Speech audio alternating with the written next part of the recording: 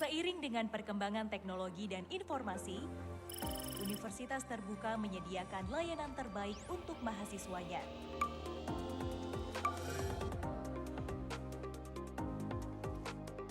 UT menghadirkan salah satu aplikasi keunggulan yang bernama MyUT.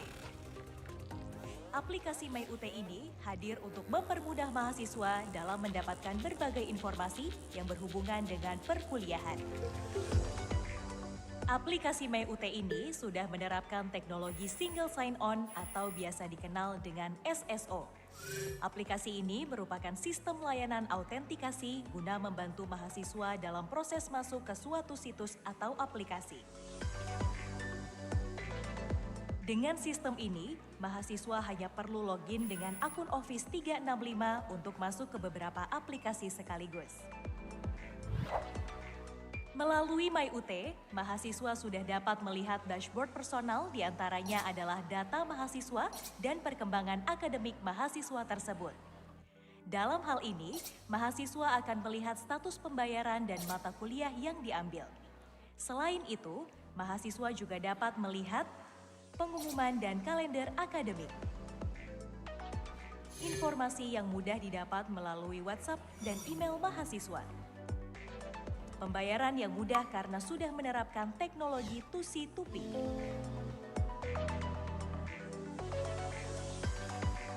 Fasilitas lain adalah mahasiswa juga dapat langsung masuk ke laman tutorial online, tutorial webinar, dan praktik-praktikum tanpa harus melakukan login ke aplikasi masing-masing. Begitu pula dengan layanan lainnya seperti registrasi, bahan ajar, ujian, kegiatan kemahasiswaan dan yudisium. Mahasiswa cukup pilih layanan yang diinginkan dan otomatis masuk ke aplikasi yang diinginkan. Aplikasi ini juga dilengkapi dengan fitur chatbot untuk memudahkan mahasiswa dalam menunjang proses belajarnya. Fasilitas lain pada MyUT adalah mempermudah mahasiswa untuk mengetahui lokasi ujian, dikarenakan dalam MyUT sendiri terdapat fitur KTPU yang akan terhubung dengan maps lokasi ujian sesuai dengan UP-BJJ-nya masing-masing.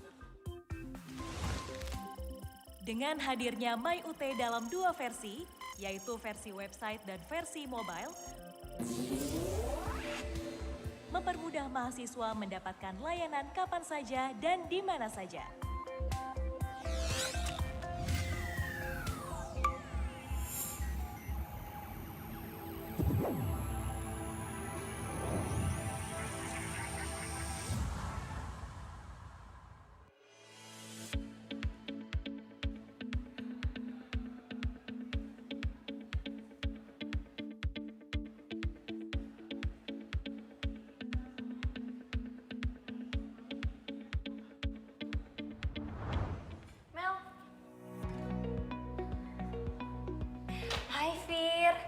Gimana?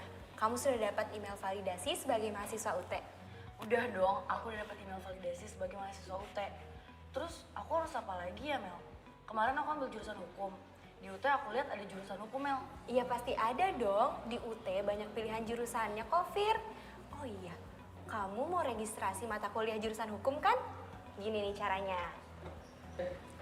Nah, pertama kamu buka browser di handphone atau laptop kamu dan ketik sia.ut.ac.id.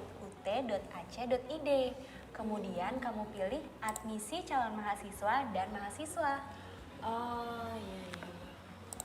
Kemudian kamu masukkan email dan password yang kamu daftarkan. Kemudian kamu akan dibawa ke halaman dashboard mahasiswa. Kemudian kamu klik akademik yang ada di kolom sebelah kiri menu. Lalu kamu pilih registrasi mata kuliah. Lalu kamu klik tambah alamat dan kamu isi dengan lengkap data-data yang dibutuhkan untuk pengiriman bahan ajar. Kalau sudah kamu isi semua, kamu klik simpan. Setelah data kamu berhasil disimpan, kamu klik kembali untuk menuju ke halaman dashboard.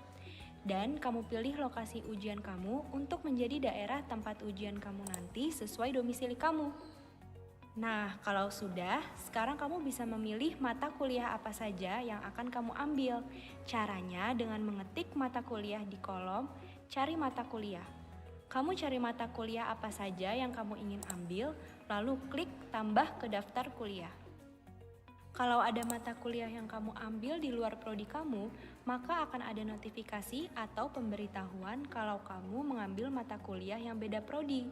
Bukan hanya itu, kalau ada mata kuliah yang bersamaan, maka akan ada pemberitahuan juga, jadi kamu bisa mengambil mata kuliah yang lain. Kalau kamu sudah memilih mata kuliah apa saja yang kamu mau ambil di semester ini, dan kamu ambil mata kuliah yang melebihi SKS yang boleh kamu ambil, maka nanti akan ada peringatan kalau kamu tidak bisa mengambil SKS melebihi SKS yang dapat kamu ambil. Nah, terus kamu checklist di kolom-kolom tutorial online kamu agar kamu mendapat tutorial online di mata kuliah yang kamu ambil. Selanjutnya, kamu klik registrasikan mata kuliah. Dan akan muncul total tagihan kamu yang terdiri dari biaya registrasi mata kuliah dan juga biaya bahan ajarnya. Dan kamu klik buat tagihan agar registrasi mata kuliah kamu bisa diproses. Setelah itu, kamu bisa melanjutkan dengan klik cetak billing untuk melihat atau mencetak billing pembayaran kuliah kamu satu semester ini. Setelah kamu bayar billing ini, maka kamu sudah siap untuk kuliah di Universitas Terbuka. Wah, mudah sekali ya Mel ternyata registrasi mata kuliah di UT. Ya iyalah Fir, selain mudah daftar dan registrasi, Universitas Terbuka juga memudahkan kamu. Karena kan waktu kuliahnya bisa kapan aja dan di mana aja. Bener banget Mel, aku jadi gak sabar deh untuk kuliah di UT. Doain aku ya supaya aku lulus tepat waktu. Pasti dong Fir, selamat ya kamu udah jadi mahasiswi Universitas Terbuka. Makasih ya Mel.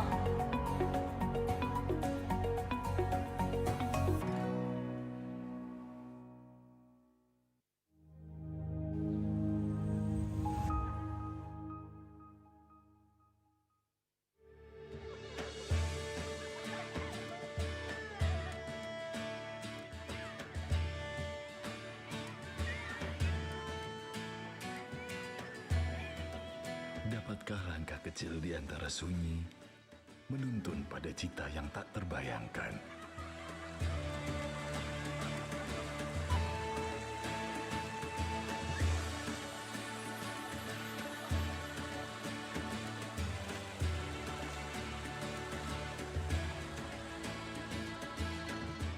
Dari sebuah cermin yang memantulkan mimpi dari seorang anak yang tumbuh dan mulai mencari jalan hidupnya.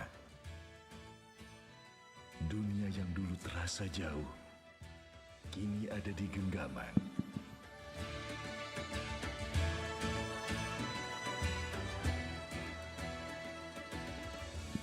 Tes.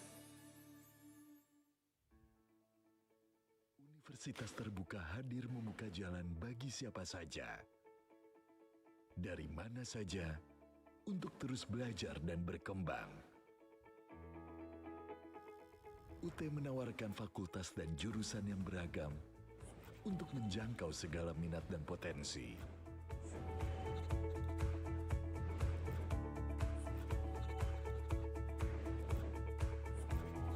Tes. Tes. Tak hanya itu, UT juga berkomitmen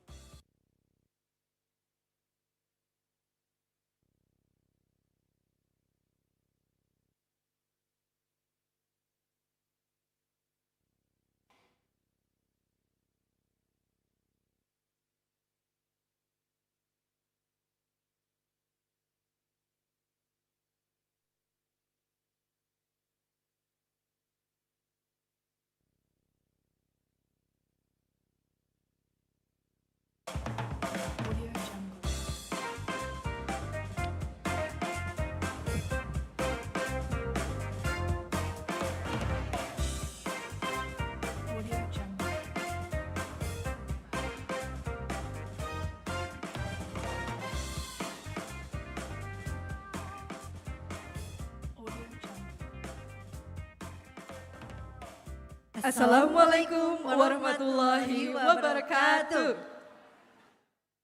Shalom, Om Swastiastu, Namo Buddhaya, salam kebajikan. Rahayu, Rahayu, Rahayu.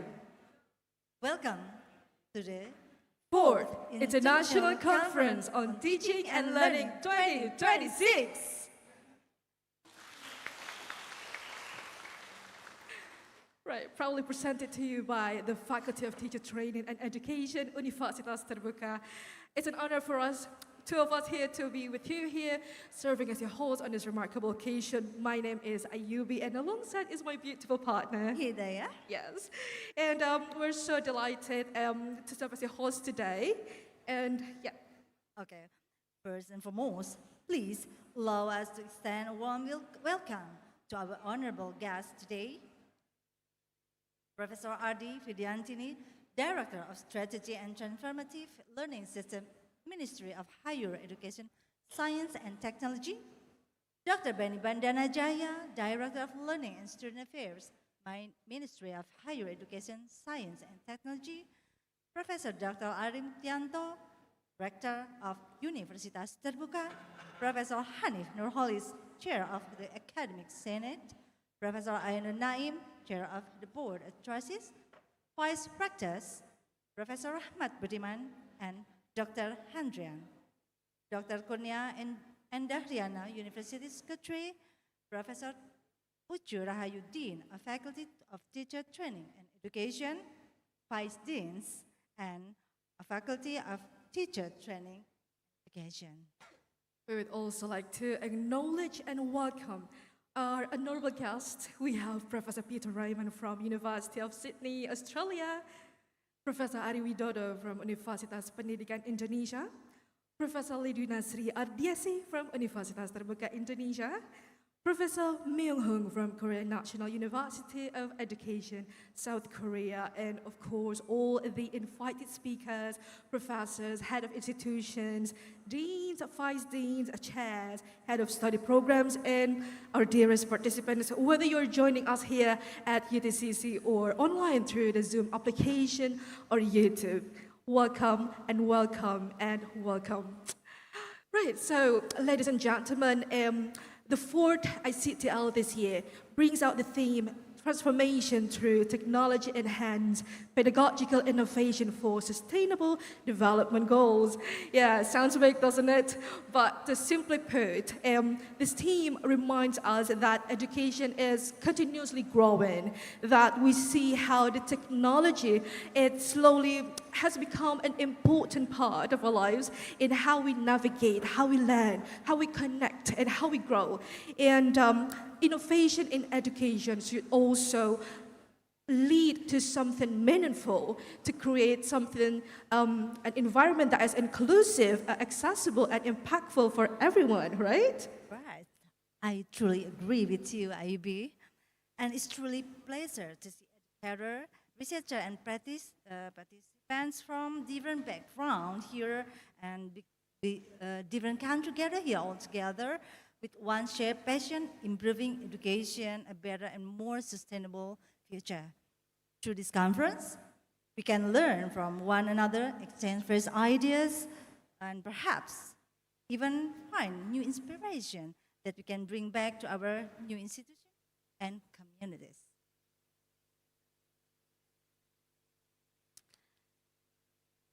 Ladies and gentlemen, as we are moving with our own agenda today, as a sign of respect for the country, we kindly ask all of you to rise from your seat, please. To jointly sing Indonesian National Anthem, Indonesia Raya together, followed by Hymne Universitas Terbuka.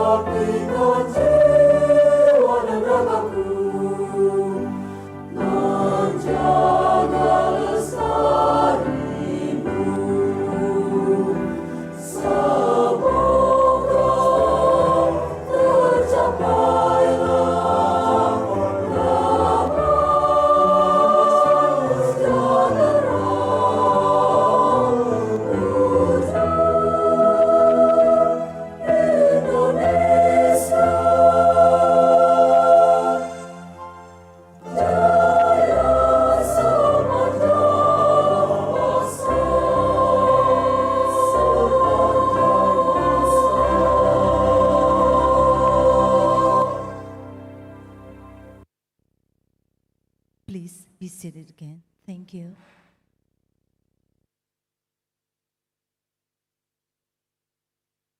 Ladies and gentlemen, to share an overview of the preparations, objectives, and significance of today's event, we are honored to invite the chairperson of the 4th ICTL 2026 to deliver the official committee report. Please welcome Dr. Tessa Kandaga.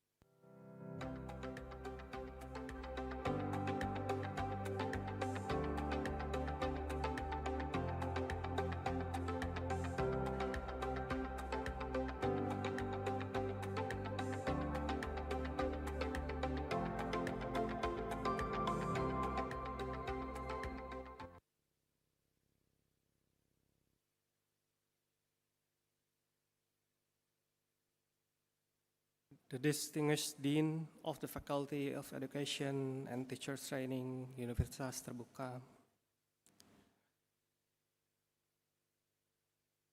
the distinguished Rector of Universitas Terbuka, distinguished Vice Deans, distinguished keynote speakers of the 4th ICTL 2026, the distinguished participant and paper presenter of the ICTL 2026. Assalamualaikum warahmatullahi wabarakatuh. Swastiastu, Namo Buddhaya, Salam Kebajikan.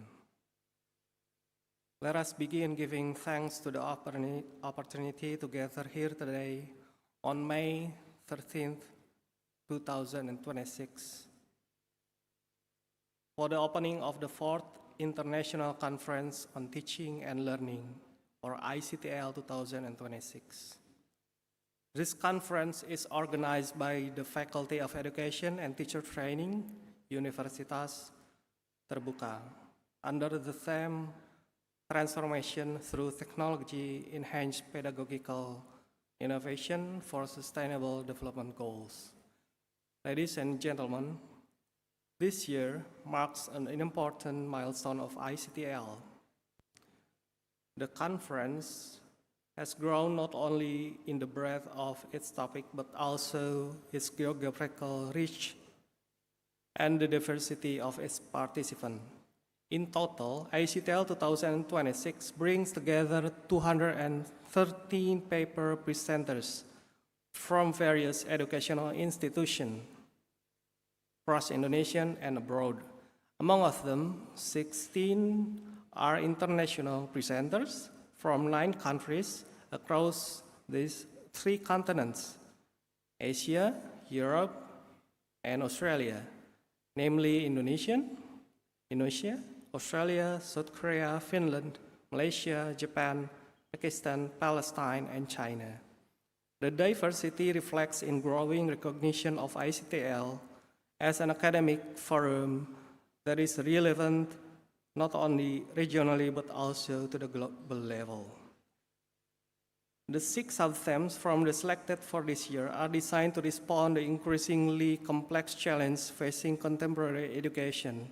That is distance and blended learning, STEM education, AI for learning, mass learning, ethnopedagogy, and student well-being. Each sub-theme is aligned with the Sustainable Development Goals, particularly SDGs on quality education, as well as other related SDGs. We also extend our sincere appreciation to the entire organizing committee, our reviewers, our national and international institutional partners, and every presenter who has invested time, energy, and best ideas. We likewise to thank our sponsor, Bank Tabungan Negara Indonesia, Bank Rakyat Indonesia, Bank Negara Indonesia, Bank Mandiri, and Bank Syariah Indonesia for the support in making this conference possible. Without collaboration and dedication of all parties involved, ICTL 2026 wouldn't have reached this level of quality. Ladies and gentlemen, ICTL exists with the conviction that education is always in motion, and conferences like this serve as one of the foundations for ensuring this movement is directed toward better quality, greater relevance, and wider across for all. In closing, let us formally open the International Conference on Teaching and Learning, and we will hope that the discussion and the collaboration formed during this conference will give rise to the innovation that not only inspire but also be adapted and further developed to improve the quality in learning in Indonesia and beyond. Thank you for your attention. Wassalamualaikum warahmatullahi wabarakatuh.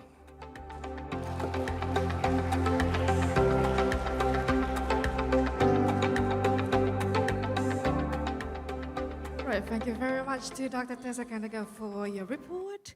And next to this, what do we have, Hidayah? We have to moving forward. I would like to invite the host of today's event to address her remark regarding this conference.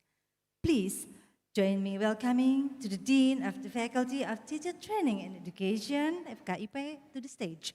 Let's give a warm round of applause to Professor Dr. Ucu Rahayu, MSc.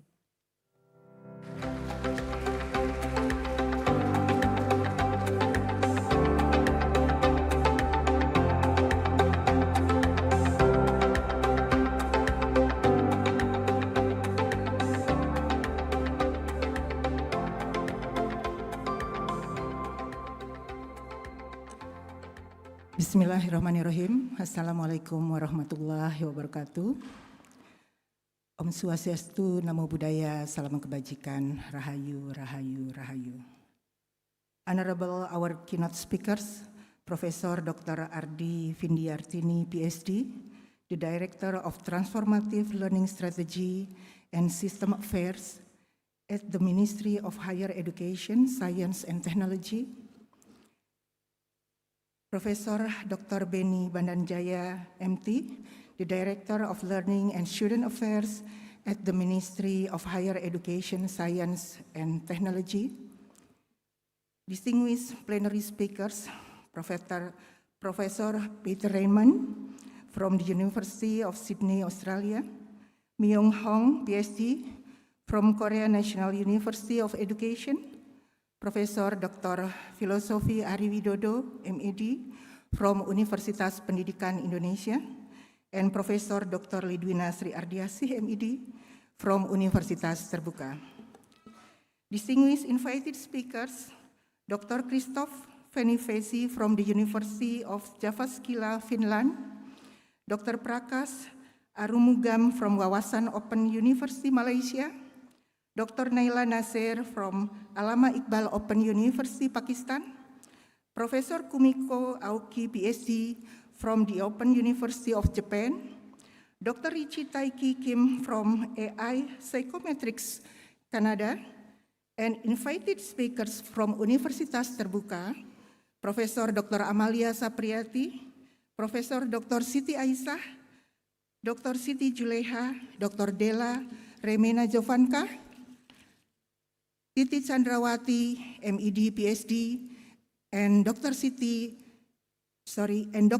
Tatmeningsih, MPD.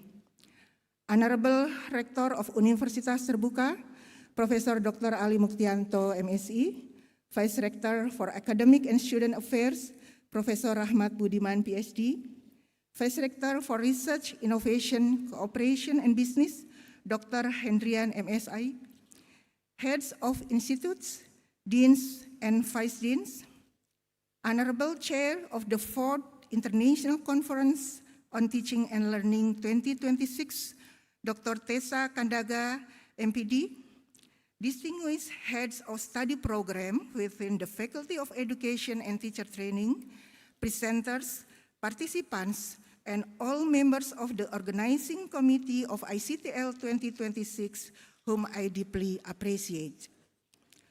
First of all, let us express our gratitude to Allah Subhanahu wa Ta'ala, for it is by His grace and blessings that we are able to gather today at the 4th International Conference on Teaching and Learning with the theme Transformation Through Technology Enhanced Pedagogical Innovation for Sustainable Development Goals. It is a great pleasure for the Faculty of Education and Teacher Training Universitas Terbuka to welcome all of you to this important international forum. ICTL has become an important platform for academics, researchers, educators, and practitioners to exchange ideas and experiences on the future on teaching and learning. This conference reflects our faculty's ongoing commitment to contributing to educational development through scholarly dialogue, research dissemination, and international collaboration. The theme we bring this year is highly relevant to the realities of education today. Around the world, educational institutions are expected to respond to rapid technological development, the growing diversity of learners' needs, and the urgent call to build education systems that are inclusive, adaptive, and sustainable. Technology-enhanced pedagogy is not simply about using digital tools in the classroom. It is about designing learning that is more engaging, more accessible, and more responsive to the challenges of our time. It is also about ensuring that educational innovation contributes not only to academic achievement, but also to broader goals of equity, well-being, and sustainable development. For the Faculty of Education and Teacher Training, this conference is not only an academic event, but also a space for reflection and collaboration. It is a place where ideas meet practice, where research meets real educational needs, and where partnership can grow across institutions and across countries. As part of Universitas Terbuka, our faculty remains committed to expanding access to quality learning and strengthening educational innovation. We believe that education must remain open, inclusive, and responsive to the changing needs of society. Finally, I would like to express my sincere appreciation to all keynote speakers, plenary speakers, invited speakers, presenters, and participants for your presence and contribution. My special thanks also go to the organizing committee for the hard work, dedication, and commitment in preparing this conference. I hope the 4th International Conference on Teaching and Learning, or ICTL 2026, will be a productive and inspiring forum for all of us.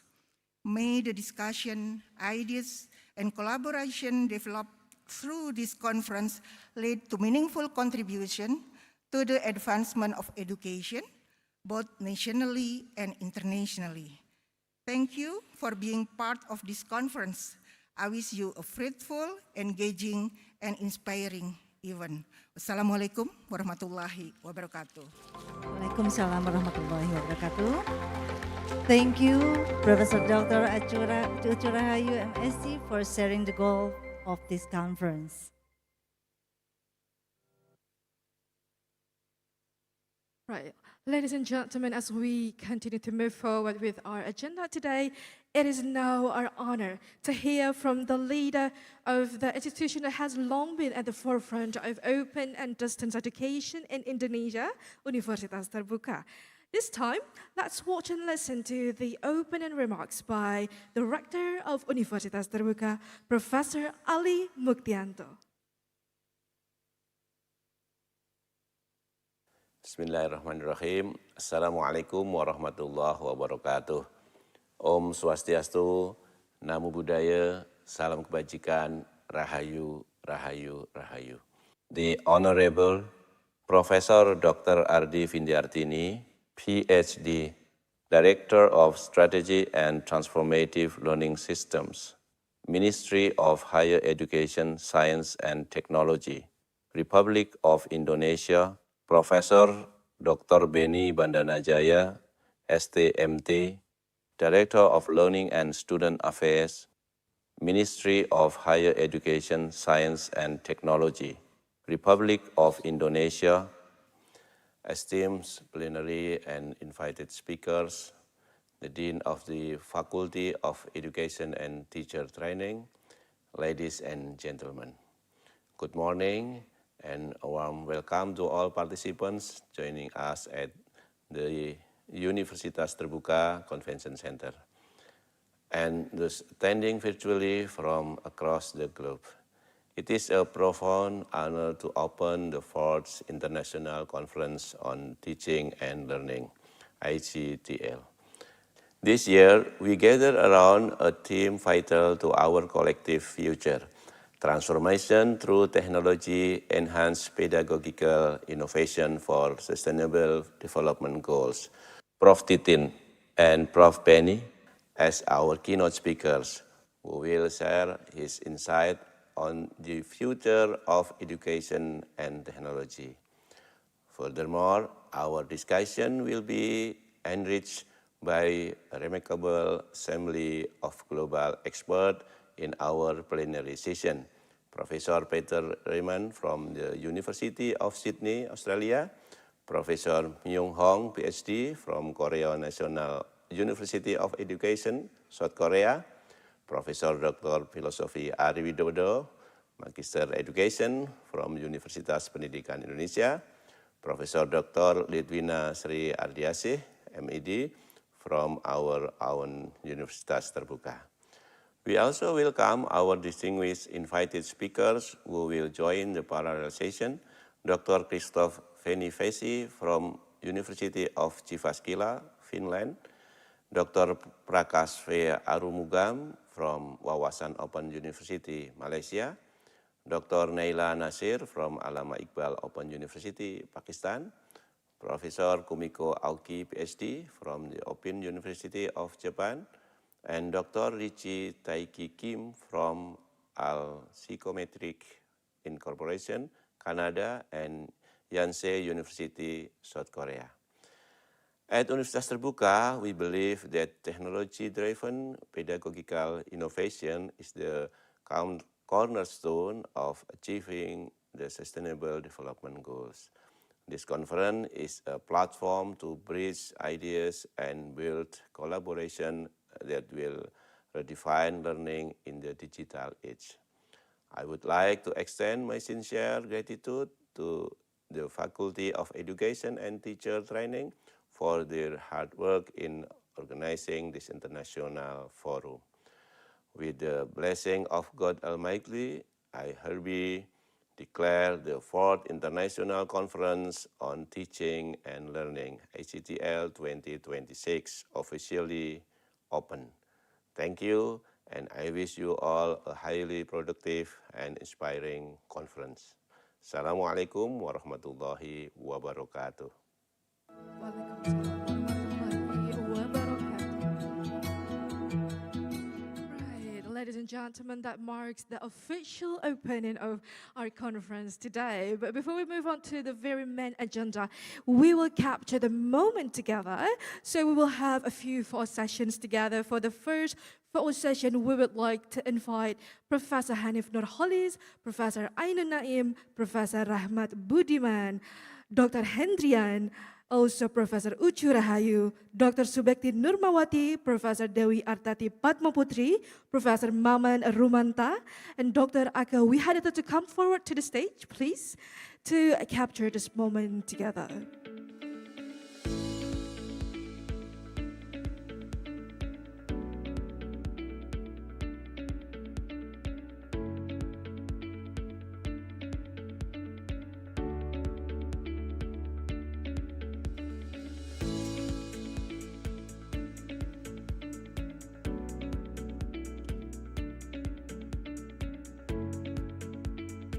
We would also like to invite Dr. Tessa Kandaga to come forward to the stage. Kepada Bapak Tessa Kandaga, kami mohon untuk ikut ke atas panggung.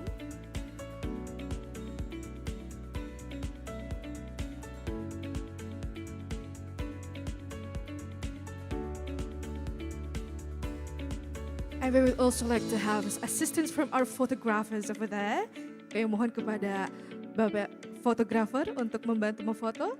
Okay, ladies and gentlemen, please give your biggest smile. The first pose is the formal pose.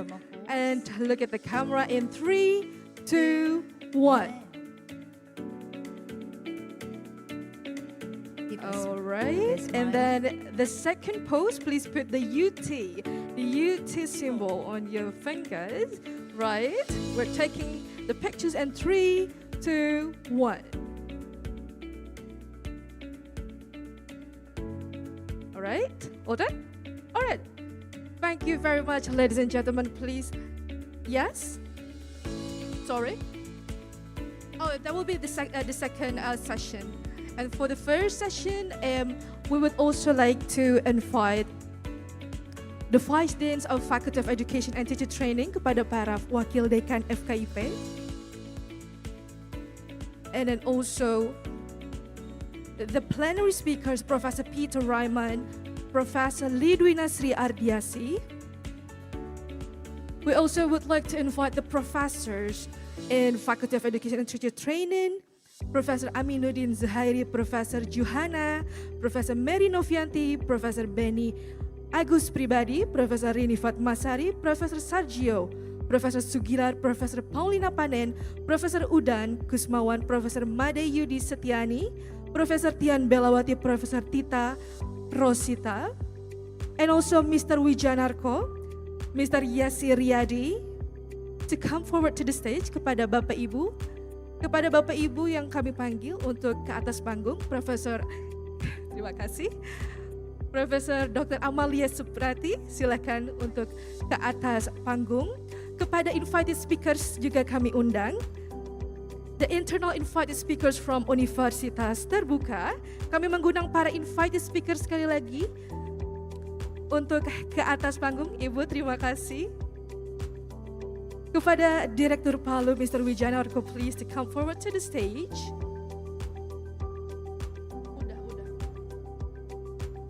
Udah. Alright, I think everyone is already here. Good? Okay, we're ready to take pictures together. Please allow me to give assistance. We're taking down pictures in 3, 2, 1.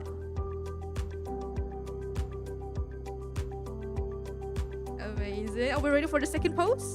Yeah. Okay. The second pose, the UT symbol. In 3, 2, 1. Smile. Don't forget to smile. Okay, do we do another pose or that's it? Okay, thank you.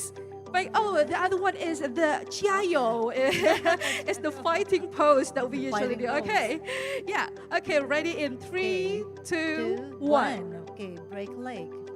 Amazing. Thank you very much. Please come back to your seat. Thank you very much, everyone.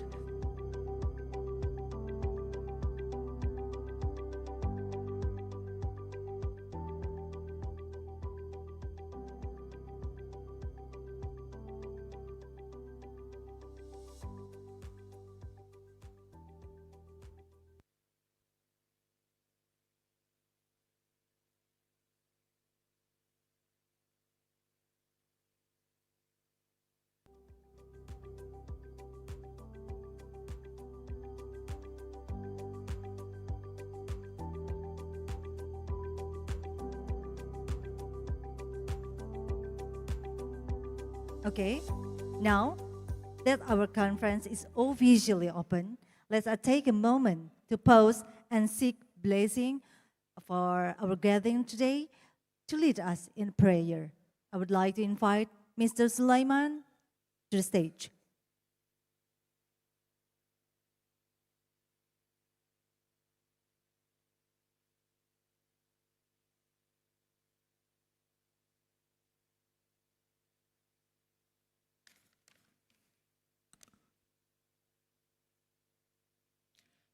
Assalamu alaikum warahmatullahi wabarakatuh. Allow me, with due respect, to lead this prayer according to Islamic traditions. Bismillahirrahmanirrahim. In the name of Allah, the most compassionate and the most merciful. Ya Allah, Lord of all creations, we thank you for gathering us today at the 4th International Conference on Teaching and Learning with the theme Transformation Through Technology Enhanced Pedagogical Innovation for Sustainable Development Goals. Ya Allah, bless this conference, its organizer, speakers, participants, and all distinguished guests. Grant us beneficial knowledge, meaningful discussion, and successful collaboration. Ya Allah, guide us to use technology wisely, ethically, and responsibly for the benefit of education and humanity. Help us create learning, innovation that bring positive impact to the future generations and support the sustainable development goals. Ya Allah, unite us in mutual respect, understanding, and cooperation despite our different cultures and backgrounds. Fill our hearts with wisdom, sincerity, and compassion. Ya Allah, grant success and smoothness throughout this event and make every effort made here valuable and beneficial for the world. Walhamdulillahi Rabbil Alamin. Rabbana atina fid dunya hasanah wa fil akhirati hasanah wa qina adzaban nar. Wassalamu alaikum warahmatullahi wabarakatuh. Assalamualaikum warahmatullahi wabarakatuh. Thank you, Mr. Sulaiman. May the discuss we have today be meaningful and bring positive change to education. Amin. Amin. Ya Rabbal Alamin. Amin. Ya Rabbal Alamin. So, Hidayah, today we already have the event officially open, and we also have Mr. Sulaiman to make prayers for all of us here, right? So now is the time for us to get more motivated, more triggered, and have positive mood for the event. So what are we going to do next? Next, we will be watching a visual and musical performance inspired by the spirit of independence and Indonesia's cultural diversity. The dance illustrates the history of Nusantara, blended with the richness of its mythology, portraying a harmonious society living peacefully across the archipelago. So, ladies and gentlemen, please welcome the Sacred Nusantara by Dharma Karya School.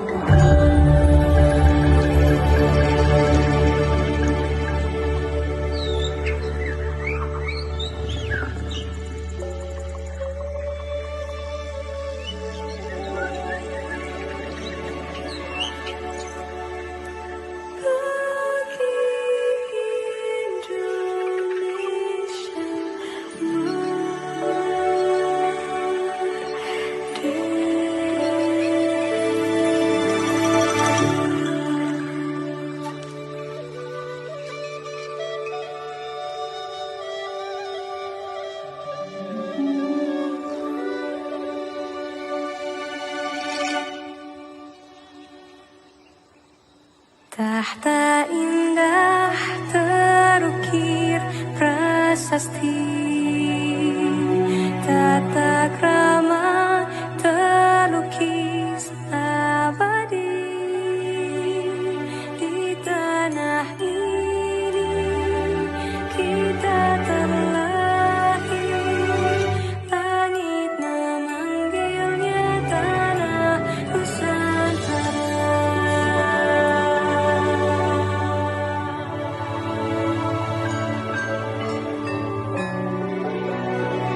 Langit memanggilnya tanah Nusantara.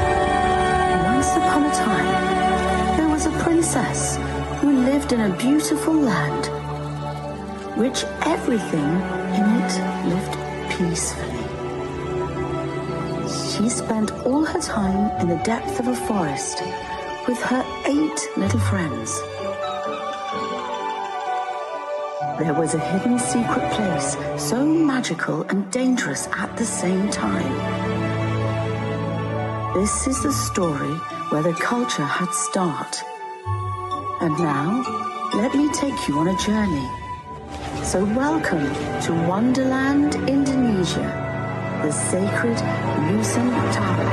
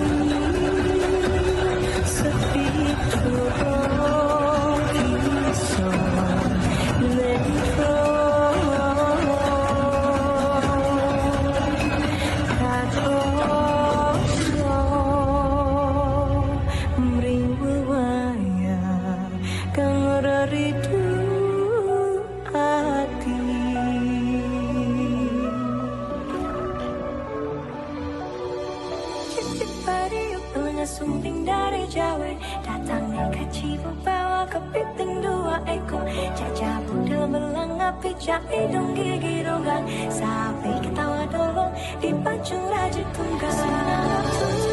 Sinanggar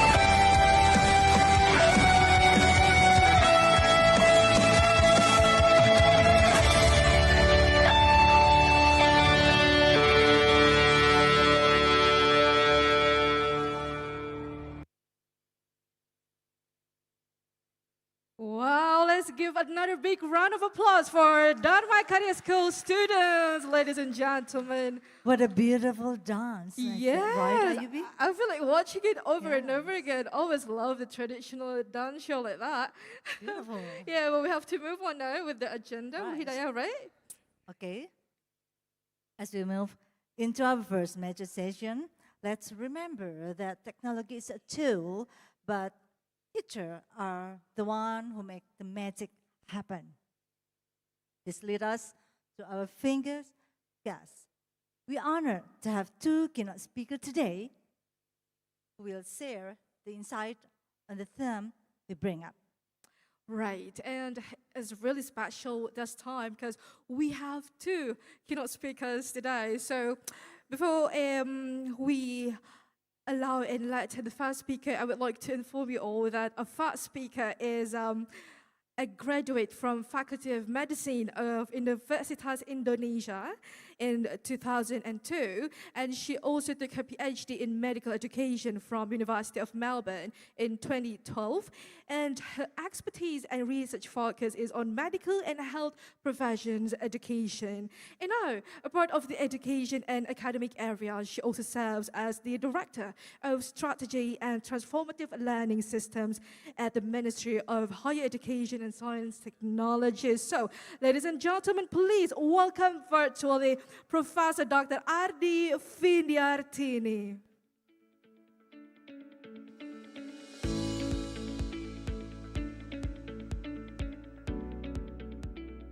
Hello, good morning. Professor Ardi, are you there? Yes, very good morning, everyone. Assalamualaikum warahmatullahi wabarakatuh. Waalaikumsalam warahmatullahi wabarakatuh. Right, good morning, Prof. You will have approximately 20 minutes to deliver your speech. Really nice to have you here, so please take your time. Thank you very much for a very kind introduction. Distinguished rectors, vice rectors, and deans of the Universitas Terbuka, respected colleagues, distinguished speakers, educators, students, as well as honorable participants. I would like to share today on behalf of the Minister of Higher Education, Science and Technology. It is a privilege to speak today to you all about one of the most urgent responsibilities of our time, transforming higher education to prepare graduates for an increasingly complex, technological, and rapidly changing world. Dear participants, across the globe, higher education institutions are facing unprecedented disruption. Artificial intelligence, automation, digital ecosystems, biotechnology, climate challenges, and the evolving nature of work are redefining what graduates need to know and who they need to become. Degrees alone are no longer sufficient. What matters now is adaptability, interdisciplinary thinking, digital literacy, creativity, ethical reasoning, and the ability to continue learning throughout life. This transformation requires more than curriculum revision. It requires a reimagination of the entire higher education system. In Indonesia, this conversation has become increasingly important through the initiatives of the Kementerian Pendidikan Tinggi Sains and Teknologi and the spirit of Dikti Saintek Berdampak. The idea behind Dikti Saintek Berdampak is deeply meaningful. Higher education should not exist in isolation from the society. Universities, therefore, must create measurable impact for communities, industries, national development, and humanity. Knowledge must move beyond classrooms and journals into solutions that improve lives. At the center of these transformations is technology-enhanced learning. Technology is no longer simply a supporting tool in education. It has become an essential infrastructure for learning, collaboration, innovation, and inclusion. However, technology alone does not transform education. Transformation occurs when technology is meaningfully integrated with pedagogy, human interaction, and social purpose. The challenge for higher education today is not merely teaching students how to use technology, but preparing them to thrive in a future shaped by science, technology, and uncertainty. Future jobs may not yet exist today. Many professions will evolve dramatically. Graduates therefore need strong foundational competencies, critical thinking, problem solving, communication, collaboration, digital fluency, entrepreneurial mindset, and ethical professionalism. Science and technology must therefore become central pillars of educational transformation. Countries that successfully invest in science and technology build stronger economies, healthier societies, and more resilient education systems. Universities must become ecosystems of innovations where students are not passive recipients of information, but active creators of knowledge. Research should address real societal challenges, health inequities, environmental sustainability, food security, digital transformation, and social inclusion. This vision aligns strongly with the aspirations of Dikti Saintek Berdampak, which encourages universities to strengthen research utilization, community engagement, downstream innovation, and partnership with industry and society. Higher education institutions are expected not only to produce graduates, but also to contribute solutions for national and global challenges. Yet, we must also recognize that transformation cannot happen without transforming educators themselves. Lecturers and teachers remain the heart of education. No digital platform can replace the inspirations of a committed educator. No artificial intelligence can fully substitute mentorship, empathy, wisdom, and professional role modeling. Therefore, investment in faculty capacity development is absolutely essential. Lecturers and teachers need opportunities to continuously develop competencies in digital pedagogy, curriculum innovation, assessment, interdisciplinary collaboration, educational research, and the ethical use of technology. Faculty development or teacher capacity building should not be viewed as optional training, but as strategic national and institutional investment. Importantly, capacity building must also address mindset transformation. Educators must shift from being sole transmitters to knowledge towards facilitators of learning, coaches of critical inquiry, and partners in innovation. This transition can be challenging, especially in systems historically shaped by hierarchy, rigid curricula, and examination-oriented approaches. Institutional support, leadership commitment, and supportive learning cultures are therefore crucial. Therefore, at the Directorate of Transformative Learning Strategies and System, Ministry of Higher Education, Science and Technology, we are currently developing a learning platform for the faculty or the lecturers to prepare themselves in planning, implementing, and evaluating transformative learning as one of key learning strategies in their curriculum. At the same time, we must ensure that higher education transformation does not deepen inequality. Inclusivity and equity must remain at the center of technological transformation. Technology can either bridge gaps or widen them. Students in remote areas may face limited internet access, inadequate devices, or even insufficient digital support. Students with disabilities may encounter inaccessible learning platforms. Socioeconomically disadvantaged learners may struggle to participate fully in digital education environments. Therefore, the pursuit of educational transformation must include intentional policies that ensure equitable access to infrastructure, assistive technologies, scholarships, digital literacy programs, and inclusive learning design. Inclusivity also means recognizing diversity in language, culture, geography, gender, and learning needs. Indonesia's richness lies in its diversity, and our educational transformation must respect this reality.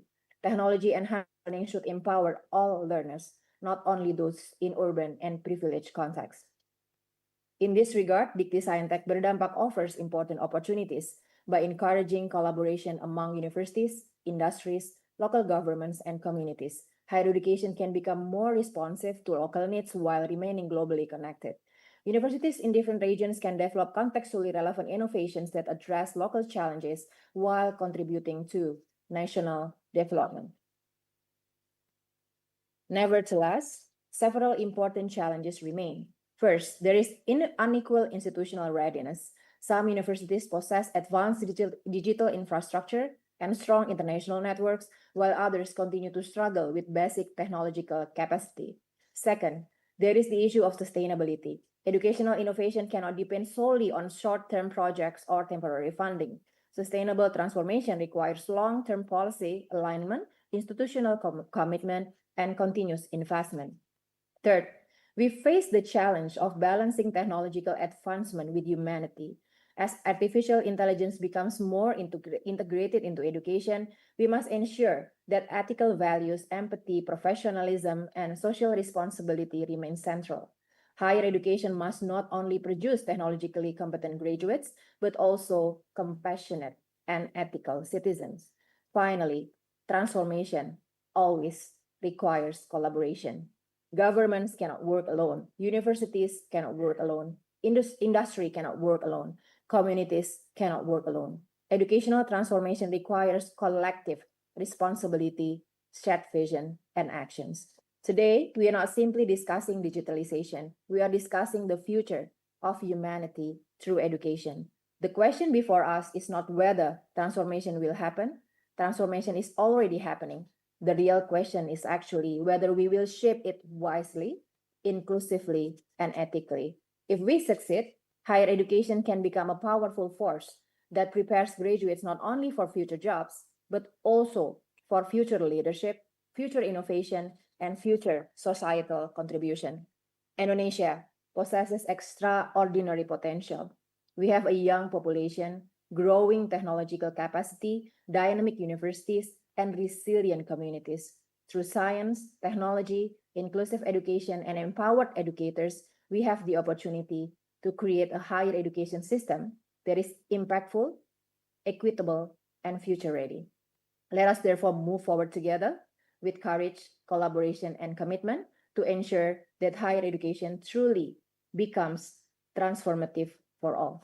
With that, I would like to thank you all. Assalamualaikum warahmatullahi wabarakatuh.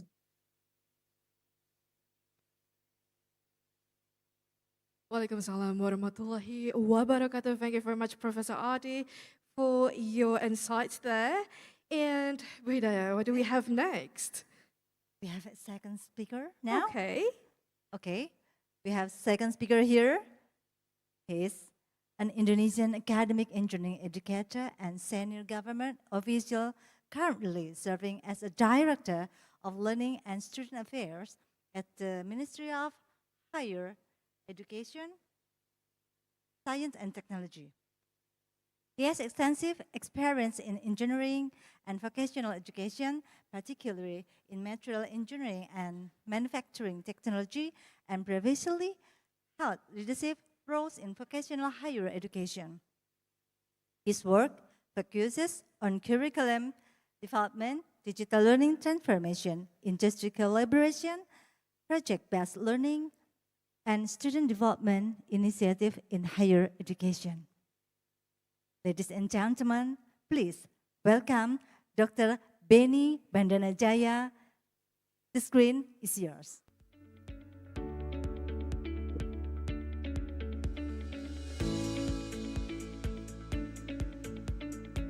Hello, Dr. Benny. Yeah, thank you Are you very there? much. Okay. Please. Is there anyone can share my presentation, please? Okay. All right then.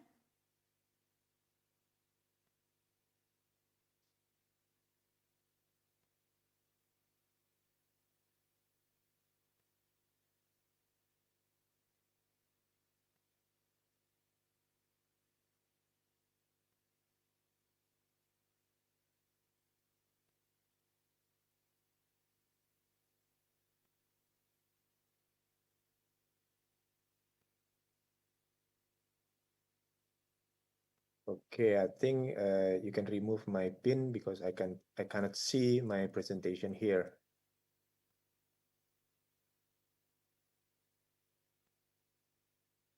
Make it the presentation as a spotlight.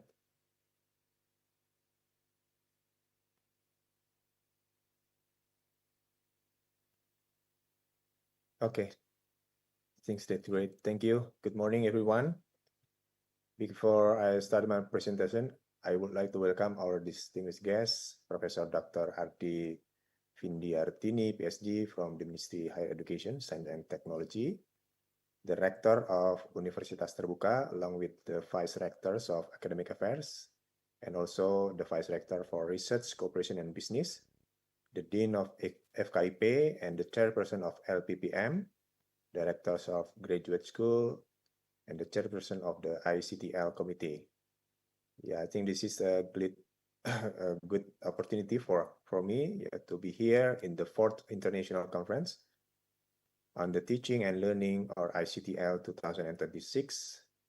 And I think this conference is very important, because we can share our research and best practices in education.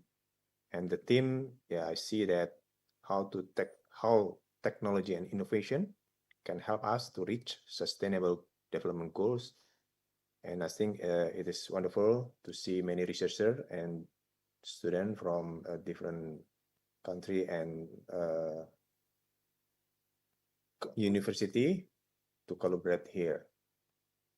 Ladies and gentlemen, in this slide, let's explore the fundamental pillars, our grand vision. Back to the first slide, please. Yes, Indonesia Emas 2045, which is deeply rooted in the Astacita principle. First, looking at the Astacita quadrant, our focus is clear: how to emphasize our future-ready human capital, the advancement of science and technology, equitable development, and bolstering our nation competitiveness. In this journey, higher education carries strategic mandate. It serves to the engine of prepare adaptive learners, future-ready educators, digitally literate citizens, and innovative researchers who can transform ideas into solutions. And this national vision is perfectly aligned with our global SDGs framework. We are committed to enhance the quality of education, or at the SDGs 4, and the industry and innovation, SDG 9, reducing inequality, SDG 10, and fostering partnership at SDGs 17. Ultimately, we move towards Indonesia Emas 2045. We are entering a critical area of transformation. However, we must ensure that this progress remain human-centered. I mean that human-centered, inclusive, cultural responsive, and society equitable for all Indonesians. Next.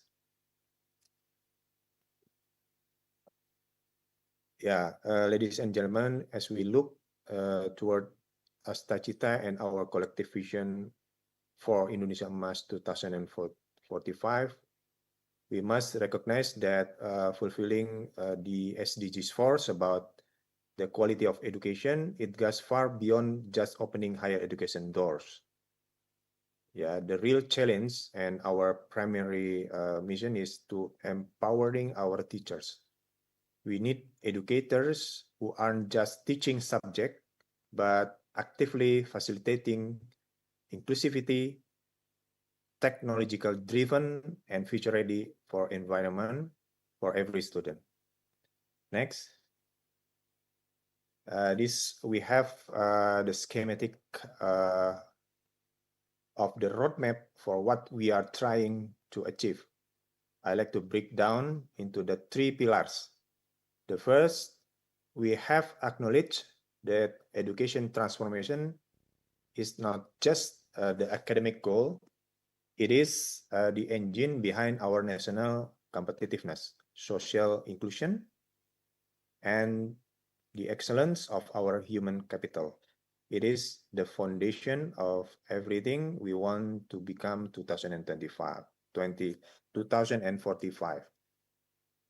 And then the core of the message today is the transformation of education begins with the transformation of teachers. We see that we can have the best curriculum and the newest buildings, but without empowering the people at the front of the classroom, that is the teacher, the system is never be moved or never be better. And finally, when we get the teacher with the education right, we aren't just helping the teachers, we are strategically preparing the next generation. We are giving them tools to navigate digital transformation, contribute to sustainable development, and the most important, stand tall in the area of global competitiveness. Next. Ladies and gentlemen, looking at this slide, our challenge is clear that we can no longer prepare teacher for yesterday's classroom. Currently, our curriculum remain too theory heavy and aren't keeping pace with the rapid technological shift in the industry. This has left us with a significant gap in the digital pedagogy and AI literacy. And to fix this, we are redesigning our approach to be more learner-centered, focusing on our creativity and collaboration rather than just content. And ultimately, we must integrate AI ethics, computationally thinking, and SDG perspective into flexible learning models, and the curriculum transformation is essential to building a future-ready education ecosystem. Next. Now let's move to the crucial point. So in this slide, technology in education is about much more than just a gadget that we use. It is about the transforming our learning cultures, to be more inclusive and flexible. The real value of the technology show up when it creates opportunity for everyone, especially for our 3T regions or remote region. We have to ensure that innovation close the digital divide rather than the widening it. To make it happen, we are looking at the innovative pedagogies like AI-assisted learning, mobile option for remote areas, and even green pedagogy. Ultimately, our goal is distance learning ecosystem that leaves no student behind. Next.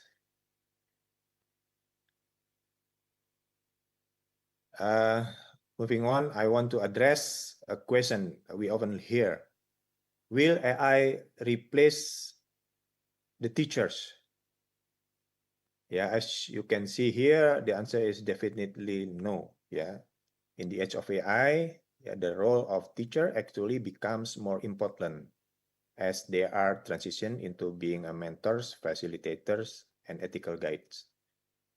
However, to thrive in this new era, our future teachers need to new set tools, ranging from digital and AI literacy to a critical thinking and ethical awareness. And then how do we get there? Our strategy focuses on continuous professional development through upskilling, flexible micro-credential, and building strong digital learning ecosystem. It is about to support our educators through lifelong learning so that they can in turn support our students for the challenge ahead. Next.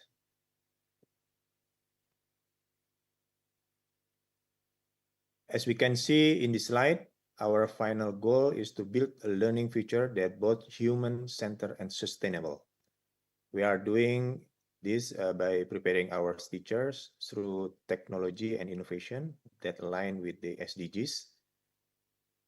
First, we want to help teachers use technology to encourage critical thinking and creativity in their students. But not just about the tools, it's about making sure that our digital resource supporting a learning environment that are inclusive and accessible for everyone. And finally, we are working to strengthen how teachers bring climate awareness and sustainability into their daily lessons. By doing this, we ensure our education system not just only modern, but also responsible for the future for our planet. Next. Next. Okay. Okay, I think this slide, I want to share how we are continuing our journey towards sustainable learning. First is it is essential that we promote the ethical and responsible using AI. and digital, also the digital tools in our school. Yeah. We are also focusing on innovation that are locally grounded, but has a real global impact. To make this work, we are expanding collaboration between university and the industry through digital platforms. Yeah, this ensure our our teachers stay relevant to what society actually needs. And finally, our goal is to foster lifelong learning for our teachers, helping them to continue upskilling. Yeah, it is all about the keeping our educators ready for whatever come next. Next slide. Yeah, to conclude my presentation, yeah, in this slide, we have a final reflection in our journey toward 2045. As it states that the future of our education depend on the more than just high-tech tools. Yeah, it depends on our teachers. We need educators, we need the teachers who can humanize learning, yeah, in this digital age, and also foster inclusion and truly contribute to a sustainable development. Yeah, I think that's my presentation. Yeah, thank you for your time, and let's work together to make this vision is reality. Thank you very much. Thank you very much, Dr. Benny, for your insight to all of us here. Yeah, especially because he just shared about our country's plan, especially in education. So it's something that we all teachers need to know as well, right?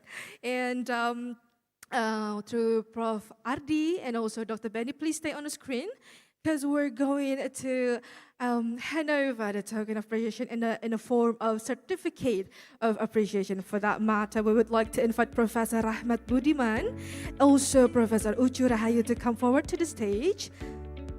And to the committee, please assist us in putting Professor Ardi and Dr. Benny in the spotlight so we can see all of them here. Kepada para panitia, mohon ya di spotlight untuk Prof. Ardi dan juga Dr. Benny, dan kepada para partisipan presenter secara online di Zoom, mohon untuk membuka kameranya karena kita akan berfoto bersama. Right, so the first certificate here, we have Professor Rahmat and Professor Ucu witnessing.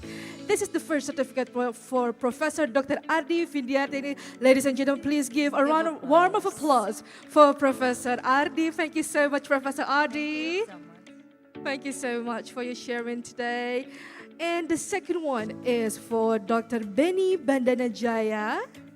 Next certificate, please. Next certificate. To Dr. Benny, please. Yes, this is the certificate for Dr. Benny Bandanajaya. Bapak, thank you so much. Thank you so much for sharing your insight. Ladies and gentlemen, please give a warm of applause. Thank you so much. And please stay on the screen. Stay on? Yes, there. Just a moment. Yeah. Yeah. Prof. Rahmat and Prof. Ucu, please stay on your pose. We're going to take pictures together. Put your on biggest smile, okay? Give a So, smile. kepada panitia mohon dipasang Profesor Ardi dan juga Profesor Benny di spotlight ya. Baik, kita foto bersama, ladies and gentlemen. We're taking pictures in 3, 2, 1. Thank you very much. And we also have Professor Ardi over here. Okay, one more time. In 3, 2, 1. Perfect. Thank you so much. Ladies and gentlemen, please give another big round of applause for our keynote speakers today. Thank you very much, Prof. Ardi and Dr. Benny. Thank you so much, Prof. Rahmat and Prof. Ucu. Please, back to your seat. Thank you.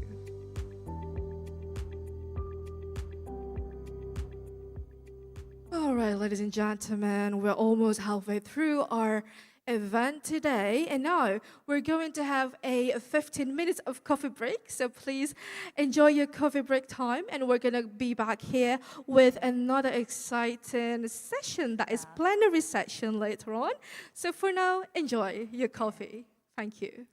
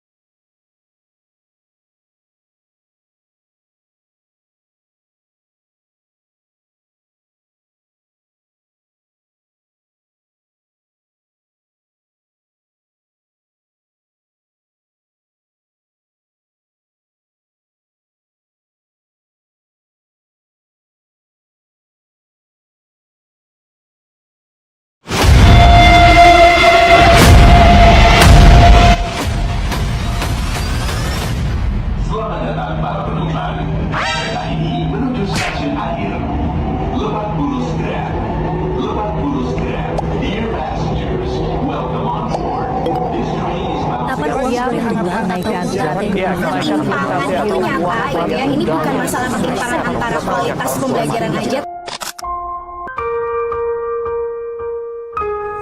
Aku dimutasi ke Jepang. Ini dia kisah orang-orang yang katanya mau kuliah tapi banyak masalah yang memancing amarah.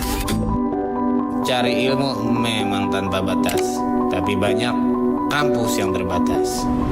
Tinggal di daerah 3T bikin khawatir. Gimana mau kuliah buat menunjang karir?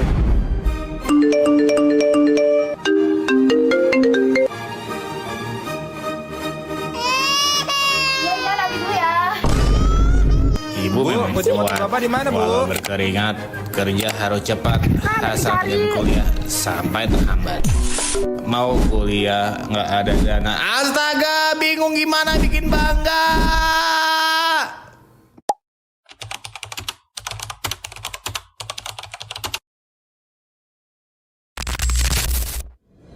Pada 4 September 1984 diresmikannya Universitas Terbuka.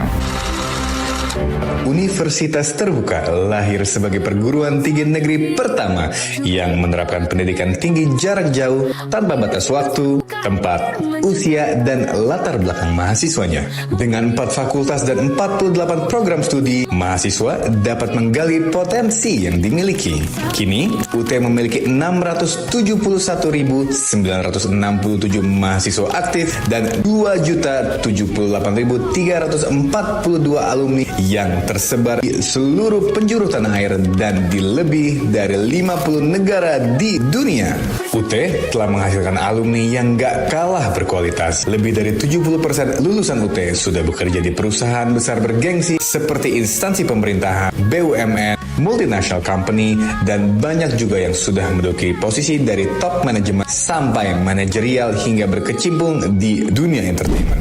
Profesi mahasiswa dan alumni UT juga beragam, dari pejabat negara seperti menteri, gubernur, bupati, wali kota, TNI, Polri, guru, dokter, pengacara, dosen, artis, dan banyak profesi lainnya. Banyaknya prestasi UT menjadi bukti kualitasnya yang nggak main-main. Tidak hanya meraih predikat berkualitas di dalam negeri, juga berkualitas di kancah internasional seperti Rekor Muri, Akreditasi A BAN PT, Lembaga Akreditasi Mandiri Kependidikan, Lembaga Akreditasi Mandiri Ekonomi Manajemen Bisnis dan Akuntansi, UI Green Metric, International Councils for Open and Distance Education, Asian Associations of Open Universities, Foundation for International Business Administration Accreditations, dan The Times Higher Education World University Ranking.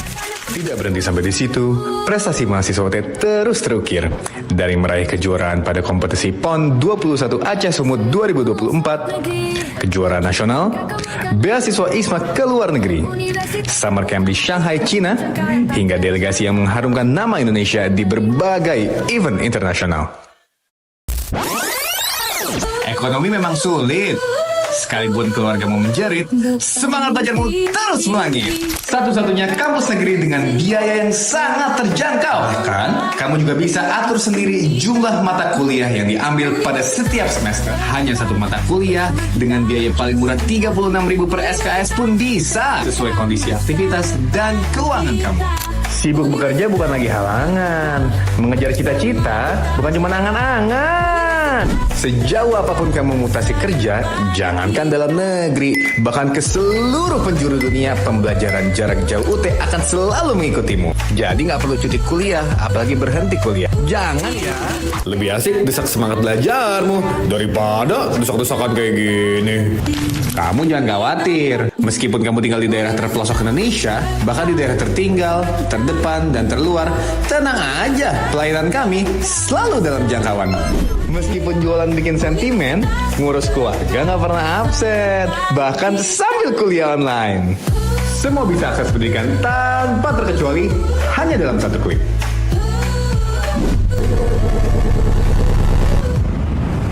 Jangan takut kuliah. Di UT semua bisa kuliah. Kamu juga bisa kuliah. Ayo kuliah di UT.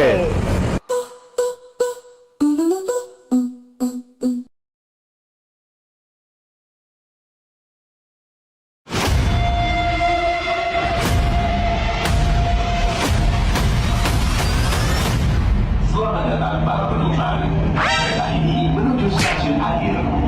Lebak Bulus Grab. Lebak Bulus Grab. Dear passengers, welcome on board. This train is bound Kapan uang bertunggal naik itu nyata gitu ya.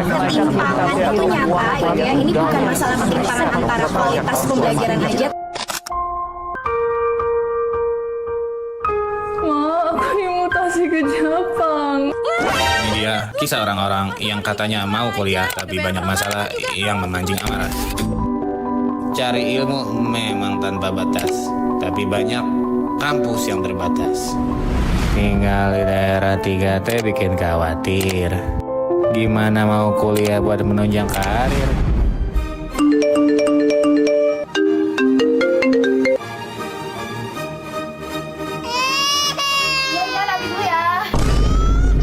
Ibu memang kuat, walau berkeringat, kerja harus cepat, asal jangan kuliah sampai terhambat. Mau kuliah nggak ada dana, astaga, bingung gimana bikin bangga.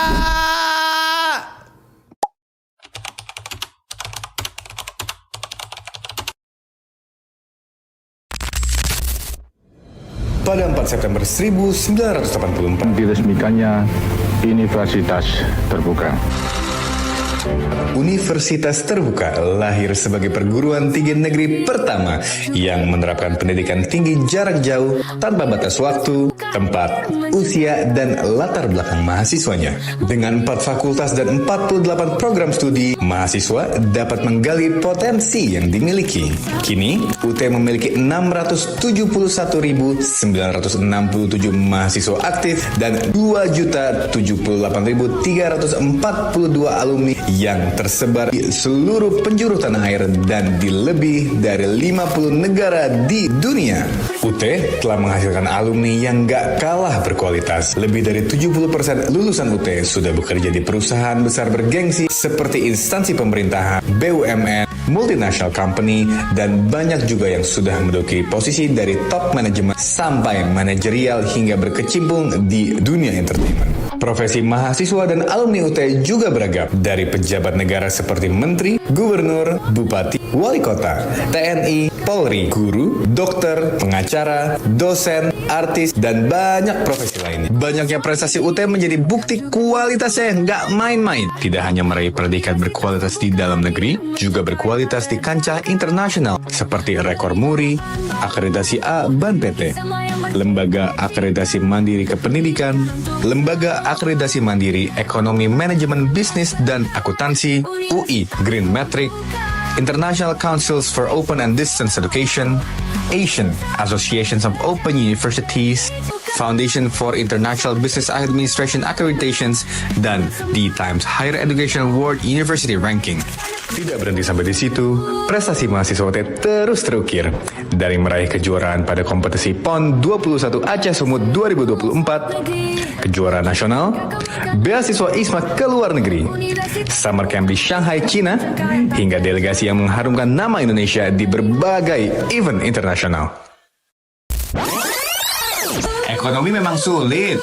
Sekalipun keluargamu menjerit, semangat belajarmu terus melangit. Satu-satunya kampus negeri dengan biaya yang sangat terjangkau. Kan? Kamu juga bisa atur sendiri jumlah mata kuliah yang diambil pada setiap semester. Hanya satu mata kuliah dengan biaya paling murah 36.000 per SKS pun bisa, sesuai kondisi aktivitas dan keuangan kamu. Sibuk bekerja bukan lagi halangan. Mengejar cita-cita bukan cuma angan-angan. Sejauh apapun kamu mutasi kerja, jangankan dalam negeri, bahkan ke seluruh penjuru dunia, pembelajaran jarak jauh UT akan selalu mengikutimu. Jadi nggak perlu cuti kuliah, apalagi berhenti kuliah. Jangan ya. Lebih asik desak semangat belajarmu daripada desak-desakan kayak gini. Kamu jangan khawatir, meskipun kamu tinggal di daerah terpelosok Indonesia, bahkan di daerah tertinggal, terdepan, dan terluar, tenang aja, pelayanan kami selalu dalam jangkauan. Meskipun jualan bikin sentimen, ngurus keluarga nggak pernah absen, bahkan sambil kuliah online. Semua bisa akses pendidikan tanpa terkecuali, hanya dalam satu klik.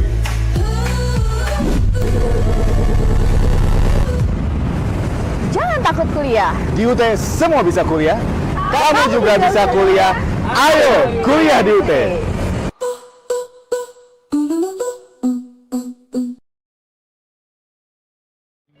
Kerja bertahun-tahun, tapi karir gini-gini aja. Kalau kerjaan segini banyak, mana bisa sambil kuliah? Kerjaan kelar juga.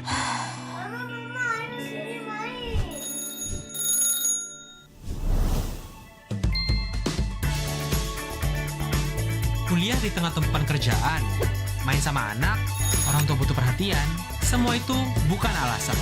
Bersama Universitas Terbuka, kuliah fleksibel, penuh kemudahan.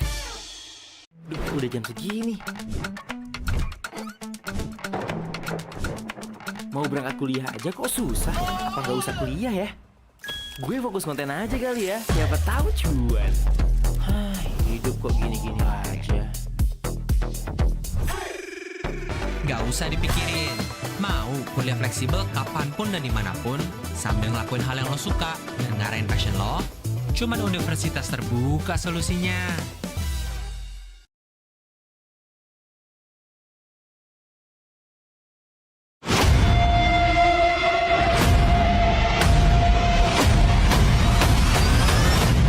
Selamat datang para penumpang. Kereta ini menuju stasiun akhir. Lebak Bulus Grab. Lebak Bulus Grab. Dear passengers, welcome on board. This train is bound Kapan uang boleh tinggal naikkan ketimpangan itu nyata ya. Ini bukan masalah ketimpangan antara kualitas pembelajaran aja. Aku dimutasi ke Jepang. Ini dia kisah orang-orang yang katanya mau kuliah tapi banyak masalah yang memancing amarah. Cari ilmu memang tanpa batas, tapi banyak kampus yang terbatas. Tinggal di daerah 3T bikin khawatir. Gimana mau kuliah buat menunjang karir?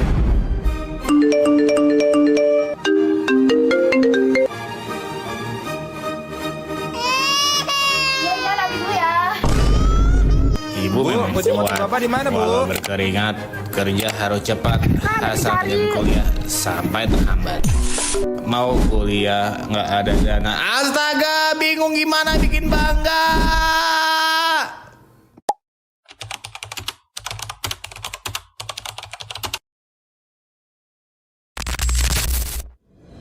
Pada 4 September 1984 diresmikannya Universitas Terbuka.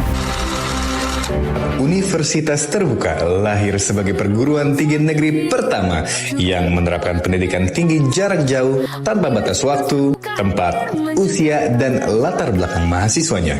Dengan 4 fakultas dan 48 program studi, mahasiswa dapat menggali potensi yang dimiliki.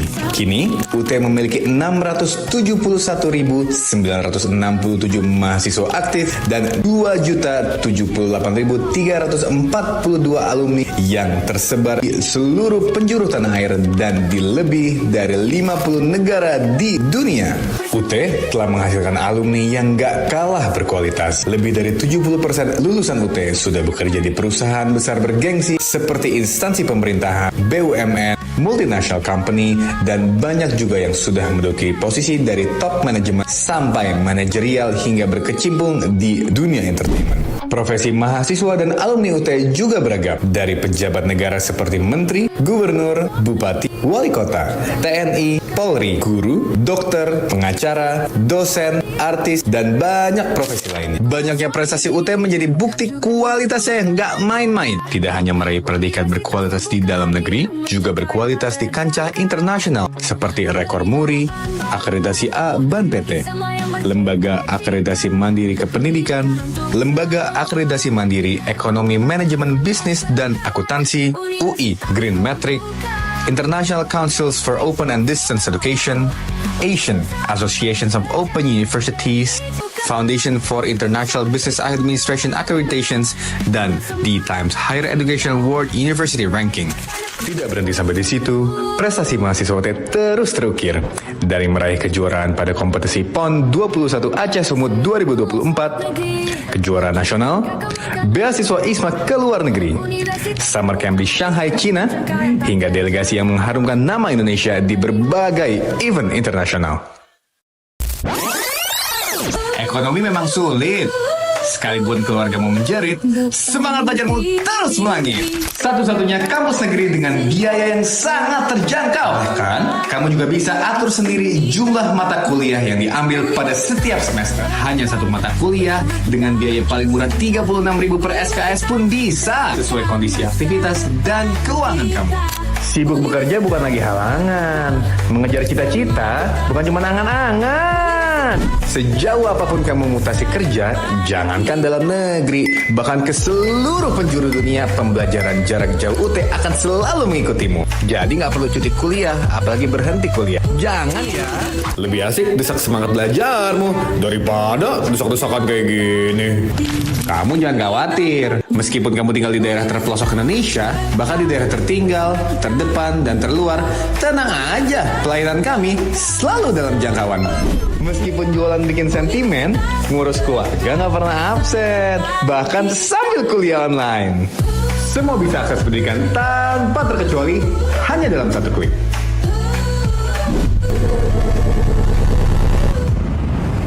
Jangan takut kuliah. Di UT semua bisa kuliah. Kamu juga bisa kuliah. Ayo kuliah di UT.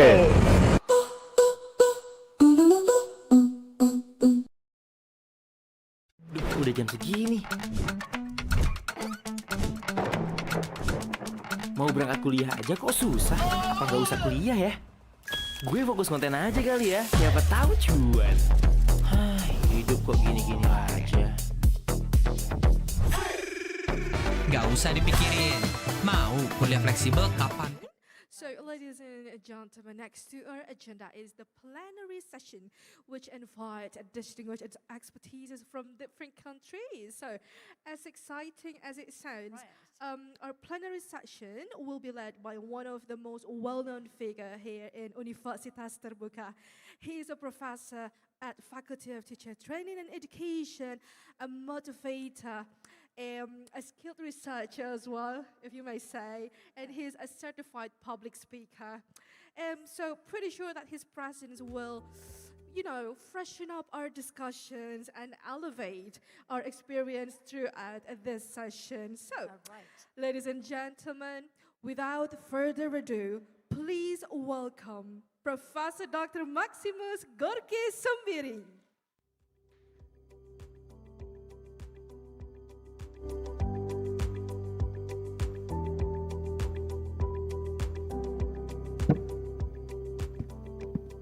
Assalamualaikum warahmatullahi wabarakatuh. Within this 90 minutes, we'll be having 4 distinguished speakers.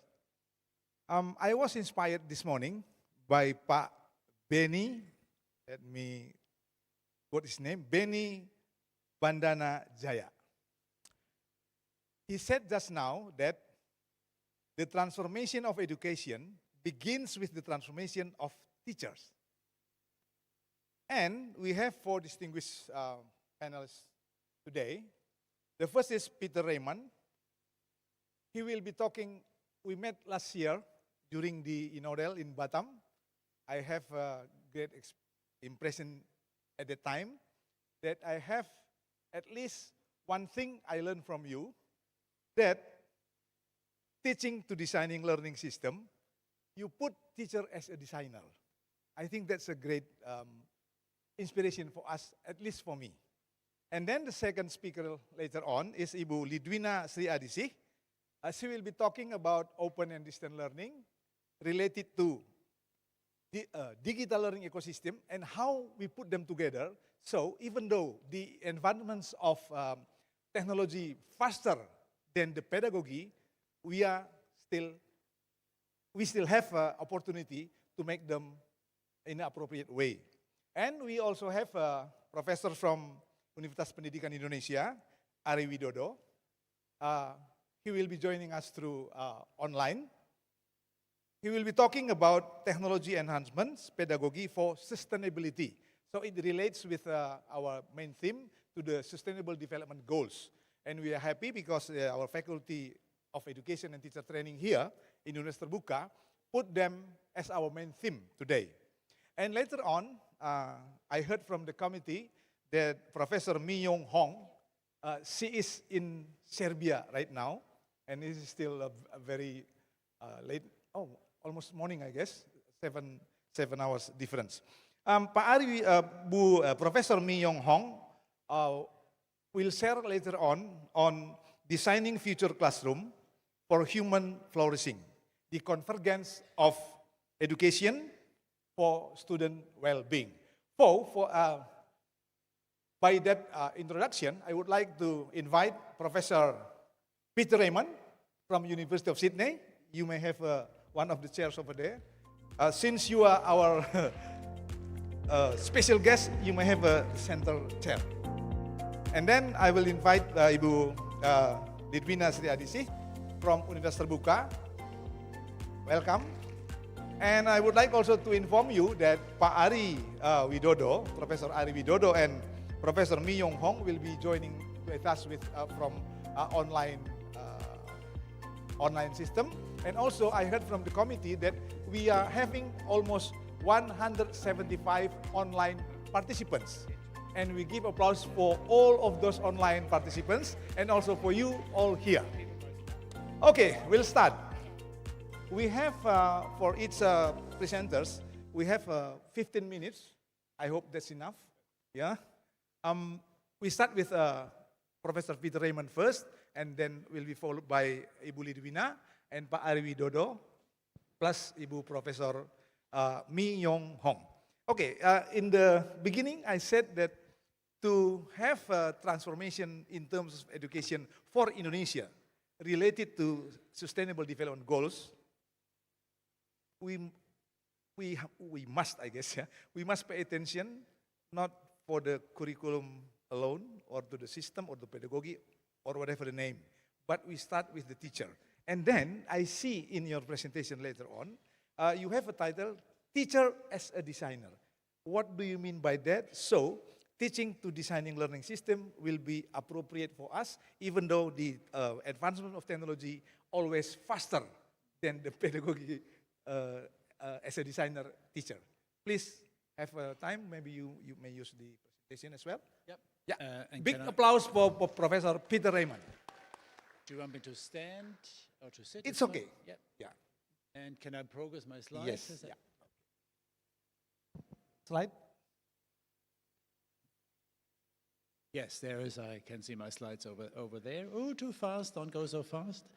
But this is good. Yeah, so thank you for the opportunity to share some thoughts here and learn from you as well, and for the audience to join us this morning. I really liked the two presentations that we heard before.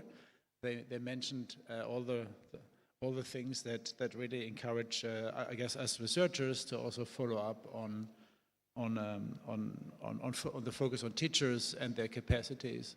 So I think the main idea that I want to present today here is the idea of a teacher as a designer of learning, not only as the implementer, right? The architect, not only the builder, so to speak. I think one driver for this is that AI is changing, it's expanding teacher agency. And the way I sort of try to phrase it is that we see an expansion of teacher agency from being the implementer of delivering learning to being and having direct teacher agency, to an expanded model of teacher agency where the teacher can delegate part of the implementation, part of the teaching to machines, to AI. Which also requires us then to think more about, what's the teacher role in this expanded space. So one good, does this work? Next slide, yeah, no, that's backwards, let's go forward. So one example for this is that it's now possible for teachers to do something that so far has been only possible for engineers. Namely, to test your ideas, how would it change and what I want to do in my class next week or so, or at the university level, how would an innovation to our course, what would the consequences be for our students, right? And so far as educators and teachers, we always had to try it out with our students, right? But now with AI, we can sort of try it out with AI first. right? So for instance, when I prepare a new presentation for my students, a new lecture, I first upload my slides to ChatGPT, and I ask it, what would an average 19-year-old student with this and this background, what would he learn from my slides, right? Would he enjoy them, or she? And then I sort of get feedback from AI that says, well, a 19-year-old male Australian, might not engage with your ideas that much as you think. So that is very important, because we now can sort of quickly, not teachers and designers, education designers can not only quickly prototype, of course the AI also helps me to create my slides, but also we can also test out how it would resonate with our students, right? So it's like an engineer building a car. These days, engineers, when they build a new car or modify a model, they don't run the car against walls. They model it in the computer first, right? All the testing is done in computers on chips or in silico in testing, right? So in chips testing. And I think this is a huge opportunity for educators to act ethically and not use our students' time to try out first ideas first. So I also think that teacher agency is developing on for a change can see my slides, they are developing, the teacher delegation to technology is not a 0-1, it's not all control to the teacher or all control to the technology, but it's a continuum.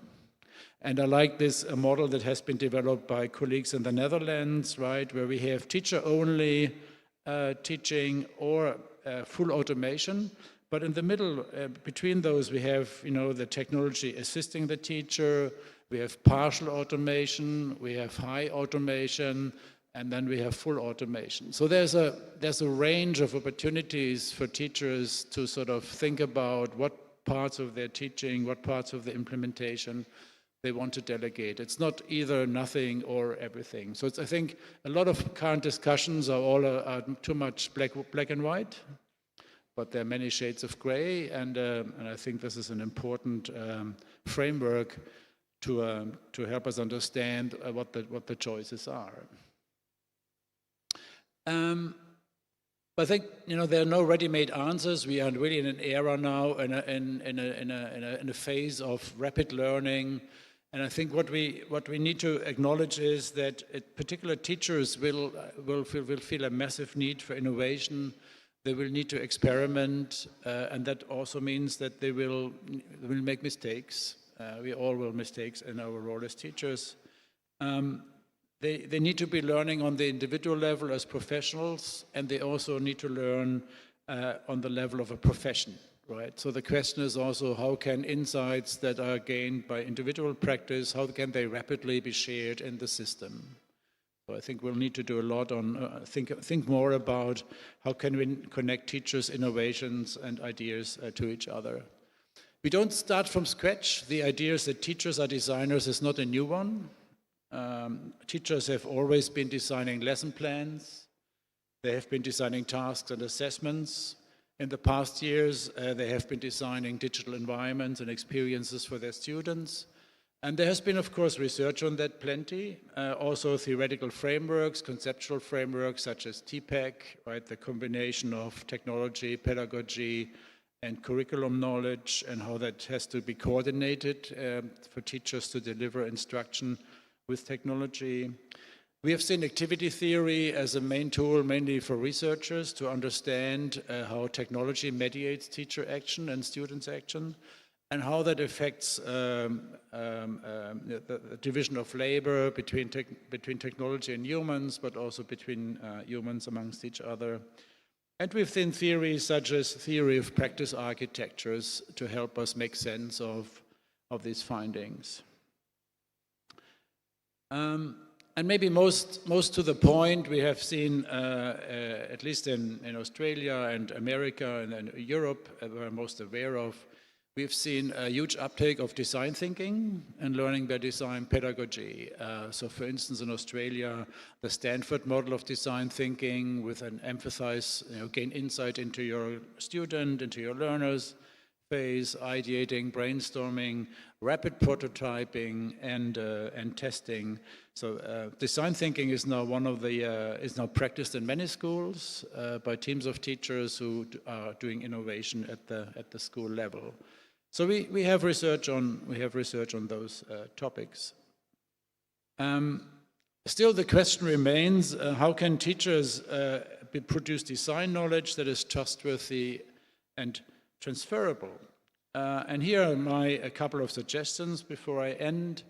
So I think to make progress on helping teachers not only to create new knowledge, but also create trust in their ideas and make them transferable.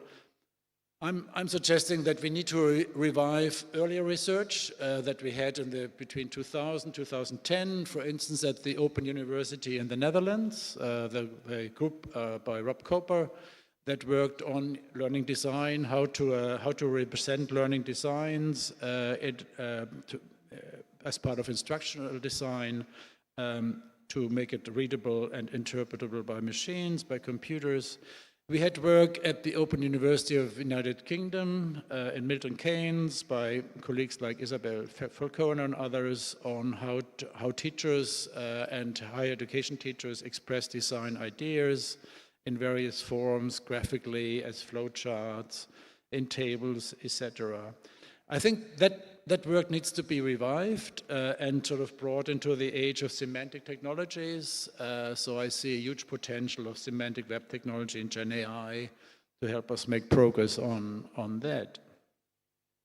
I think we need to also revive more technical work on storing design knowledge in databases that are on the web, can be accessed worldwide, databases with design principles, design patterns, and the evidence base that supports those principles and patterns. The only design principles database that I was aware of existed until 2 years ago is now defunct. It no longer is supported. It was run at the University of Berkeley by Marsha Lin's group. Some of you may know her, Knowledge Integration, Marsha Lin.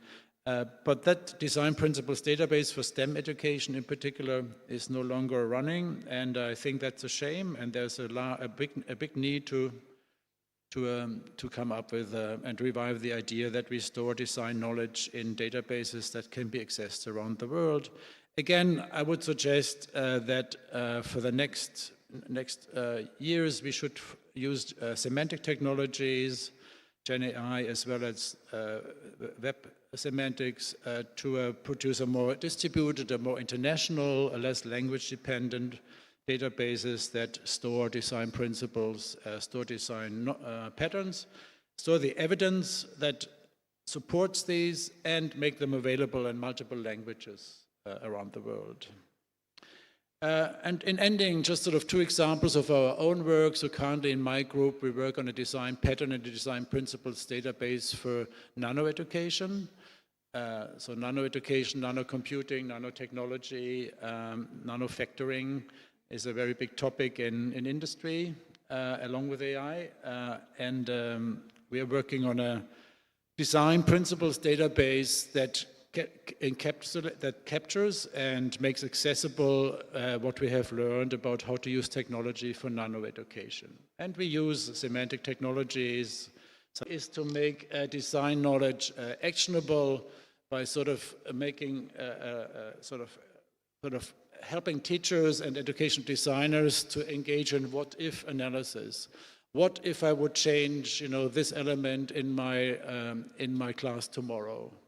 And what we are visioning is that there should be technology that can help teachers as designers to explore consequences of their design decisions based on principles stored in databases. So it's principled knowledge that's made actionable by way of giving teachers a scenario analysis tool. It allows them to answer a question about what if I would add a chatbot to make available tomorrow in my class, right? And then the scenario analysis tool should come back and say, less likely that might increase motivation of your students, but you're also increasing cognitive load, right? And so these kind of tools should make it possible for teachers not to also understand unintended side effects. And design is all about, it's never optimal, it's always a compromise between different different approaches, and I think that is a key element of what teachers need from technology to be supported as designers of technology, right? And so yeah, in ending, now I lost my, here we go. In conclusion, these things are never only technological, so we need leadership from principals, school climate. We need to encourage teachers to become boundary crossers, right, between design thinking and teacherly thinking. We need incentives, and most importantly, we need to provide teachers with the time to engage systematically in design. There's lots of work going on in research around teacher design thinking, teacher design and innovation, and design-based research to underpin all this. And thank you very much. Wow. Wonderful. Since I still have 1 more minute, I learned something new from you for today. Last time when we met in Batam, you said that in general terms, we need to have a cognitive presence. Oh, this is the alarm.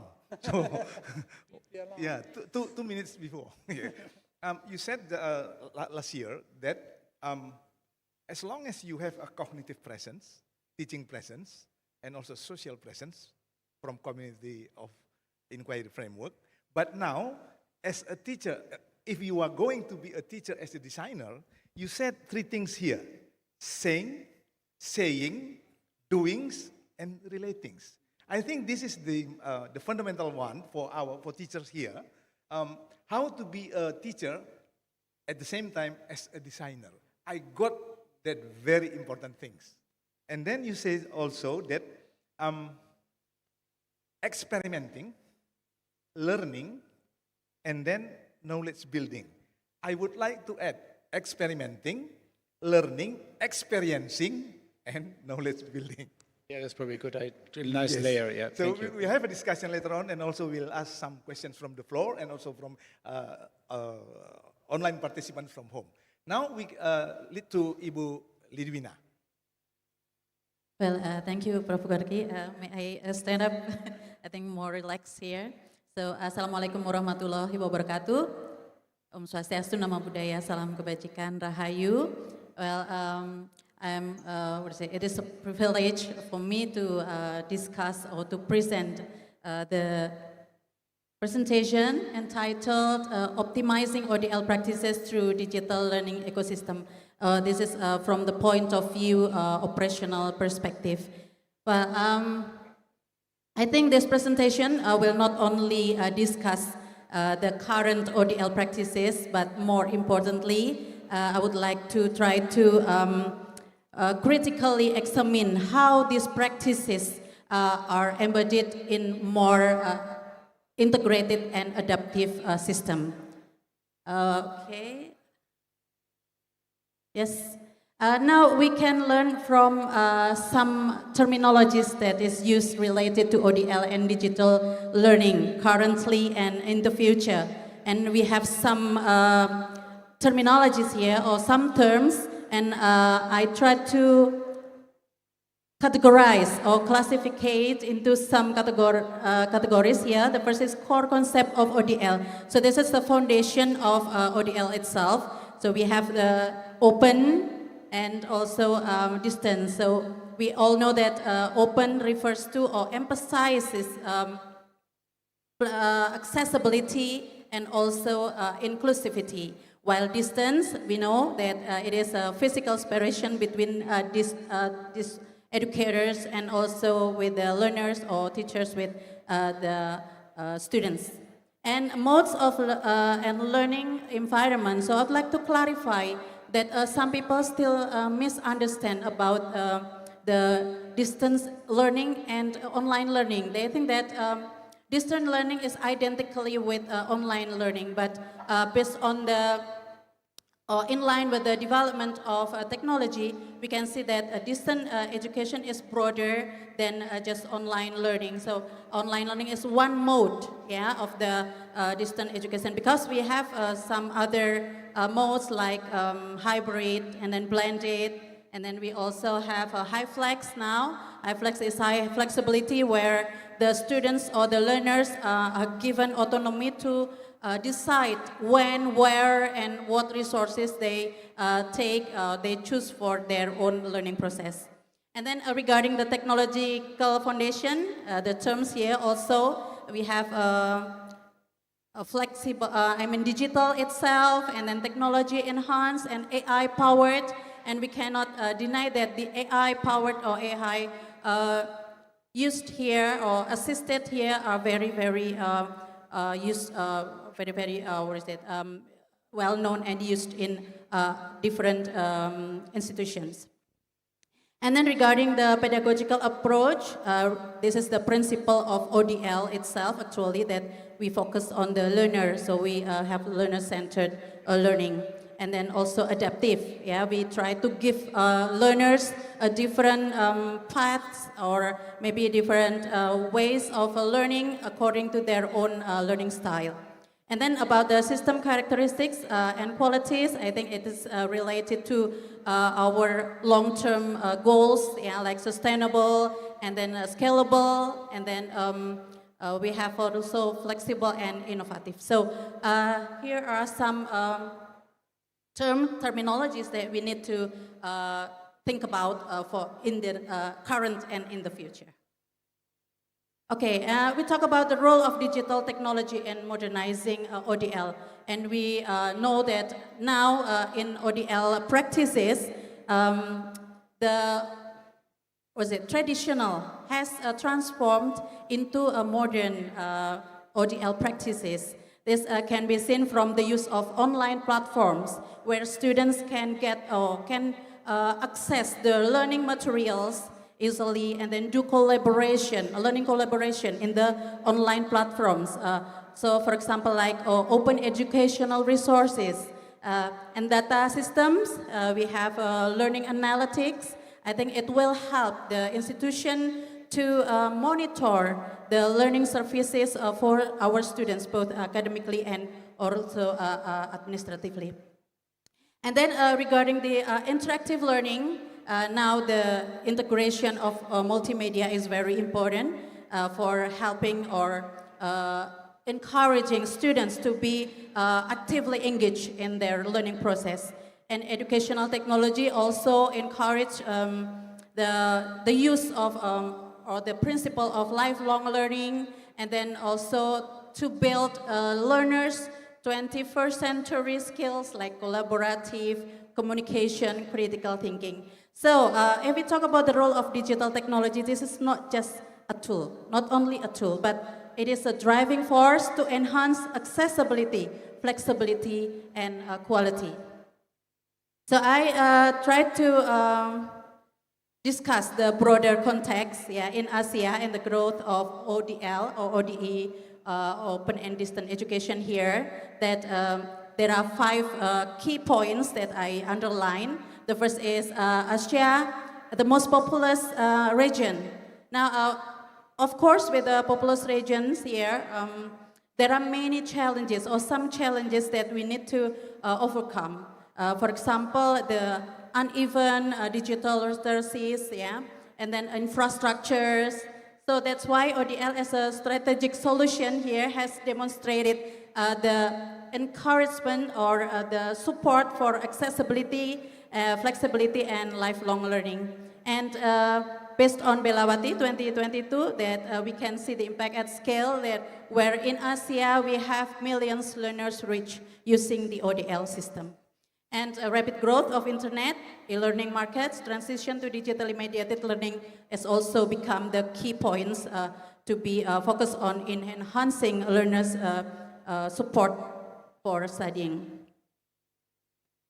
And then from the broader context, I tried to come to the institutional perspective where the operationalizing ODL system work here, like in Universitas Terbuka. I try to underline that UT has demonstrated how ODL systems are operationalized through integrated structures. So for example, we have some operational units to help the learning services, because we have more than 7,700 students that we have to give services.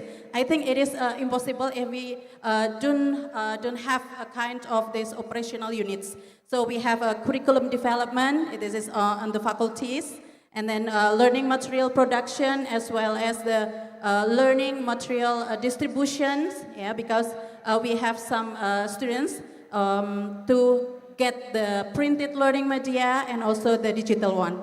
And student support services come to the examination as well. So all are standardized because we have to have the minimum standard of how to deliver the learning services to the learners. So that's why quality assurance mechanism is also one of the important aspect here. And during the 4 decades, now UT has turned to 42 years. So we already tried to align academic quality, operational governance, and technological infrastructures. Of course, in the running the ODL system, UT also has faced many challenges because we know that Indonesia is an archipelago, so disparities in digital infrastructure are still happen here, and then varying levels of digital literacy, not only students but also tutors and then staff and also lecturers. So I think we need to overcome these problems or challenges with some trainings maybe, and then about the learning system are still fragmented. I mean, we need to integrate this all the units here, and in order to create a coherent and adaptive system, we have to integrate these three aspects: technology, pedagogy, and institutional processes. And I have two questions in this presentation. The first is, how can a digital learning ecosystem be designed and be implemented to optimize the operational effectiveness of ODL in higher education? And I have the framework of digital learning ecosystem here. Of course, the first at the center is the learner. Why? Because we focus on the learners' needs, and then learners' autonomy, learners' learning experiences at the center. All activities or all process of the learning services should be focused on the learners. And this is based on the pedagogical philosophy that learner-centered, the design of our learning services or learning activities should be designed in learner-centered. And then technology, as I mentioned before, some of the digital technology terms has been, we have some like integrated digital platform, and then tools and data-driven solutions. And other aspects are quality assurance. We have to standardize all of the learning services in ODL, like continuous monitoring, evaluation, and improvement. This is the most important thing. We can improve all of our learning services here. And then content and learning resources.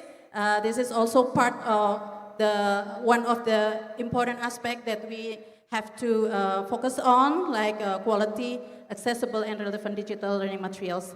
And then operation and governance, and of course people and support, like community engagement. As we know that like Universitas Terbuka, we have 39 regional offices. This is one of the way to give community engagement. And then these are some points that operational effectiveness in ODL when supported by a well-designed digital learning ecosystem. So we have improved access, and then higher quality, operational efficiency, greater engagement, and sustainability and scalability. And I put two certificates here from ASEAN Association of Open University.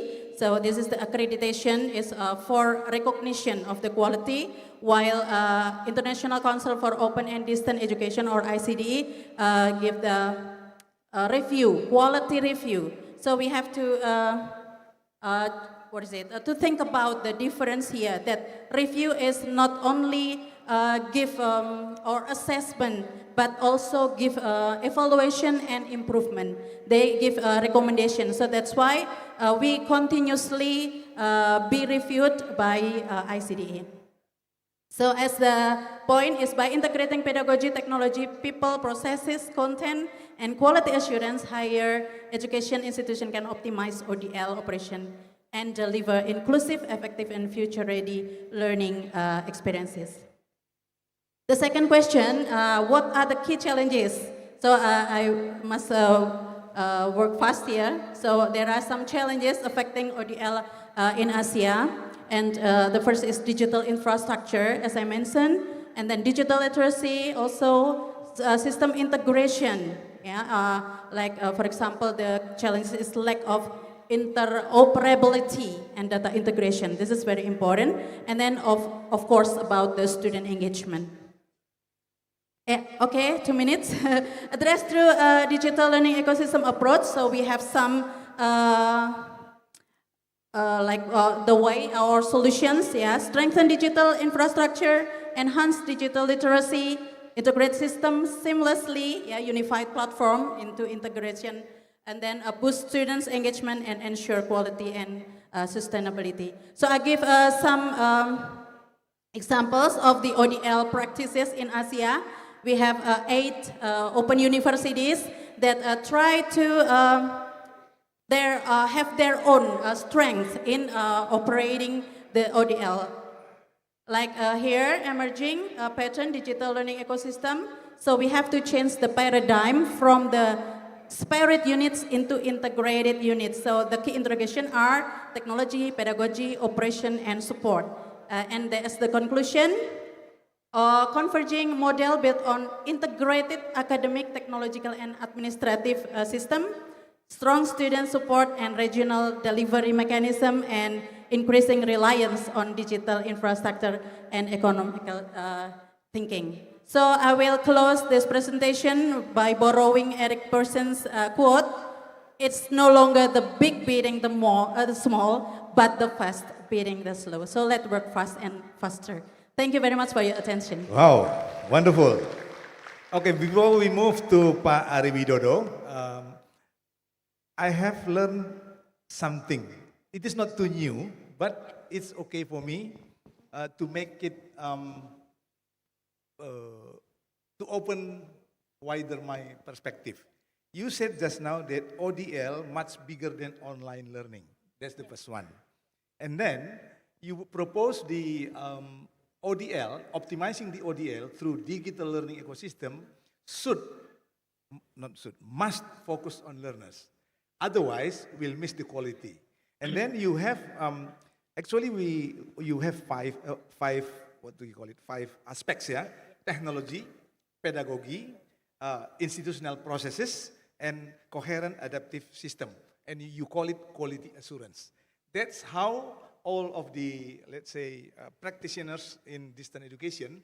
So we have a strong belief that even though we have online learning in a much larger terms, we call it open and distant learning, it doesn't mean that it will be less than the what we have in a conventional way. So that's a big, this is a wonderful thinking for all of us here. Thank you once again. Big applause to Ibu Wina. Thank you. Now, I hope Pak Ari Widodo, you are with us now? Yes. Okay. Can you hear me? Yes, okay. Pak Ari, thank you very much, Thank you very much. For attending this meeting through online since early in the morning. So you are talking about the technology enhanced pedagogy for sustainability. Just now you have heard maybe from Professor Raymond and also Ibu Lidwina, and also just now I quote from the director of I forgot the director of Learning and Student Affairs. If you are going to transform the education, please do give attention to the teachers. What would be your how you relate these two speakers just now with the terms that we must transform our education to a better one through teachers? Please, Pak Ari Widodo. Thank you. Let me share my screen. Okay.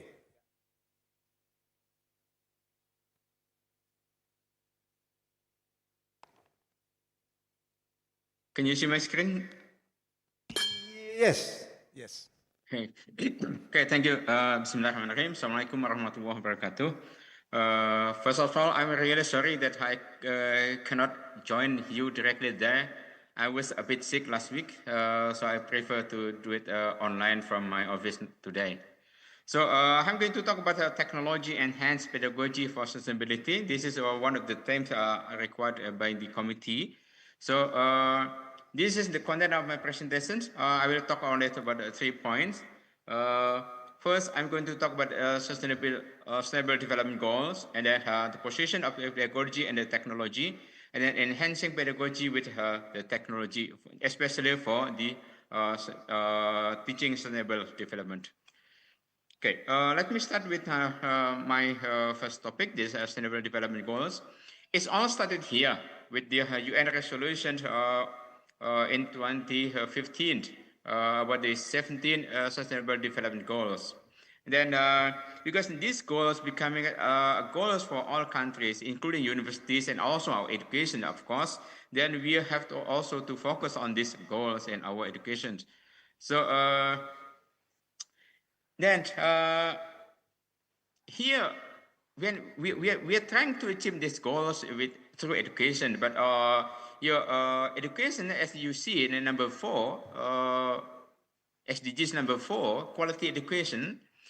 Quality education is there also, so it's a bit confusing then. But the UNESCO also said that education is both as itself as a goal and a means for attaining the other SDGs.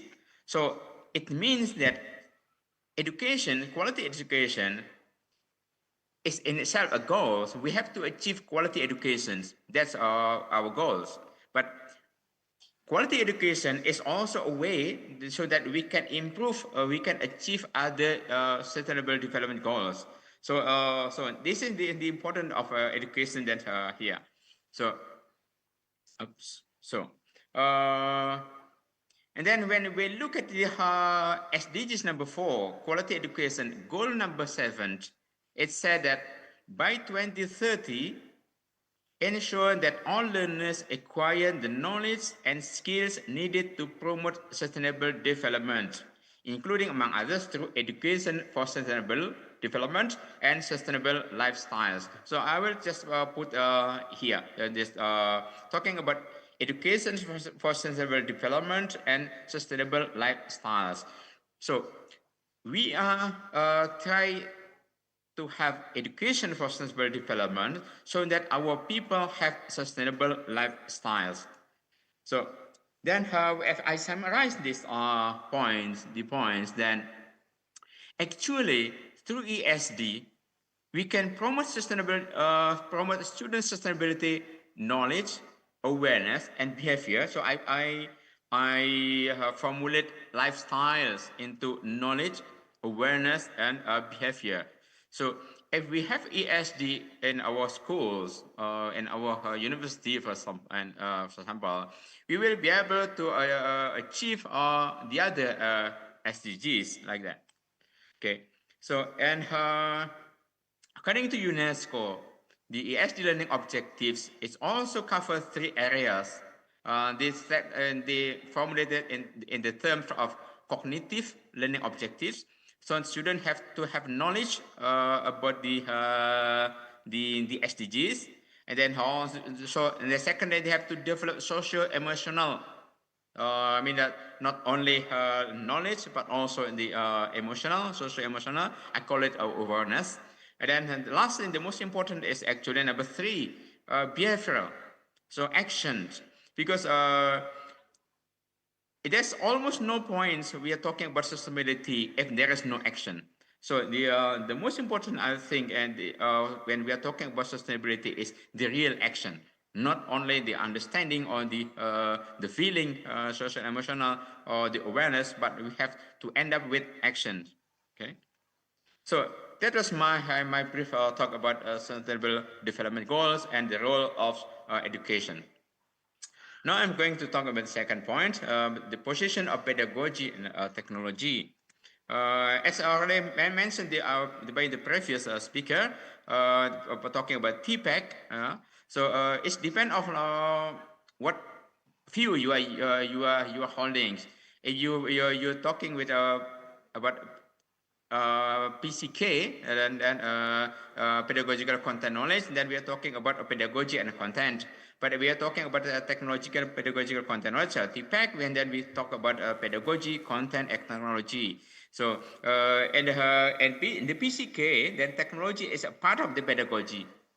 But if you're talking about TPEC, then technology is separated from pedagogy. So it's both are okay. I mean, it's depend on you whether which one you believe in. Okay. So when we are talking about pedagogy, pedagogy is very broad. It's talking about understanding of the characteristics of the students, like child development and child psychology, like that. It's also talking about the understanding of how students learn. So we are talking about identification of students' prior knowledge, learning theories, and so on. And pedagogy also cover like planning, implementing, and evaluating and improving learning programs. So like designing instructions, like the previous speakers also talk about designing, and then how evaluating programs developed by the teachers in their classroom. And pedagogy also include identify and implement effective teaching strategies. So when we are talking in school, teachers talk about pedagogy. They also talk about teaching and learning models and teaching methods and so on and so on. So pedagogy is very, very broad. So I also cover number 5 here.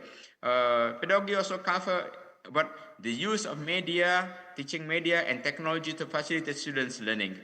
So identify and make use of media and technology, how teachers use media and technology in the classrooms.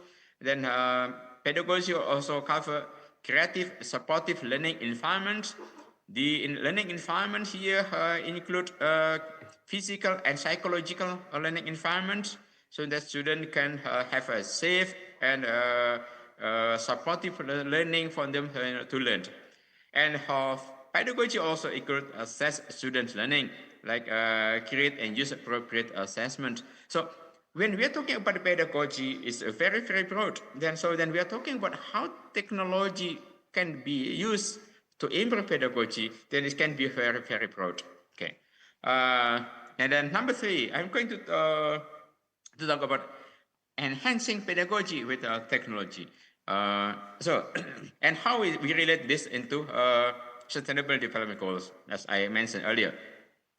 So when we are talking about education and like how lessons in the classroom may contribute into the achievement of SDGs, I have I think of two pathways. The first one that the lessons may contribute directly to the achievement of SDGs through a STEM ESD lesson. But lessons may also contribute to achievement of SDGs through the second pathway by building students' sustainability knowledge, awareness, and behavior, and then we can do it through ESD courses or sustainability integrated lessons. Let me talk to the number 1. How technology enhance pedagogy in our STEM ESD lessons. So disregard whatever engineering designs you're using or you are believing in, whether you are using engineering design process or reverse engineering or other things. Basically, through this activity, students can work on and think of about the problems in their real life that relate to sustainability. There are so many. There are so many problems in our daily life that relate to sustainability. Then, when we push students, we are encourage students to create technology that can solve that issue. So the student can contribute directly from the lesson to the achievement of sustainability. It's like again, there are so many. So if we want to improve the pedagogy, then with the technology, So then in every steps of this, this process, we enhance the pedagogy by encouraging students to have more technology or implement or make use of technology. That. So like when this student creating a design, of course we can have students to use different kind of technologies that when they're testing, they can also make use of different technologies there. So basically, the technology can be implemented to support in almost every steps of the process. That's the number one. That how the lesson can contribute directly to the achievement of SDGs. This is a part of the second pathways that I mentioned, that it's not have a direct impact to the improvement of SDGs, but pedagogy, we can also do through the second pathways. I remember, hope this one. This is the second pathways. The technology and the ESG cost, sustainability, integrated cost, then going. In the second pathways, I remind you again that students do not have a direct impact technology to the improvement SDGs, but building students' knowledge, awareness, and changing their behavior. That's kind of. This is my second.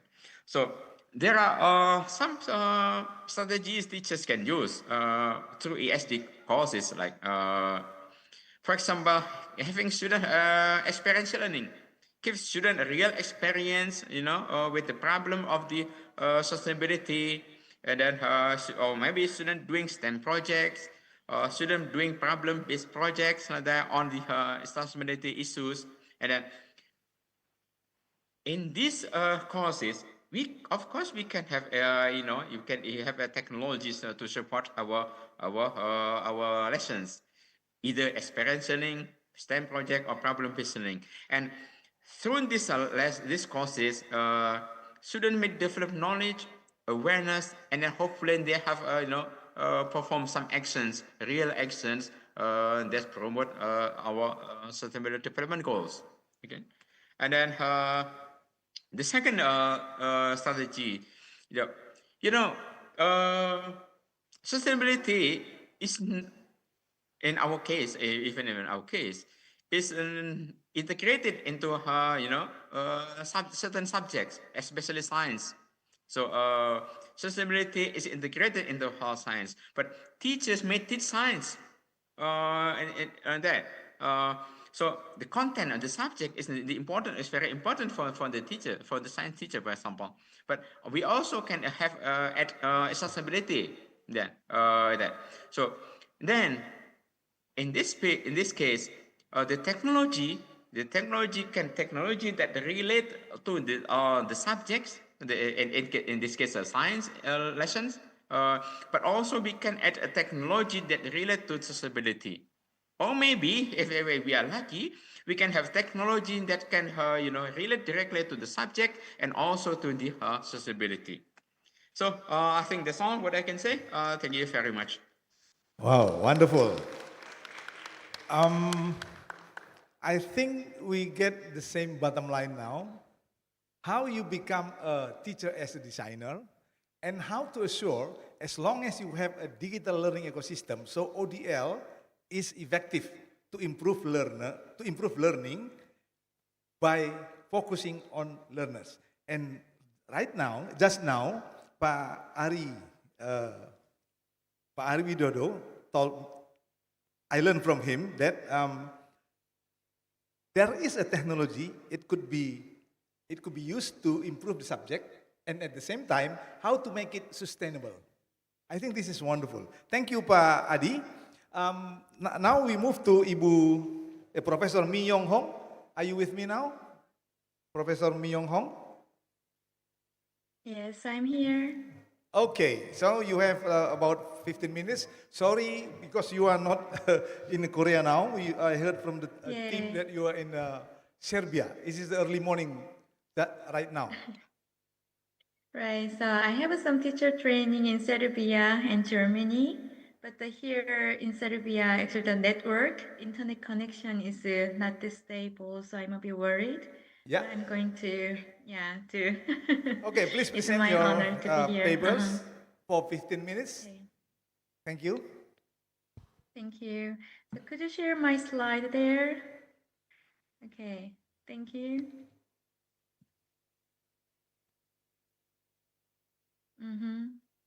Yes, so good morning, everyone. It is a great honor to present at the International Conference on Teaching and Learning. So my presentation is titled Designing Future Classrooms for Human Flourishing and Convergence Education and the Connection to Student Well-being. And today I will discuss three disconnected ideas. First, the meaning of the future classroom, and second, a convergence education framework as the insight in the classroom what we should teach. And the third, the importance of student well-being as the goal, final goal of our education. So my main argument is very simple today. The future classroom is not defined by technology alone. It becomes meaningful when technology, pedagogy, and relationship and well-being are designed together as one educational ecosystem. Okay, the next slide.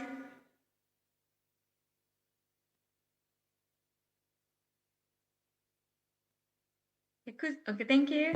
My name is Myung Hong. So I am an appointed professor at Korea National University of Education at the moment, but also I'm lecturer in Ewha Women's University. And recently, I'm the director of one research institute by the one government division. And my work has moved across school practice and education policy and teacher education and school violence prevention and the future education research in general. So this background shapes my presentation today. I approach the future classroom not only as a technological issue, but also as a human and educational question. So the key question is, how can schools become places where students learn well and connectively and grow as a whole human being? Okay, so next move on to the next part. So let me begin with the first part on understanding the future classroom. So in this section, I will explain why future classrooms are needed now and why we need to move beyond simple digitalization toward deeper educational transformation. So let's begin from the next slide. So why future classroom now? So why do we need a future classroom discussed now? The answer is that learning and learners and society are changing faster than conventional schooling. And we are seeing rapid global edtech expansion as given in the first circle, and AI acceleration and the impact of the first industrial revolution and remote and online learning have also become part of everyday education. And at the same time, learners' behaviors are changing. They expect more flexibility, relevance, engagement, and personalization. However, there are also serious challenges here briefly presented here. Technology alone does not guarantee educational innovation. Teacher training in edtech remains quite limited, and student data often collected but underused for development. And customized and inclusive learning is still insufficient, and administrative support is uneven. So, the future classroom is not simply about adding devices. It is about redesigning education for a changing world. So next slide. So this slide shows an important distinction. We say digitalization, but digitalization is not the same as educational transformation. Digitalization means that tools and devices increases, and platform and data expand. Content become more accessible, and efficiency improves. Well, these are important changes, but they are not enough. Education transformation begins when pedagogy is redesigned. It happens when relationships and participation deepen, and when learning spaces become flexible, and when assessment becomes embodied and formative. So the key question is not how much technology do we have, but the real question is what kind of learning becomes possible when technology changes teaching. So digitalization matters only when it transforms learning, relationship, and student experience. And then let's move on to the next page. So based on the understanding, I suggest 5 design principles for future classrooms. First, space. So learning space, learning environment, including both technology and human being and software, hardware, and humanware all together. But space as education. So space itself carries pedagogical meaning. The classroom teaches through its structure, openness, and possibilities. And second, psychological safety. Students learn best when they feel safe, respected, and trusted. And third, behavioral design. The classroom should support attention, interaction, self-regulation, and positive learning habits. Fourth, meaningful connection. So learning should connect with the students' identities, values, life experiences, and growth. And finally, synergic interaction. So technology and space, pedagogy, and people must work together. So great future classrooms are not built by chance. They are designed with purpose, so they should support learning, belonging, and human growth. So this leads us to the second part, convergence education. So let's move on to the part 2.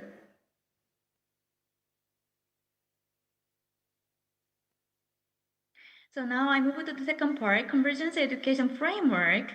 If the future classroom is an ecosystem, then we need an education framework that explains what should be connected and why it should be connected and how it can support human flourishing. So let's move into the specific details. Okay, convergence education is often understood as just a subject integration. For example, combining science, technology, engineering, arts, and mathematics. But in this presentation, I suggest that convergence education should be understood more broadly as an educational ecology for human flourishing.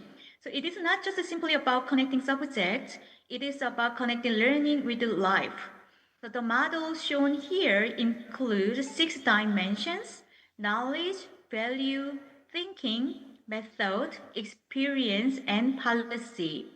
So this means that convergence education should move from fragmented learning to meaningful integration.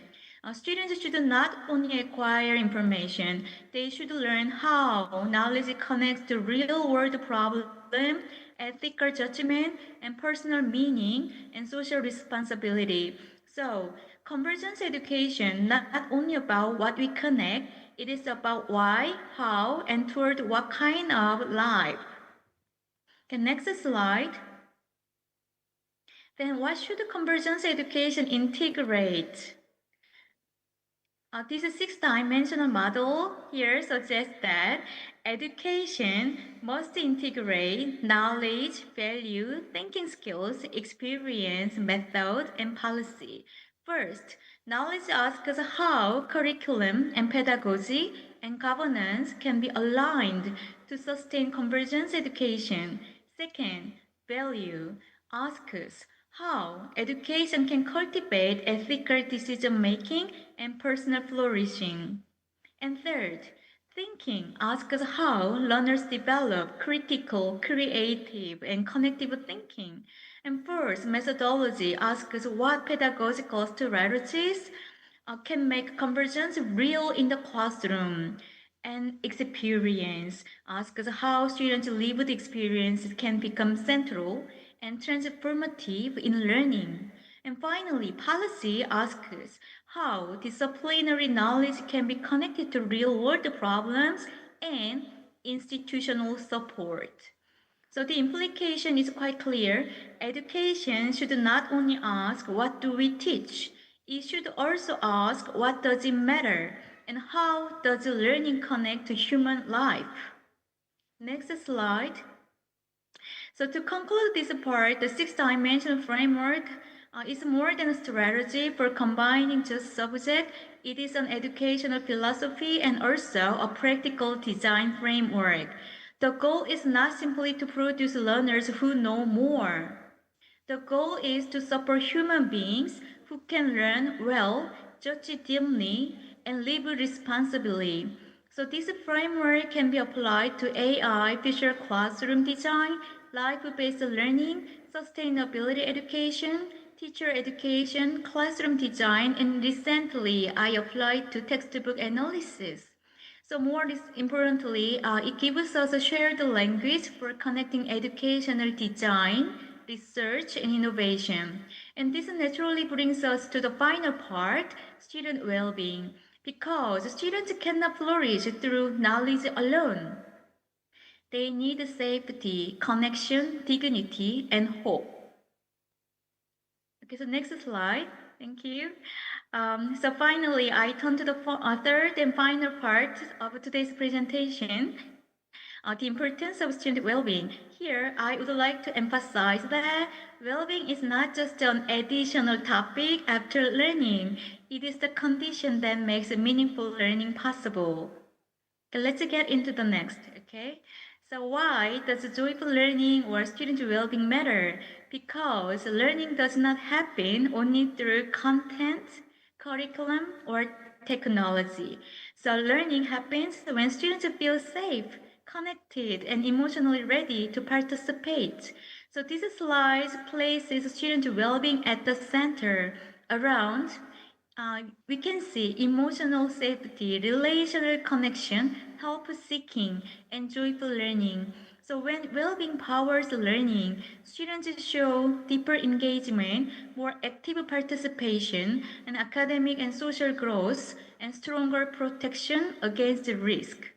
So this is also why a sort of a suicide prevention or risk prevention strategies should not be treated only as a crisis intervention. It should be understood as educational design. A well-being-centered classroom is proactive, inclusive, data-informed, and sustaining. It creates hope before crisis emerges. And when well-being is at the center, every learner can thrive. Then, what is student well-being? So in this model, student well-being includes 6 dimensions.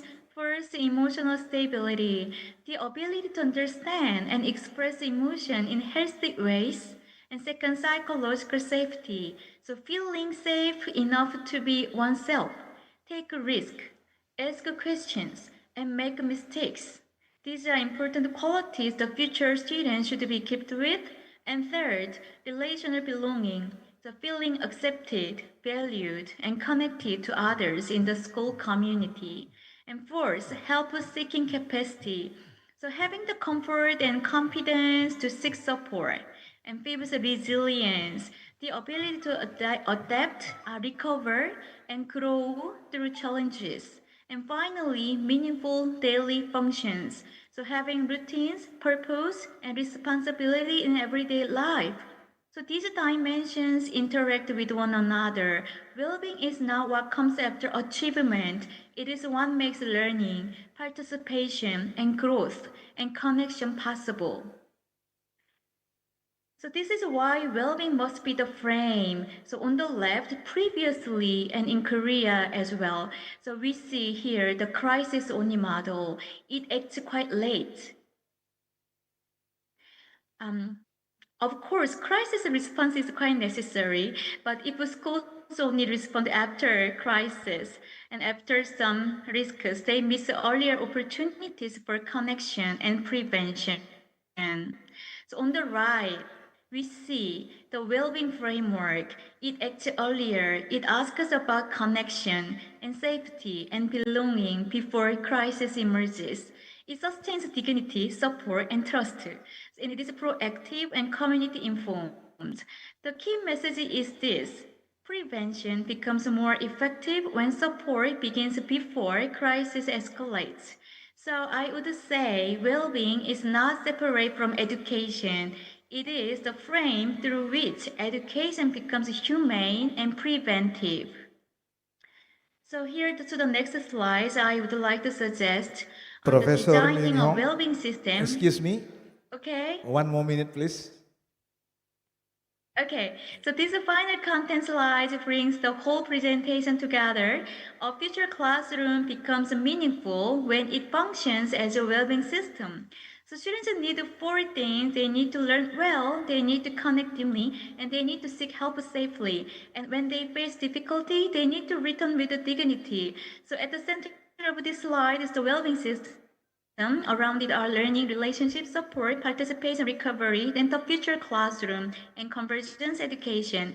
This means that future classroom design, convergence education, and the student well-being are not separate themes. They are actually deeply connected. So the core message of today's presentation of mine is that it is designing a system that leaves no students alone. And so the future classroom we are discussing now should be more than a smart classroom. It should be a caring, connected, and responsive education ecosystem where every student can flourish. Thank you. Okay, big applause to Professor Myung Hong. At the end of your presentation, strong student will be achieved with their engage, participate, growth, and we protect them from any kind of threats. Wonderful. Okay, team, do you have questions from participants online? If you have, maybe you can put in the screen. We still have about 10 minutes, less than 10 minutes. Pak Tessa, allow me to have 15 minutes for the questions and answer. And while we are waiting for questions from participant online, I invite 1 or 2 questions from the audience here. Yeah, Pak Benny, okay. Your name and your institution.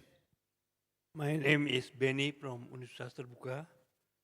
I would like to hear from Prof. Peter regarding the statement, very interesting statement, about teacher must be an architect of learning, not only as a builder. Could you elaborate more, please? Yeah, with pleasure. It's a strong metaphor, I guess, right? And so when I talk to my pre-service students, I sort of try to stress that they also should see themselves as the architect. So there are 3 roles that we can distinguish, right? The architect, the builder, and the people who live in the building, right? Or use the building. And usually teachers see themselves as implementers, and also they live in the building almost because they teach in the classroom, spend a lot of time in school buildings, etc. What they don't see themselves so far is the architect. And I think the main distinction is that an architect must communicate his or her ideas about the design of a building or a bridge in terms so that the implementation itself can be left to others, right? And I think that is an important skill that architects and designers learn, because they know that somebody else will realize their ideas, but they have to communicate clearly and in professional terms so that the builders know what materials to use and so forth and so forth. So I think the main insight there is to communicate to teachers to articulate their ideas about teaching beyond their own brain, so that others can clearly understand, including now computers, can understand what it is that the teacher wants to achieve. I think that is the main change in the mindset, as it were. But at the same time, I think that can contribute to the growth of the knowledge in the profession of teaching, and not just, the generation of individual knowledge and experience of teaching. Yeah, I think that's my key sort of suggestion for why this metaphor, the teacher as architect, might be useful.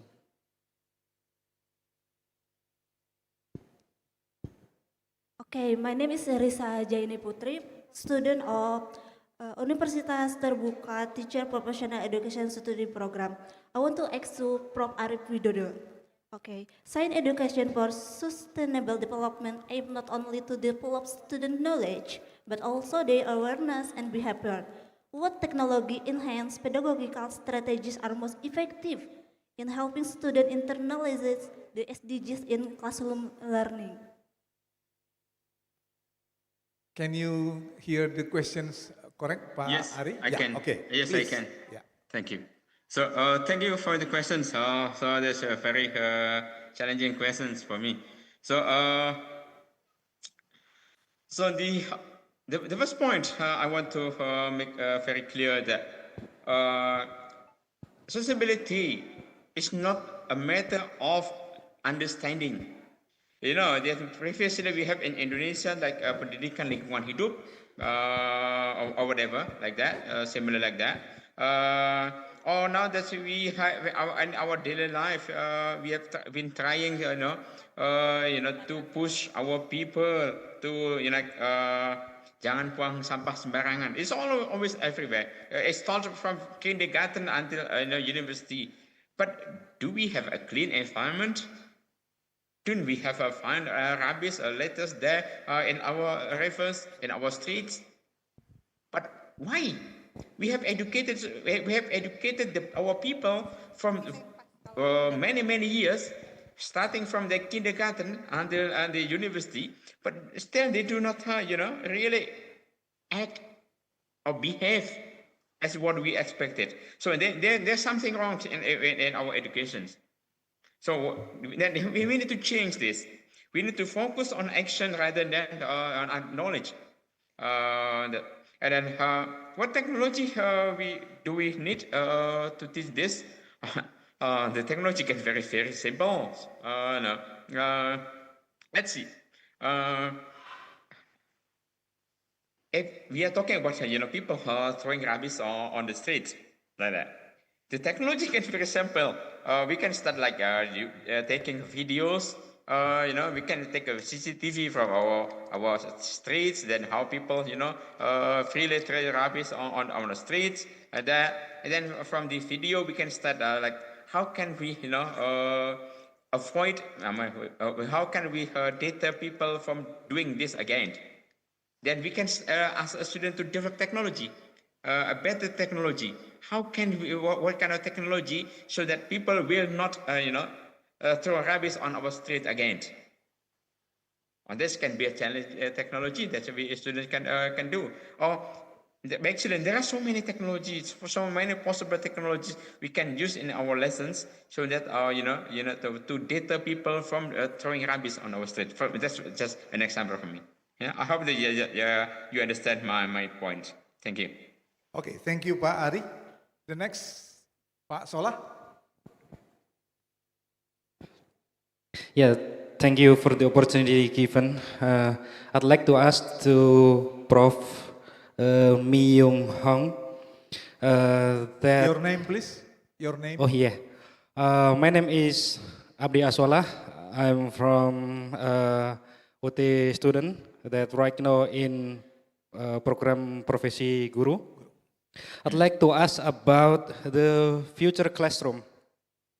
In designing a future classroom, how can schools actually answer the technology, learning space, and pedagogy and social relationship that truly create the learning ecosystem rather than just adding more tools or devices or digital devices. Thank you very much. Yeah, thank you, Pak Solah.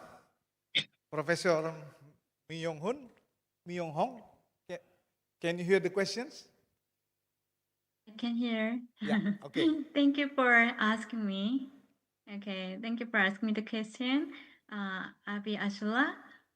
Yeah, it is actually a big question, and it is one of my main research these days.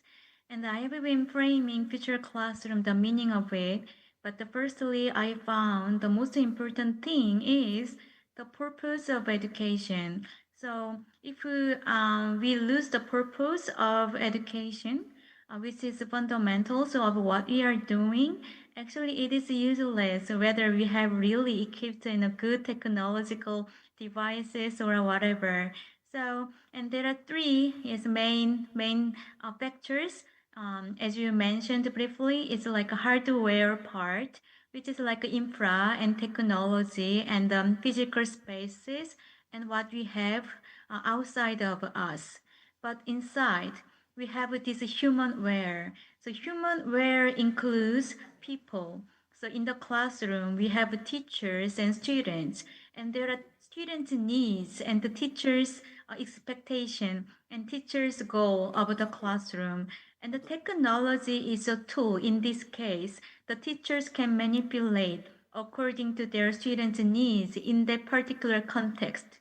And every school context and classroom context are different in the world. So even if we use and we have a really good hardware part, if we lose these humanware requirements and needs, I would say we cannot say the education purpose is achieved. And thirdly, there is a software part. So we hear for education to be achieved, we have a curriculum, either national curriculum or either school curriculum. It differs from context to context, but we have this curriculum and also textbook, either digital textbook or the paper textbook. So I would say it's content.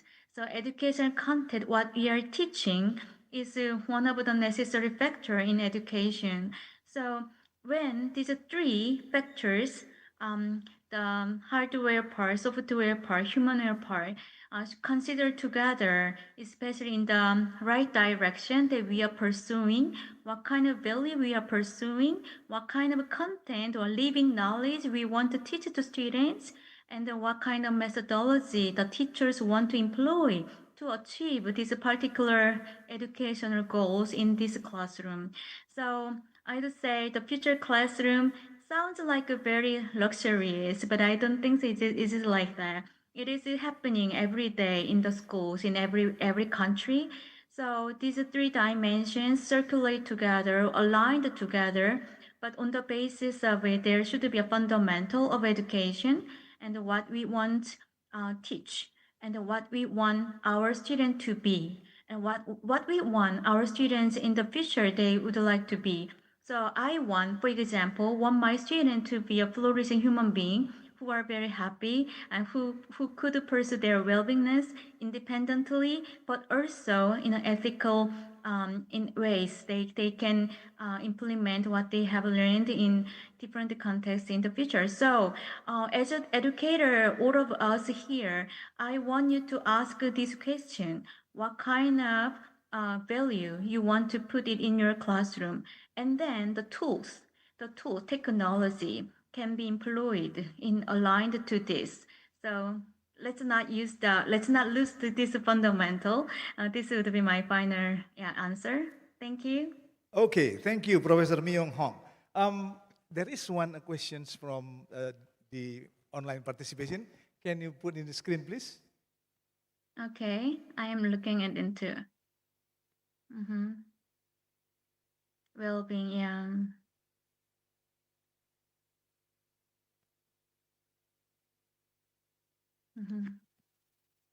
Yeah, the questions from Yudhiswara Ayu. I have question for Myung Hong. Can we know how deep is? Oh, you can read it. I don't have to read it. Please, Professor Myung Hong. Okay, so I'm looking into. Right. Well, I would say so. There are so many SNS these days, like a TikTok, and then Instagram, Facebook, and whatever. And well, it has the pros and cons, of course. But when I say some cons, They have this comparison culture, for example, and they actually compare their identity or their views in comparison with the others. Because basically, this SNS encouraging some culture to show off, and some they say some not always ideal goals of life. I think so.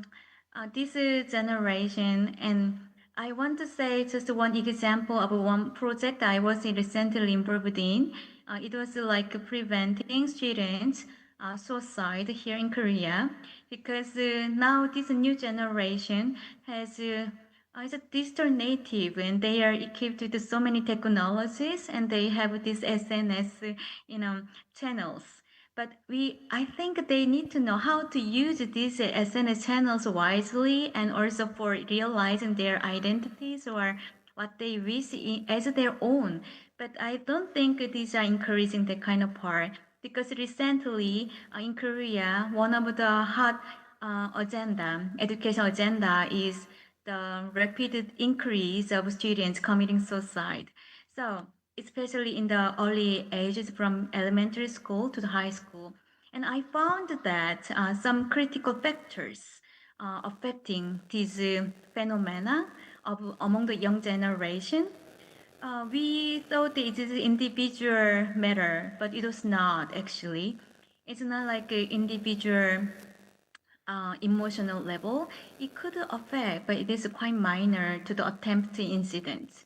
But it has some family factors, for example, in this very rapidly changing society, and family factor, and kind of isolation, and the disconnection emotionally from parents or others. But the third factor was also like a school factor, like a friendship and connection and the belonging, and sort of our relationship with the teachers and friends. And so here some digital media is also included. And fourth factor was like a social factor. So digitalization or some changing landscapes of technology included. So I said that not only one factor, but 2 or 3 factors combined together, this young generation are very vulnerable. They lose how to control and how to react when they see and when they interpret their identity or their situation in a wrong way. So I found that student well-being as a well-being issue is quite important, especially in this social media era. They need to know and they need to set their own well-being, and they need to realize their identity more deeply to deal with this rapidly changing digital technology society in a healthy way. So there are quite a lot of issues to discuss about this detail. And if you want to, maybe you can send them an email, then I can share my research findings of this area, maybe. And there is another question I see, but it is in Chinese. So, okay, I'm gonna give the floor to the moderator there. Okay, thank you, Professor Mi Yong Hong. Bu Wina, one question from here.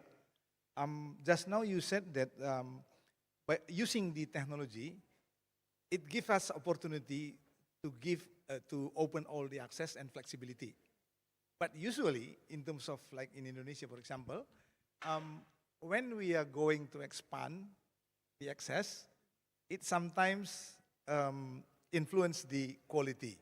And if I may ask you, what would be the most critical things viewed from digital learning ecosystem? So even though we are expand the accessibility through flexibility, but the quality is still there.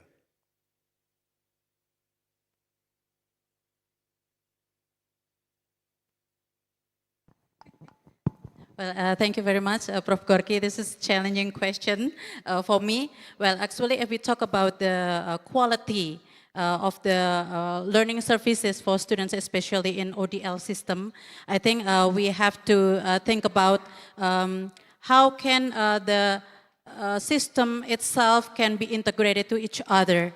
I think from the academic, for example, the curriculum, and then also from the learning material provision, learning material distribution for students. So I think it is very important for students to access because, for example, in UT, we have to provide as various as possible the learning materials for students, like printed learning materials we still have, and then also digital one, and digital learning materials also we have different formats because we have some students with their own learning styles, like for example auditory. So we also need to think about some about inclusivity or accessibility. We need to think about how the learning materials itself can be accessed by some disabilities. For example, this is for the inclusivity. So if we talk about the quality itself, I think with the review and then with the improvement of our learning services here based on the recommendation from the reviewers, as I said before, like in international, yes, because we cannot hide when we do being reviewed. We have to show what it is, just it is, because we need them to give a review, recommendation, evaluation to be improved. So that's what I focus on, that all the learning practices, ODL practices especially, should be reviewed and improved, including the access for the students, for the learning support, learning materials, and then even the assessment itself. Thank you. So apart from the digital learning ecosystem, you have to invite externals to make a review. Yeah. So you are on the right track or not, and what should be improved, and what should be pay attention for the next the quality assurance not only from external, but also we do that it internally. Okay. Yeah, thank you. Thank you, Wina. Pak Ari Widodo, maybe as your closing statement, are you still with us? Yes, I'm with you. Okay, this is the critical questions. How to assure that the technology is hand in hand with the pedagogy. In other words, how we take advantage of the technology, so when we are designing our classroom, curriculum, learning materials, and so on, the pedagogy is always there with the technology. Yeah, actually, many teachers now get to know with interactive with so many technologies. The problem actually is not to find the technology. And the problem now for teachers is to select which technology is really appropriate for their classrooms. Yeah, so the art of selecting what sort of technology is critical for now and then. Is that right? Yes, I think that's the problem. Yeah. Okay, as a closing statement, I beg to the first thinking, a teacher as a designer, what would be the most critical aspects in terms of shifting paradigm for the teachers? Because for, let's say, old generation of teachers, it's not easy to be a designer instead of only a teacher. What would be your suggestion? No, that's definitely true. So I work a lot with secondary pre-service and future math teachers, science, music teachers, and they find the challenge. They find the idea that they have to engage in designerly thinking, or that can be expected for them, quite challenging, because that doesn't as yet doesn't align with their professional image and their professional identity. So I think it's the main challenge is really a mindset challenge, and maybe the best way to go about this is to use teachers' competence to teach to their students. So maybe the best way to change teachers is to tell them, try to educate your students in design thinking, as many of them are. Design thinking. In design thinking and creative thinking, right? And by teaching that, they might learn, like I do, I learn most things by teaching. And so my hope would be if they teach, as they're often expected now, to teach for creativity, develop engineering, computational thinking, engineering-like thinking, and designerly thinking. If they try to do this, attempt to do this in their students, they likely learn a lot how to change themselves. Okay, wow, wonderful, almost 2 hours this time. Okay, I leave you to make your own decision or conclusion. As long as you always put student in the center of your learning, I think we are on the right track. Back to you, Ayu and Ibu Hidayah. Thank you very much, Pak Peter, Ibu Wina, Professor Hong, and also Pak Ari Widodo. Thank you very much, Professor Gorky. Some meaningful leading such a fruitful discussion. Please remain on the stage to the moderator and the plenary speakers, also to Prof. Myung Hong, as well as Professor Ari Widodo. Please stay on the screen as we would like to proceed with the certificate appreciation and also token of appreciation. So, without reason, we would like to invite Professor Ucu Rahayu, along with Dr. Heni Savitri and Dr. Tessa Kanaga to come forward to the stage.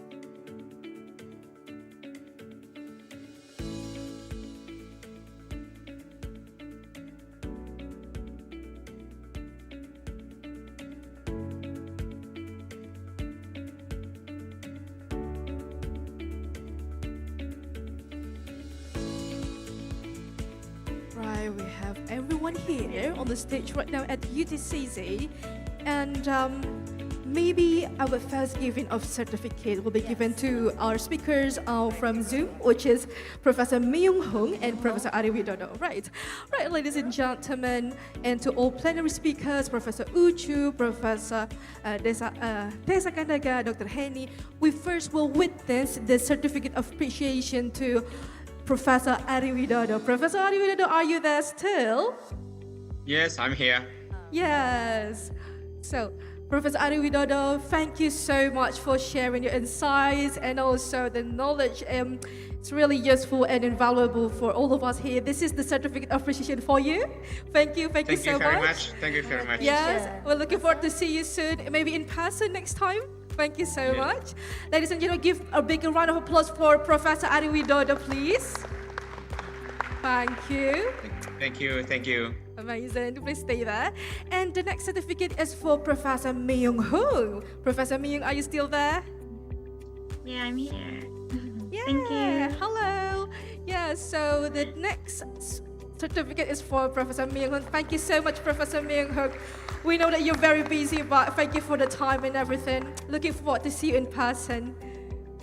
Thank you. And now next we have another certificate of appreciation for our plenary speakers here at UTCC. The next one is for Professor Peter Raymond from the University of Sydney. Ladies and gentlemen, please give a big round of applause for all the knowledge shared and he has shared with us. And this is a little token of appreciation to you as well, Prof. It's a very special gift from UT. Right, thank you so much. And next, we also would like to give to Professor Lidwina Sri Ardiasi. Thank you so much, Professor Lidwina, for the sharing session. And another little gift for you. We hope that this will keep you here with us for another year as well in another conference. Give a big round of applause, ladies and gentlemen, to Professor Lidwina. Right, and the last one, last but not least, we have Professor Gorky. Thank you so much, Professor Gorky, for leading such a fruitful session. Thank you so much. And maybe now we can take pictures together. We also want to have assistance from our committee to put Prof. Myung Hong and also Professor Ari Widodo to be on the spotlight because we're going to take pictures together, right? Kami mohon kepada Bapak Ibu teknisi untuk membantu spotlight Prof. Myung dan juga Prof. Ari Widodo di screen. Yeah? Right, ready for the first pose? Put your brightest smile to the camera and going down in 3, 2, 1.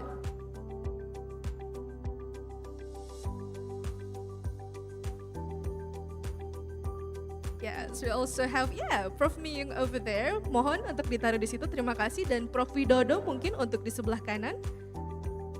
Alright, in 3, 2, 1. Amazing, right. Oh, another one pose with the thumb, right? Up. Oh, the thumbs up. Pose. Okay. Okay, counting down in 3, 2, 1. Perfect, ladies and gentlemen, give a big round of applause for all of our plenary speakers and also moderator. And Prof. Miyung, Prof. Ari Widodo, lovely to see you virtually. Thank you. Please remain back to your seat.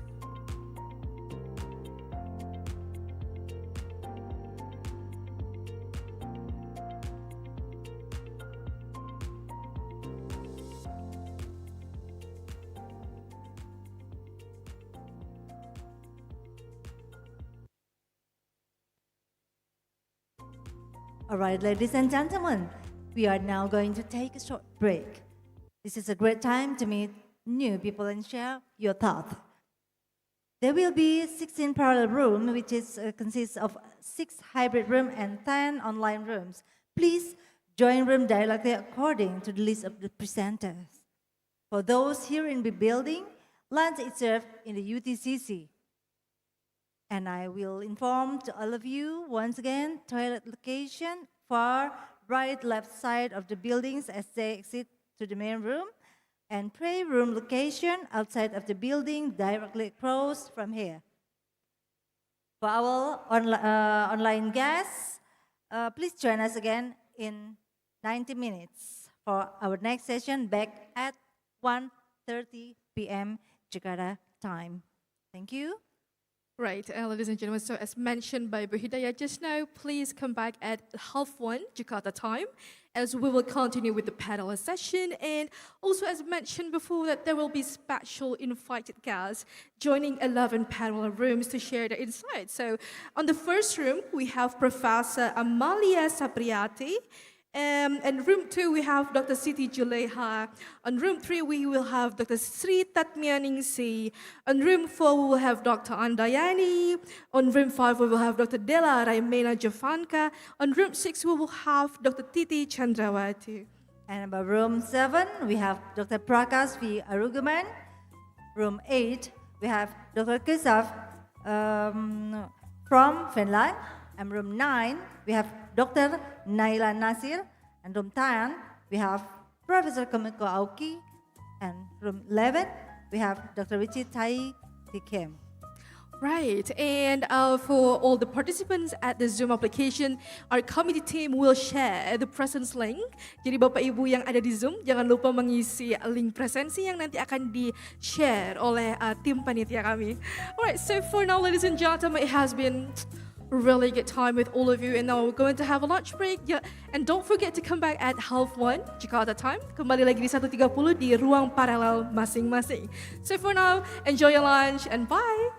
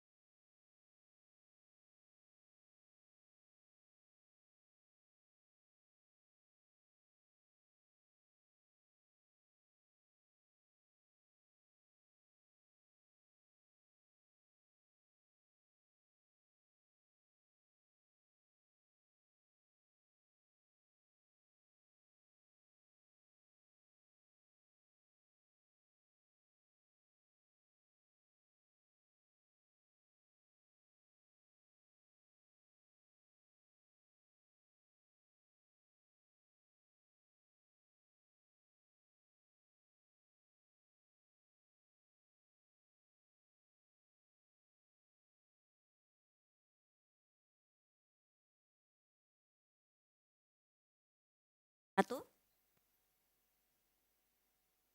Good afternoon, ladies and gentlemen. Welcome to the parallel session of the 4th ICTL, International Conference and Teaching and Learning 2026. My name is Valeria Yakti Kuasaning Gusti. You can call me Vale. And I will be your moderator for this session in this room, room 1. And before we begin, allow me to introduce our invited speaker, Professor Amalia from Universitas Terbuka. Professor Amalia, thank you for joining today. And she graduated from 3 different universities. And so she got the bachelor degree from Pajajaran University, and then the master degree from University of Victoria, Canada, and then the last, the doctoral degree from State University of Jakarta, Indonesia. Okay, before we start, I would like to inform several technical guidelines for today's session. For the first one, each presenter will have 10 minutes for presentation. After each presentation, there will be a short question and answer session. I will give a reminder 3 minutes before the presentation time ends. Participants are kindly requested to mute their microphones during the presentation. Participants who would like to ask questions might raise their hand or type their question in the chat box. And for the presenter in online, please make sure your Zoom display name follows this format. Presenter underscores room underscores your name. For example, presenter underscores room 1 underscores Valeria. Okay, now let us begin our presentation session. Our first presenter, of course, our invited speaker, Professor Amalia from Universitas Terbuka.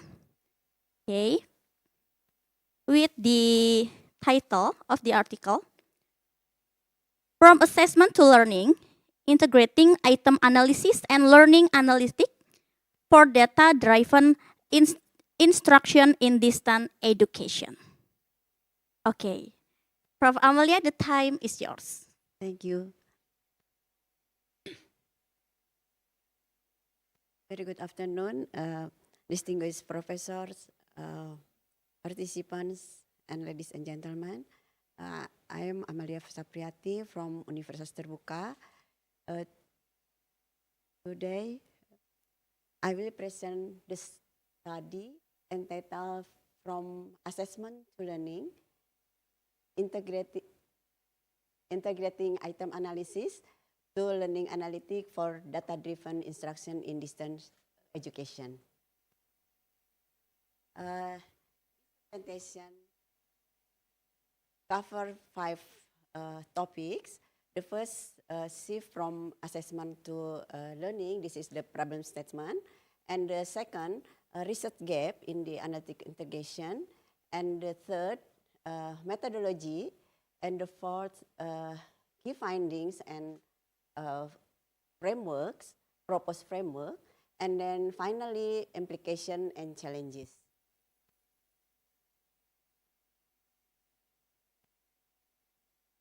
In distance education, assessment still has several limitations. First, assessment mainly focus on static scores and summative outcomes. Item analysis that doesn't capture how students actually learn. Second, online learning environments generate rich data. However, that is rarely integrated into assessment practices. Third, there is a gap between assessment and instruction. Assessment results are often used only for grading, not for improving learning. There are 3 main gaps identified in this study. The first, item analysis and learning analytics are developed separately. Second, there is an imbalance between cognitive and behavior data. And the third, only the limited number of studies connect assessment data to instructional design. This limits the practical impact of assessment in education. The methodology of this study, a systematical literature review, and we applied PRISMA guideline to ensure transparency and rigor in research process. And then we use a Scopus database, and the study that we cover in the studies, it published between 2010 until 2026.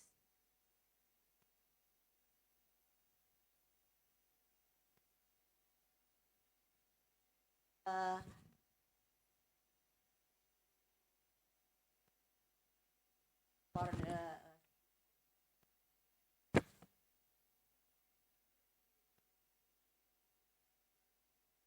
F28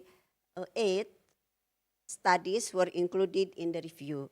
This process ensures that the review is systematic, transparent, and reliable.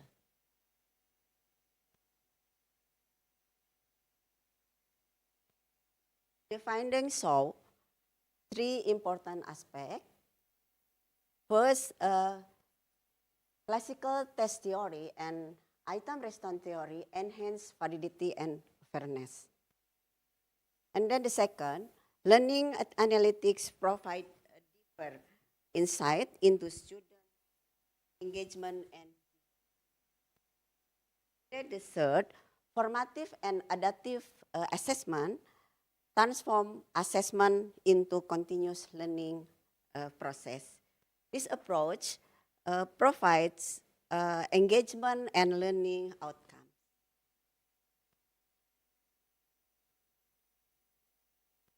Our important finding is imbalance. Is imbalance in current research. We find that around 80% of studies focus on behavior data, such as click streams, LMS log, and engagement metrics. However, only 20% of the data include cognitive data from item analysis. This highlights the need to integrate both data from item analysis and from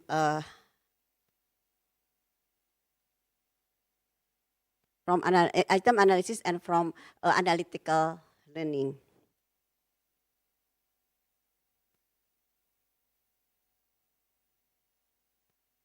Based on this finding, we propose an integrated framework. This framework combines cognitive data from item analysis data and behavior data from learning analytics. The goal is to transform raw data into actionable learning insight in order to identify misconception, provide feedback, and support adaptive interaction for improving assessment and learning.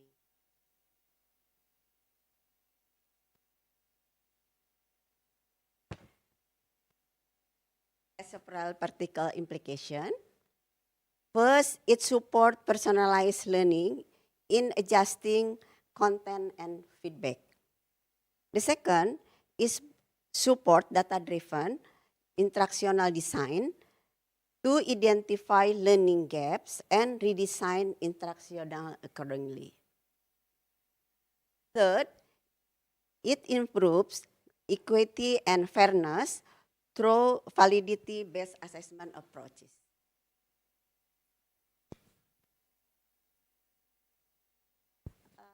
The challenge and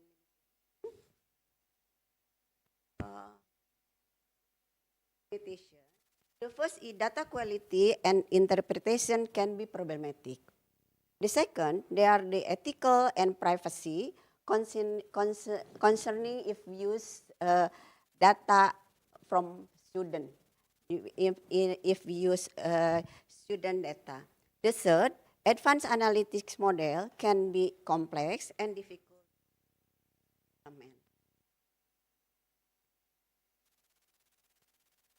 In conclusion, assessment should not only measure learning, but also support learning.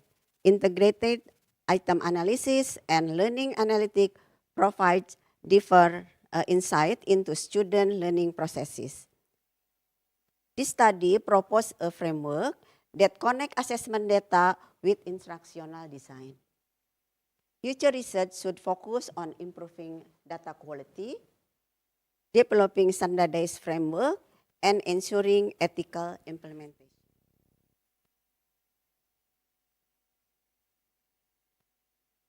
Finally, I would like to close with this presentation with a brief reflection. This study highlights the importance of shifting from assessment as measurement tool to assessment as learning process. By integrating item analysis with learning analytics, we can better understand not only what students know, but how they learn. We hope this study stimulates critical reflection and open space for deeper discussion. Thank you.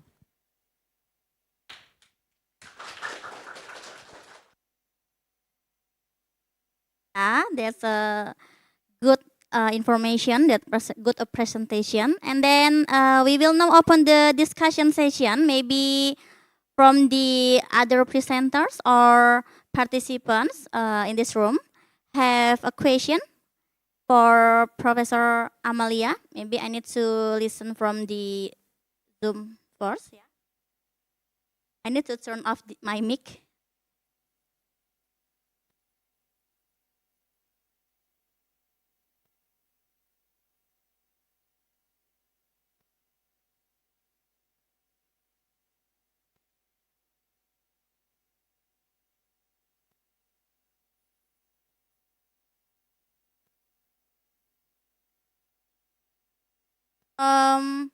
The online participants, maybe you have a question, you can raise your hand or send the question in the chat box.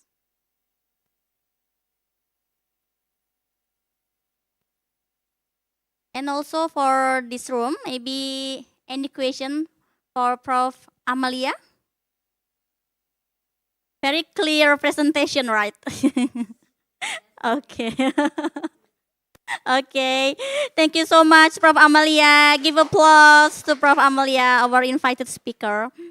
Okay, we will go to the next presenter, Professor Maximus Gorky Sembiring from Universitas Terbuka, with the title Immersive Learning in the Era of AI, Technology Enhanced Pedagogy for Sustainable Learning Futures.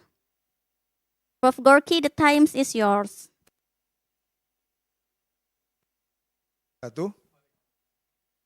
Within the 10 minutes, I will share with you about immersive learning. You are all from PPG, yeah? Hopefully you get new insight for you how to use immersive learning. PPG.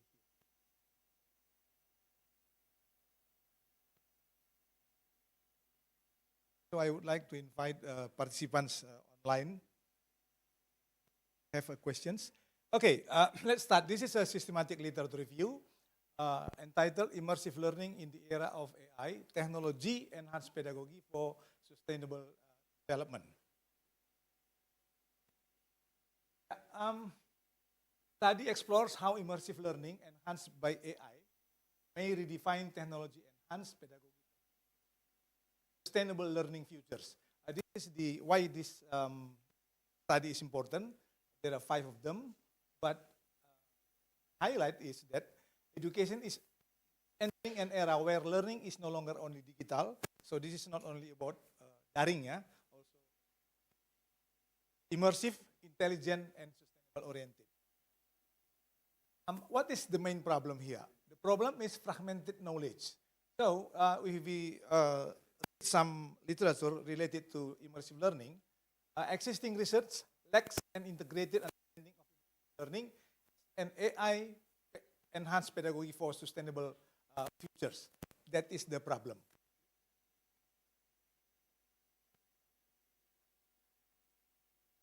As a result of those urgency, there are 5 additional objectives, as you see the screen, and then the main objective is synthesize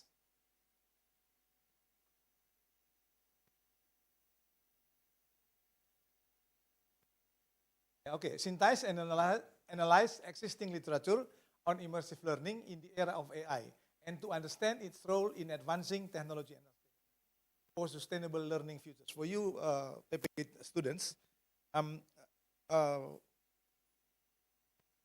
it is okay for you to use all the AI, as long as don't forget to make the student is the center, and don't forget also the pedagogy as we discussed this morning.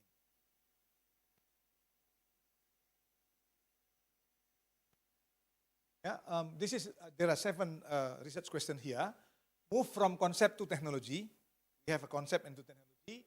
From technology to pedagogy. And then from pedagogy to impact, berdampak. Then move from impact to sustainability. We have a discussion this morning. And move sustainability to challenge.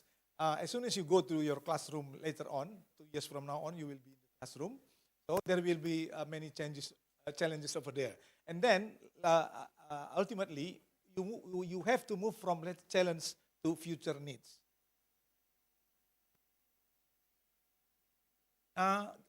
Immersive learning is positioned at the intersection of experience, intelligence, pedagogy, and sustainability. So this isn't only technology. So we need so many theoretical foundations. First, about the core learning theories, pedagogical frameworks, cognitive motivational and motivational support, and technology and sustainability. This is all the related theory if you want to see further, and also how where you can find and who is the writer. Then as a result of qualitative review, the conceptual framework of the study about VR, AR, or XR, virtual reality, augmented reality, and mixed reality, and plus with the AI, so you have to build a learner experience, at the same time sustainable learning futures. Means that learner experience, they should be engaged, personalized, collaborative, and in higher order thinkings. Tahu ya, HOTS ya, keterampilan berpikir. And then how to make them sustain. There should be inclusive, equity, life learning, and then related to the 4th SDGs. This is as I said just now, this is a systematic literature review. We use Prisma-inspired process, a little bit different from. So the key message here is the analysis combined descriptive mapping and theory-driven thematic synthesis. The syntax, identification, screening, and that's the dimension, and that's the focus of the qualitative search. This is the first result. There are 7 results. The first result that about the conceptualization of immersive learning, the reviewed literature reveals that immersive learning is conceptualized in 3 dominant. So remember, technology-driven definition, experience-driven definition, and pedagogical definition. You see here, as the ultimate of this discussion, the fragmentation suggests a need for a unified framework that integrates experience, technology, and pedagogy. Nanti kalau di kelas ada teknologinya, ada muridnya, ada pelajarannya, ada pengalamannya. Gabung jadi satu. Result 2. Result 2, technology supporting immersive learning. The analysis identifies 4 main technology cluster, VR, XR environments, AR application, AI-driven system, and hybrid ecosystem. You are familiar with hybrid ya? Apa namanya itu? Campur-campur itu apa namanya? Blended learning, ya. Yeah. And also you are familiar with flipped classroom? Yeah, okay. It is kind of that. However, namun demikian, many implementation remain technology centric rather than pedagogically grounded. Gampangnya, ketika Anda punya alat gini, Anda lebih asik dengan alatnya ketimbang pedagogi yang dipakai supaya anak-anak kita itu tahu apa yang mau dipelajari. Terus, objective 3, the results, recurring pedagogical approaches include 4 critical aspects. Experiential learning cycle, problem-based and inquiry-based learning, familiar ya, inquiry-based ya oke ya. Simulation-based instruction, pernah melakukan simulation? Belum, oh karena belum guru ya, masih belajar ya. And then gamified learning environments, pernah dengar? Gamified games di dalam kelas ya, oke. Apa yang harus diperhatikan, what should be seriously noticed, effective immersive learning occurs when technology, remember, pedagogy and content are meaningfully aligned. They are in one harmony. Berikutnya. Result 4, learning outcomes. Across studies, immersive learning demonstrate positive impact on 3 aspects. Jadi 3, kalau pakai immersive itu 3 yang paling baik adalah engagement and motivation. Apa bahasa Indonesianya engagement itu? Apa? Keterlibatan, ya. Engagement and motivation. Second, conceptual understanding and retention. Retention means today you teach your students and they can still remember when they are going to the exam. Jadi hari ini belajar, bulan depan uji masih ingat. Itu kira-kira maksudnya. Higher order thinking skills. However, cognitive theory highlights that poorly designed environments may lead to overload, reducing effectiveness. So if you have a complete technology, but if you cannot provide a good environment, study environments, it won't work. Jadi kalau tidak dibuat lingkungan belajar yang baik, tidak ditumbuhkan, yang tadi semua itu percuma. Result 4 ya, contribution to sustainable learning futures. There are 3 partial alignments, strong contributors to quality education, SDG part 4, moderate attention to lifelong learning, belajar sepanjang hayat, ya oke. Limited focus on equity and inclusivity. What should be taken into account here? There is a need to move from technological innovation toward socially responsible and inclusive. In other words, even if you have a very good technology and they are very complete, lengkap begitu, but if you don't have special attention to anak murid, socially, culturally, they won't get anything from your learning. Objective 6, challenge and ethical consideration. Key challenge identified include access and digital divide. Digital divide apa Indonesianya? Ketidaksamaan peralatannya, sumber daya gitu ya. And then high cost and infrastructure requirements, ethical concern, limited teacher readiness and training. Buat teman-teman PPG yang 3 sama 4 itu agak diperhatikan. Kan whether you like it or not, within these 2 to 3 years you will be in the classroom in front of the students ya. Okay, so there will be a data privacy, AI bias, and so on. And then these challenges directly affect the scalability of immersive learning. 7, research gaps and future direction. For you who wants to have penelitian tindakan kelas ya? Ya, tindakan kelas. You may use this one. Lack of longitudinal and large-scale studies. Once you have immersive learning in your classroom, and then observe your students. What they are doing, or how can they get advantage of your learning. PTK ya, benar ya? PTK namanya, tindakan kelas ya. Oke, limited integration of AI and immersive pedagogy. Even if you have a very good technology, if the pedagogy is not there, there is no learning. It is not, habis waktunya. It is not about luring or daring. As long as the learning is there, you are a teacher. Jadi bukan soal online, bukan soal offline-nya, tapi ada nggak learning-nya. Excuse me, Prof. Oki, your time only 3 bunyi minutes. itu. So, terus, this is the emerging transformation from technology centered to experience centered, from static system to AI adaptive system, and then from engagement oriented to sustainability oriented learning. So even if you are engaged with your student, but you have to make it sustainable. So the main tension, the transformation is incomplete yet, even though you have this one. So the main tension lies between rapid technology advancements and slower pedagogical and ethical integration. Last, uniqueness. Immersive learning is no longer merely technology immersion, but intelligent, pedagogical, and sustainable transformation. And the last, Remember, the future of education is not simply digital. It is immersive, intelligent, human-centered, and sustainable. Thank you. This is some of the references. Terus. Bu, terusin. Ada masih banyak. Ya ini semua. Ada terakhir nanti itu. Nah ini. Okay. Oh sorry. I use the AI also to make this systematic qualitative review. Thank you very much. Okay, give applause for Prof. Gorky. So maybe one of you have a question for Prof. Gorky. Maybe I will check the Zoom. Ya, use bahasa Indonesia, it's okay. Okay. Kalau ada yang bisa bahasa Cina juga saya bisa kok. Kalian bahasa Cina saya pulang. Ya Bu, ya. Okay, maybe for the other presenter or other participants on the Zoom. Oh, okay. Okay, we will start from here.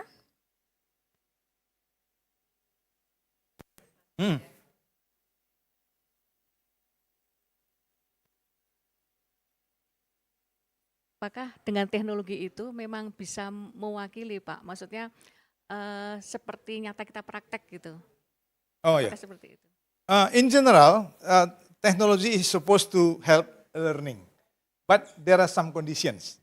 First, you prepare all the materials beforehand, and then before you go to the classroom, you have to try it first within yours and some students, for example, and then after that, as soon as you give the materials within simulation, you have to have lembar observasi, and then you check whether student readiness or your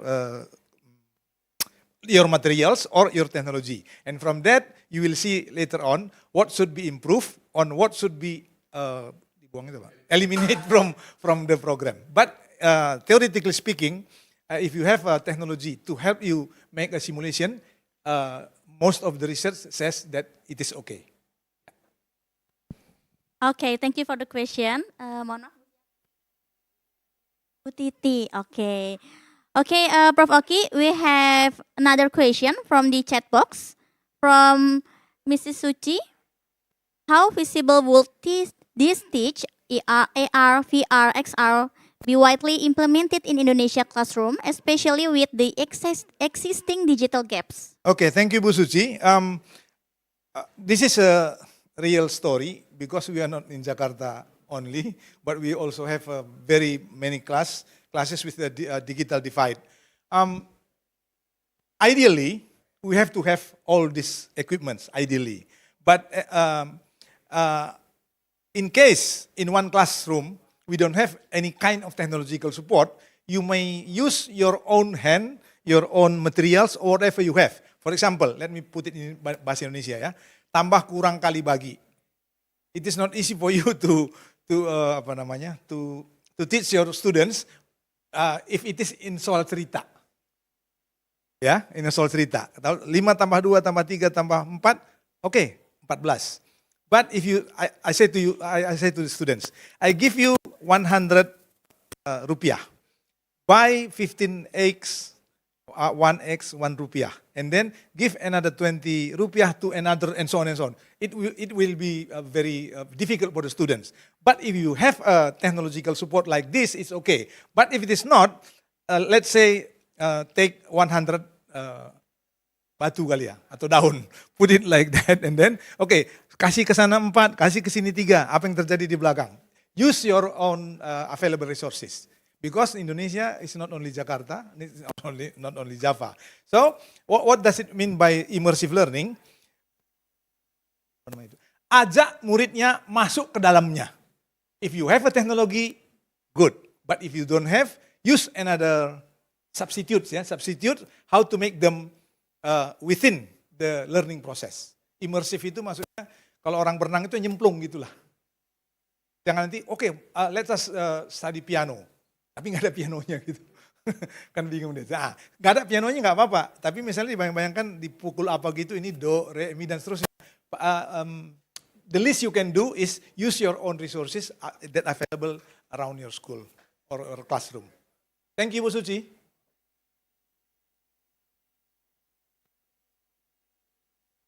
Mrs. Suci, maybe this the okay. So appropriate technology also Iya, appropriate. applies Teknologi tepat for guna kalau orang immersive dulu bilang. learning in this case. Okay, thank you so much. Okay, give applause again for Thank you. Prof. Oki. Okay, nice presentation. So we will go to the next presenter. Bu lagi, Mrs. Siti Samsia. Okay, from Universitas Terbuka.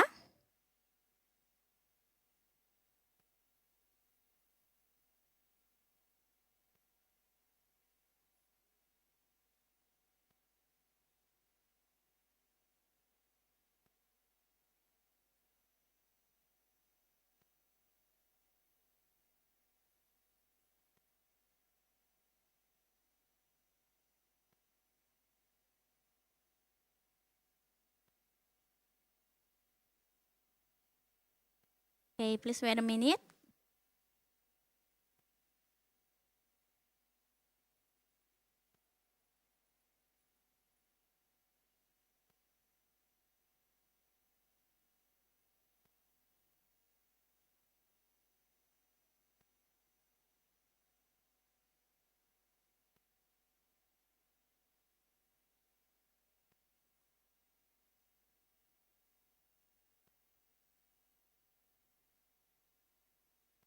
Good afternoon. My name is Siti Samsia. I would like to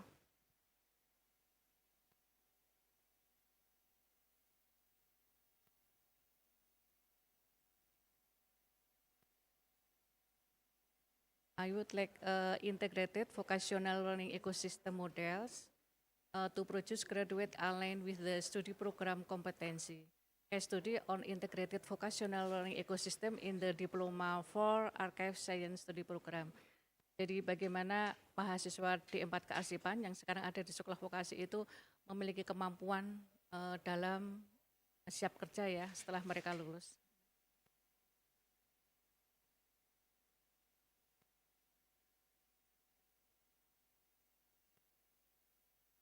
Introduction. Vocational education has emerged a strategic solution to reduce educated and employment and accelerate economic growth by provide a ready-to-use scale workforce. Unlike academic education, which emphasizes the development of both theory and knowledge, vocational education has fundamentally philosophy learning by doing. Its primary focus is on mastering specific applied skill. However, the reality on the ground demonstrates mismatch between the competency posed by graduate and the qualification required by the business and industrial world are today.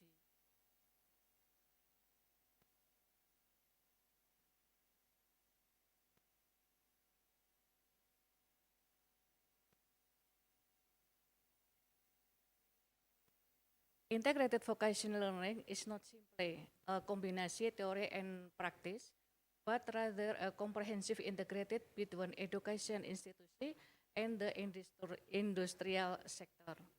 Its vocational study program has a specific graduate profile, the definition of which must be derived from the Indonesian National of Work Competency Standards or SKKNI.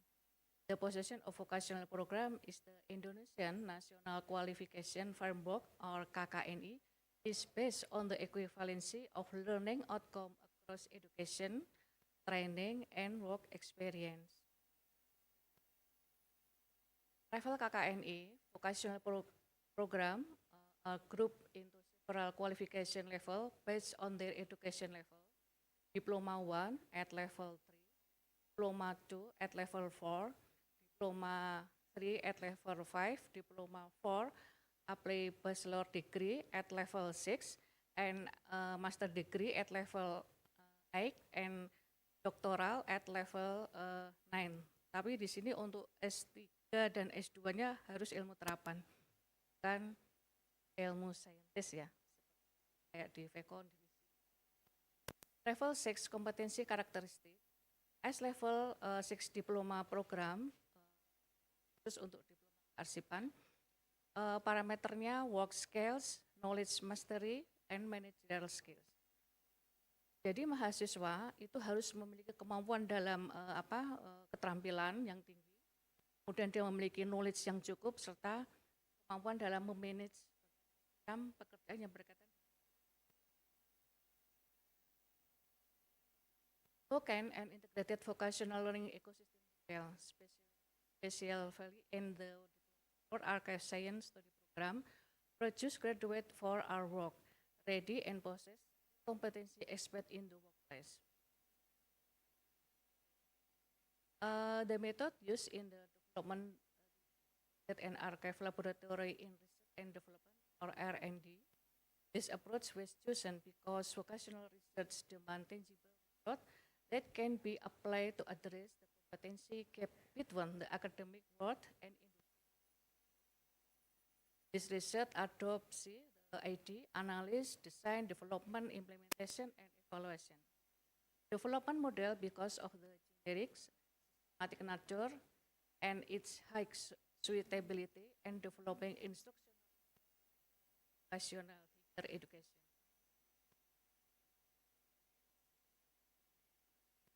The integrated laboratory for the Diploma 4 Archive Study Program is not just a story, sekedar memberikan tempat untuk memberikan simulasi yang seperti Pak dan tadi ya, itu sangat membantu, termasuk iklim yang kondusif yang ada di lingkungannya. This laboratory is designed to bridge static archive, dynamic archive. The following are the main components typical found in the Diploma for Archive Integrated Laboratory.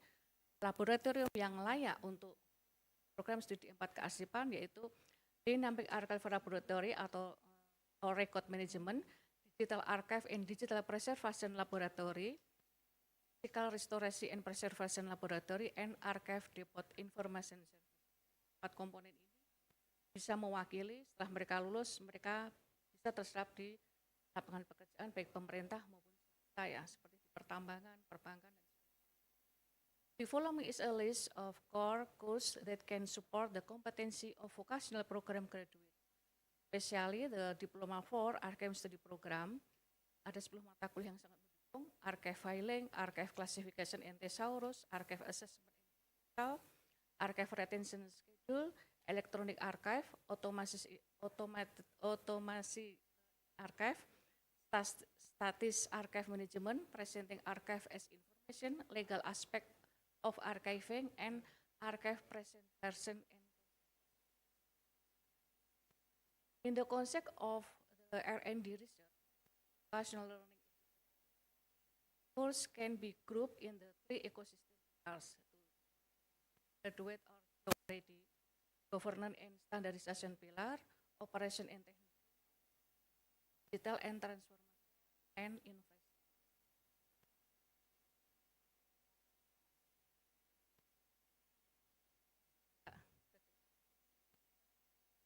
Nah itu.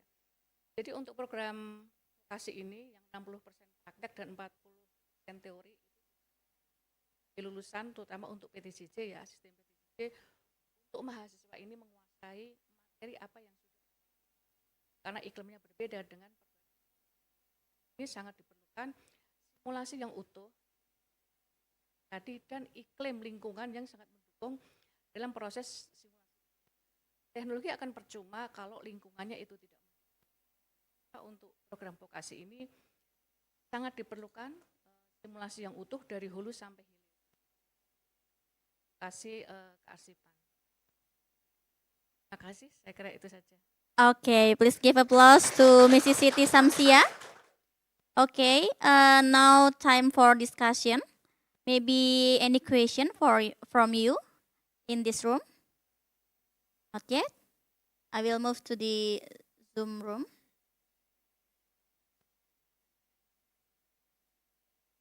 Okay, so from the participants in Zoom, maybe you have a question for Mrs. Siti Samsia.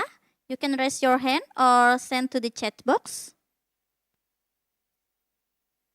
Okay, not yet. Okay, thank you so much, Mrs. Siti Samsia, for your presentation. Okay, now we will go to the next presenter. Please welcome Mr. Adi Susilo from Universitas Terbuka. Okay, with the title of the article is The Impact of AI on Students' Thinking Skills in Indonesian Higher Education. Okay, good. Yes. Okay, good afternoon, participants and speakers. This afternoon, I would like to present the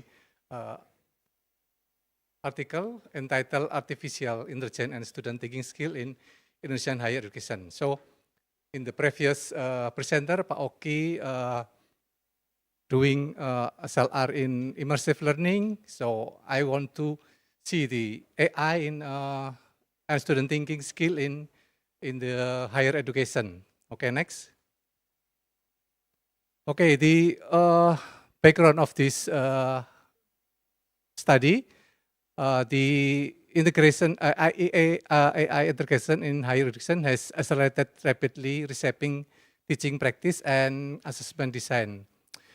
Indonesia large higher education sector face both the promise and risk of AI adoption. So, evidence on AI impacts on student thinking skill remain fragmented across discipline. Jadi latar belakang studi ini adalah karena akhir-akhir ini AI diterapkan di bidang atau di lingkungan perguruan tinggi, positif dan negatifnya belum diketahui secara utuh ya. Kemudian untuk theoretical framework-nya ada 3. We have 3 theoretical foundation. The first one in CPD ya, from Vygotsky, Zone of Proximal Development. It is AI as dynamic scaffold. The second is distributed cognition, AI as a cognitive partner, extending human thinking. And the third one is self-reported learning. This is metacognition as the key mechanism through which AI either strengthen or weaken long-term thinking development. Okay, next. Next. Okay. Yeah, next. This is this is the old one, yeah. Okay, no man. Okay, the methods use Prisma. So I got more than 1,000 manuscript from the 4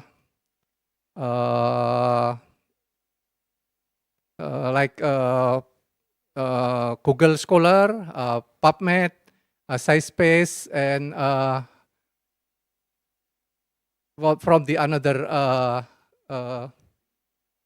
resources. And the selection process from the 1,038 records identified, and then 897. This is the duplication, and until the final extraction, I got 29 article to do this literature review. Okay, next. This from the 29 studies from 2023 until 2035 confirm AI has conditional effect on thinking skill. The key findings. AI affect thinking skill through pedagogy, not technology alone. Active, guided learning design produce gains, and passive AI use show neutral or negative effect. So from the result, this is the conclusion. Integrated AI into active learning with cognitive challenge require students to explain and critique AI reasoning, prevent excessive dependence on AI-generated answers, prioritize professional development for lecturer to design AI supported, and AI has conditional potential to enhance thinking skill in higher education. Strongest evidence, critical thinking and metacognition under guided, active learning. Then evidence is weaker for creative thinking, problem solving, and computational thinking. So technology type matters less than the learning design surrounding it. So beberapa kesimpulan di sini untuk compositional thinking masih sedikit diperoleh ya, karena literatur reviewnya belum terlalu banyak. Kemudian untuk previous, untuk future research should prioritize control study comparing guided versus unguided AI use. So untuk nanti jika ada mahasiswa yang mau riset, bisa riset penggunaan AI ya, yang di guide oleh guru atau yang kontrol ya tanpa guru. Oke, next. Nggak ada terus. Mungkin itu saja. Thank you. Okay, give applause for Mr. Adi Susilo once again. Okay, so this time is the discussion session. Maybe in this room want to ask some question for Mr. Adi. Ya. Silahkan mau tanya pakai bahasa Indonesia boleh. Sudah mengambil belajar di era digital semester 1? Belum ya? Nanti semester 2. Okay, I will check from the chat box. Okay, not yet. Okay, not yet. Okay. Okay, I will ask again from this room. Maybe you want to ask by bahasa Indonesia. It's okay, maybe. You will be a teacher, and maybe you want to ask something about this one. I think this research is this. Ya, Okay, silakan. nice.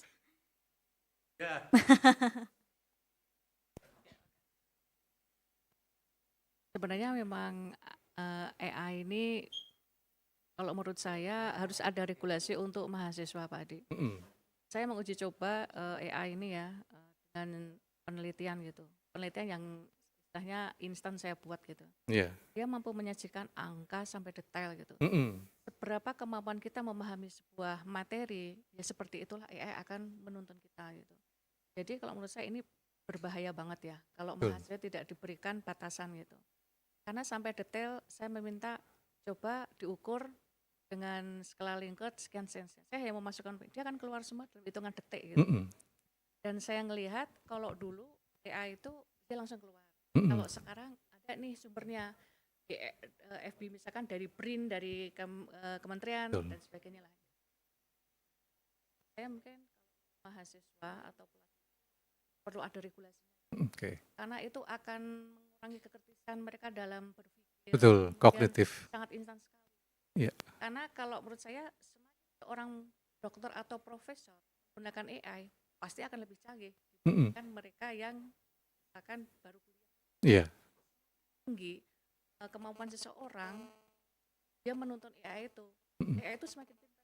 Kalau saya memperhatikan bagaimana regulasinya supaya Ya, baik. Penggunaan AI. Oke, baik. Mungkin saya jawab pakai bahasa Indonesia. Yang pertama, kita sudah punya buku putih mengenai etika ya penggunaan AI yang dikeluarkan oleh kementerian. Yang kedua, yang perlu kita buat adalah AI-nya kita batasi.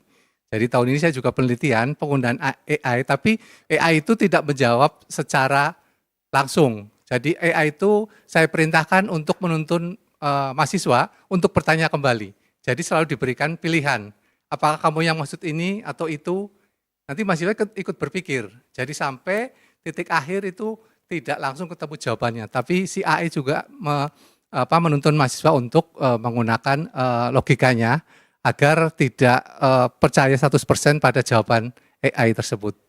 Ya, jadi AI-nya dibikin seperti chatbot, tapi jawabannya tidak langsung ketemu pada yang diminta mahasiswa. Ya. Berarti itu AI tapi untuk lokal gitu ya, Pak? Iya, nanti dimasukkan bisa ke Tuton atau dimasukkan di saat-saat kita pelajaran di kelas begitu. Oke, silakan ada yang lain. Ibu guru, calon-calon ibu guru. Salah satu keterampilan bertanya loh. Ayo silakan. In English or Indonesia? Oke. Bagaimana biar kita gak ketergantungan AI gitu. Soalnya sekarang kan banyak banget menggunakan AI gitu. Terima kasih. Baik, terima kasih ya. Untuk menghindari ketergantungan penggunaan AI, jadi diri kita sendiri ya, self-regulative learning-nya. Jadi kalau memang kita sudah bisa mampu menjawab pertanyaan atau untuk kepentingan kita sehari tidak memerlukan AI, jangan dipaksakan untuk menggunakan AI ya. Walaupun AI dapat mudah diperoleh ya, baik yang gratis atau berbayar, ya tetap pada pengendalian diri kita sendiri, itu yang penting. Mungkin itu Bu Moderator. Okay, thank you so much, Mr. Adi Susilo. Okay, please give applause for Mr. Adi Susilo. Right, so we need to think twice when we use AI, especially when you try to try to solve the problem when you try in your teaching and learning. But maybe this is difficult, so very difficult for teacher to make sure that the students not only use AI and they not try by themselves again. Okay, thank you so much, Mr. Adi Susilo. And then we will go to the next presenter, Mrs. Reni Tarmini from Universitas Terbuka. Yes, okay. Please welcome. And the time is yours. Okay, thank you very much for the time and opportunity given to me. Good afternoon, ladies and gentlemen, honorable lecturer and dear friends. I'm Reni Tarmini. I'm currently a student at Universitas Terbuka, and today I will present my topic entitled The Effect of the Contextual Teaching and Learning Approach on Elementary School Student Mathematical Comprehension Skill. Okay, without further delay, let me begin by giving you an overview of my research background. The low-level mathematics understanding among elementary school students in Indonesia. This is demonstrated by PISA 20 and 22 PISA data, in which Indonesia ranked 69 out of 81 countries. My student can perform calculation but struggle to apply mathematical concepts in everyday life. Mathematical teaching methods that remain informative and exam-oriented. Teachers tend to merely provide information and train students to answer exam questions, resulting in students being under-engaged in discovering concepts. Consequently, mathematical understanding is superficial and easily forgotten. Okay, the next for a move contextual teaching approach. Given the abstract nature of mathematics, an approach is needed that connects the material to student real life. The contextual teaching and learning or CTL approach is seen as capable of helping students understanding concepts better through everyday experiences. Okay, I would like to continue with the research focus, where I will explain the objective and the main issue analyzed in this study. Research focus. This study focuses on analyzing the improvement and impact to using the contextual teaching and learning CTL approach on student mathematical comprehension skill compared to conventional instruction. Okay, next methodology. Experimental design. This study employed a non-equivalent control group design. This study involved two classes, an experimental class and control class. Both classes were initially administered a pretest to assess their baseline abilities. Subsequently, the experimental class was provided with instructional treatment using the contextual teaching and learning approach, while the STAD cooperative learning model was implemented in control class. In the next step, both classes were administered a posters to determine whether to intervention had an effect on student mathematical comprehension skill. Okay, sampling method. The population for this study consisted of 3 grade elementary school students in Kedungulu Village and Jatan Subdistrict in Indramayu Regency. The sample for this study consisted of class 3A as the control group with 20 students and class 3B and the experimental group with 20 students. Data collection. This study used a written test in the form of an essay. Non-test data will collected using the documentation technique. This is a picture at control class and experimental class. And this is research instrument essay test. Okay, next. The result, analysis of improvement in student mathematical comprehension skill. The table above the N-gain score obtained in the experimental and control classes saw a significant difference. The mean score for the experimental class was 0.8207, which falls into the high category, while the mean score for the control class was 0.5161, which falls into the moderate category. Based on this data, a difference of 0.3046 was observed in the mathematical comprehension abilities of elementary school students. This indicates an improvement in mathematical concept in comprehension in the experimental class. The analysis the effect of the contextual teaching and learning approach, or CTL, result of the effect test regression significant test. Based on the table above, it is evident that F value is greater than F table, or 26.246 is greater than 4.41, which means that the use of the CTL approach has an effect on the mathematical comprehension skill of elementary school students.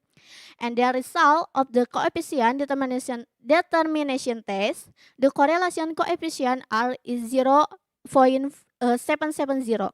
From this result, the coefficient of determination R squared is 0.571, which indicates the CTL approach accounts for 57.1% of the variance in student mathematical comprehension. A result classified as moderately effective.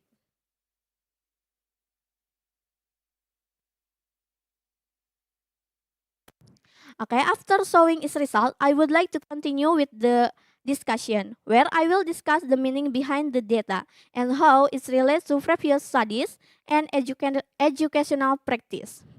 Mathematical comprehension skill of students in the experimental and control classes. Based on the analysis of the N-gain score, the experimental class achieved an average score of 0.827, high category, and the control class achieved a 0.5161, moderate category. This finding align with the view of Asep Sunandar in Alvera et al. 20 and 22, whose research demonstrates that the use of the contextual teaching and learning, or CTL, approach has a positive impact on student mathematical understanding. Specifically, students who use the CTL approach exhibit better mathematical understanding than those who use direct interaction. This is because, according Rusman in Julianti and Pujiastuti 20 and 20, using the CTL approach stimulates the brain to construct patterns that give meaning by connecting learning to events to daily life. Next, the impact of the contextual teaching and learning CTL approach, the linearity test coefficient of 0.313 is greater than 0.005, indicates the pre-test and post-test data in the experimental class exhibit a linear regression. Furthermore, the pre-test and post-test data for the experimental class show that the calculated F value was greater than the critical F table, specifically 26.246 is greater than 4.41. Therefore, H0 was rejected, indicating that the CTL approach has an effect on the mathematical comprehension skill of elementary school students. The coefficient of determination R square was calculated to be 0.571. Thus, the effect of the CTL approach is 57.1%, which fall into the moderately effective category. As not the study by Sugandi et Bernard, cite Sunarto et al. 20 and 21, the implementation of the CTL approach in mathematics interaction has a positive impact and can also enhance student mathematical understanding. After explaining the result and their meaning, I would like to read the conclusion, where I will outline the most important takeaway from this research. So the students which receive instruction using the contextual teaching and learning approach demonstrate better mathematical comprehension skill than those who receive instruction using the SCID cooperative learning model. This is evidenced by the result of the N-gain score analysis, where the experimental class achieved on average of 0.827 high category and the control class 0.5161 moderate category. Additionally, the CTL approach demonstrated a higher effectiveness rate of 57.1%, classified as moderately effective, compared to the STAD cooperative learning model, which had an effectiveness rate of 22.2%, classified as an ineffective. The use of the CTL approach has an impact on elementary school student mathematical comprehension skill, as evidenced by the coefficient of determination in the regression analysis for the experimental class, which was 57.1%, and by the increase in the average mathematical comprehension score of students in the experimental class that use the CTL approach. Well, that's bring me to the end of the presentation. Thank you very much your attention. Okay, thank you so much. Does anyone have any question? Sorry. Maybe any question from participants here?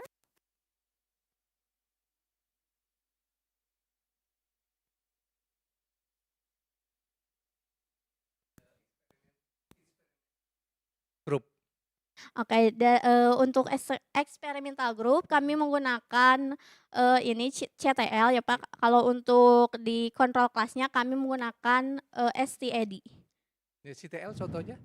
Misalkan kita kan kalau misalkan dari CTL itu kan menggunakan barang-barang yang ada di dunia nyata. Misalkan kan ini tentang tadi dijelaskan bahwa kelas 3 itu tentang bangun datar. Nah, contohnya misalkan kalau misalkan langsung bangun datarnya dari persegi panjang, misalkan kita ada buku, nah pakai buku. Kalau misalkan lingkaran kita ada misalkan jam di dinding, bisa kayak gitu seperti itu Bapak. Ya, itu kontrol sama eksperimen dalam satu sekolah ya? Iya betul, dalam satu sekolah kelas 3A untuk kontrol kelasnya, 3B-nya untuk eksperimental kelasnya. Ya, untuk mungkin nanti lain kali untuk pemisahan kontrol sama eksperimen lebih baik sekolahnya terpisah. Karena apa? Karena itu nanti akan bocor informasinya. Kan kadang anak-anak sekolah kan bercerita dengan temannya. Nah, itu mungkin mempengaruhi bias nanti penelitian. Thank you. Oke.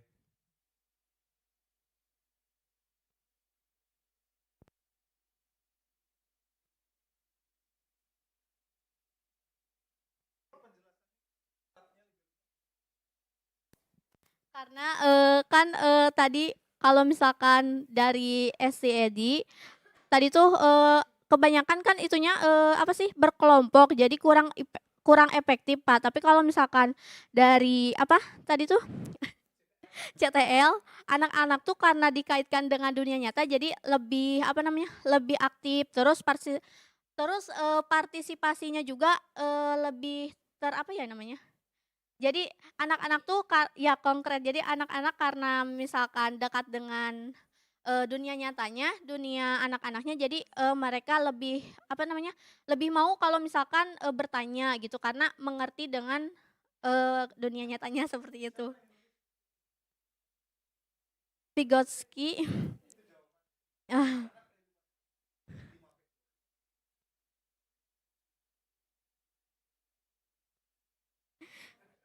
Thank you. Okay, last question maybe. Okay, thank you for the opportunity. I am Rizka Syahri from Universitas Terbuka. I would like to ask a question. What advice would you give to teachers who are trying the CTL approach for the first time in the mathematics instruction? Oke, kalau misalkan saran untuk guru, kita bisa menggunakan hal-hal kecil terlebih dahulu. Misalkan kayak tadi, kita bisa mendorong partisipasi anak dengan misalkan coba anak-anak di kelas ini misalkan ada bangun datar apa, contohnya kayak gimana. Nah itu kan dengan dikaitkan dengan apa namanya, dengan dunia nyatanya gitu seperti itu. Kemudian kita juga bisa apa ya? Bisa mengaitkan topik-topiknya yang dekat dengan anak seperti itu. Okay, thank you so much for Mrs. Reni Tarmini. Yeah. Okay, so we will go to the next presenter. After this presenter, maybe I hope the next presenter will explain the presentation with English. Yes, because we now have a live streaming in YouTube. So we will call Mr. Muhammad Isan. Are you here? Okay. Yes, I'm here. Wait a minute, I need to turn on the In sound. Zoom meeting.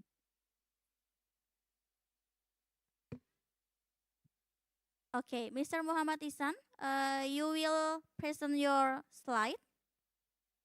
Yes. Okay, the time is yours.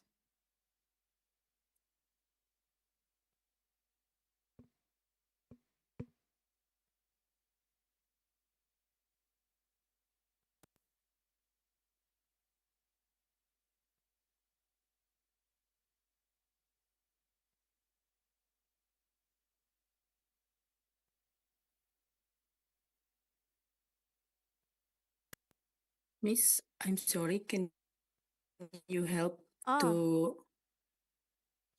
Okay, okay. Maybe you can wait a minute. I will check the slide first. Okay. Maybe you can share the slide on the chat box. Then I can download your slide.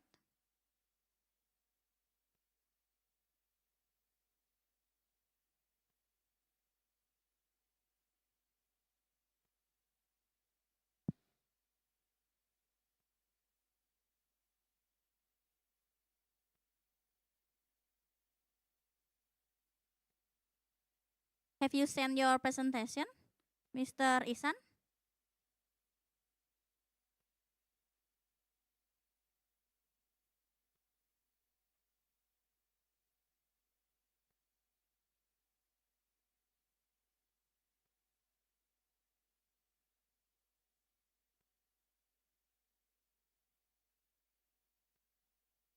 Hello?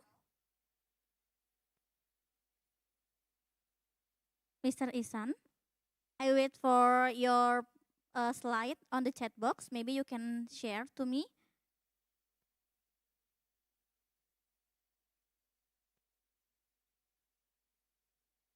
Yes, I'm di chat box.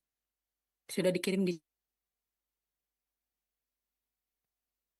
Okay, thank you. Wait a minute.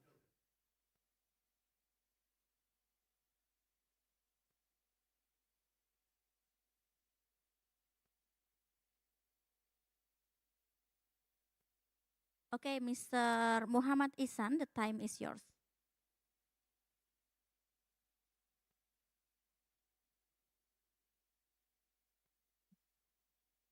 Okay, thank you very much. Thank you to the moderator and all participants for this opportunity. Good afternoon, everyone. My name Muhammad Ihsan. You can call me Ihsan. Today, I'd like to present. Our research entitled "Internalizing the Values of Pancasila Through Habit-Forming Learning in Elementary School." Please, next slide. Let me start with the background of this study. Currently, elementary school in Indonesia faces serious character education challenges.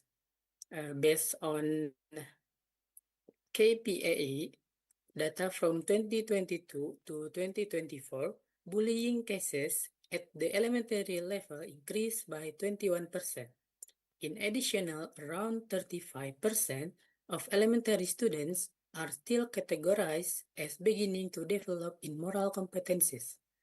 This issue is important because elementary school students are in the concrete operational stage according to Piaget, meaning they learn experiences and repeated practice rather than abstract explanation. Therefore, is a gap between curriculum ideals, and student actual behavior, which requires more practical and sustainable learning strategies. Please, next slide.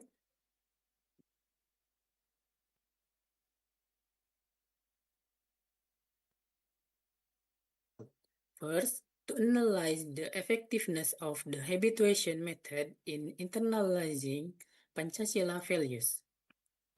Second, to map the implementation and impact of habituation at the elementary school level.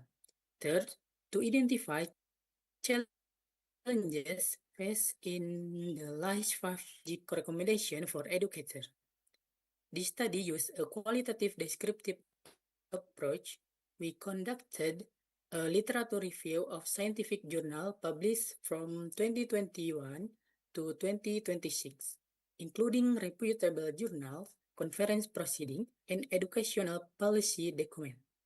The data were analyzed through 3 stages: data reduction, data presentation, and conclusion drawing. Please, next slide. In our finding, we identify 3 core habituation framework. The first is programmed habituation or routine activities. Example include flag ceremonies to strengthen nationalism, congregational prayer, memorizing short surah, and literacy session. The second is spontaneous habituation. This refers to teacher immediate response to student behavior outside scheduled activities such as teaching, weighing, culture, and encouraging students to apologize when making mistakes. The third is exemplary behavior or modeling. Teacher act as role model whose behavior is imitated by students. Therefore, teacher must consistently demonstrate Pancasila values, both in real life and in digital interaction. Now let's move to the result.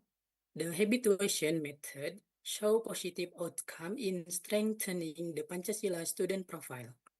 The highest achievement was in the dimension of faith and piety, with a score of 83%. Other dimensions such as global diversity, creativity, mutual cooperation, and independencies also show strong results.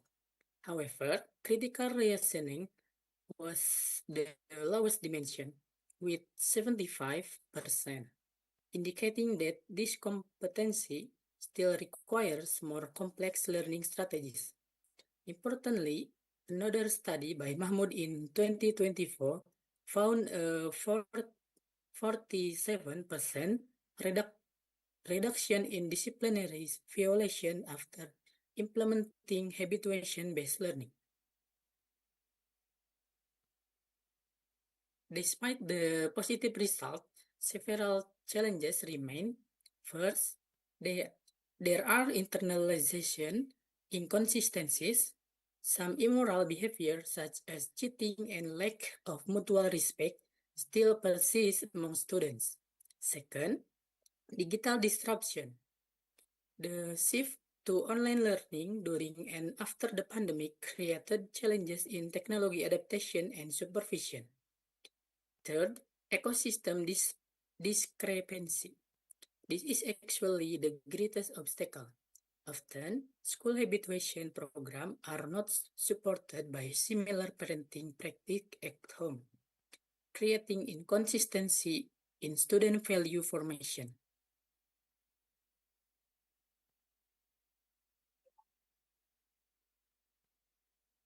Now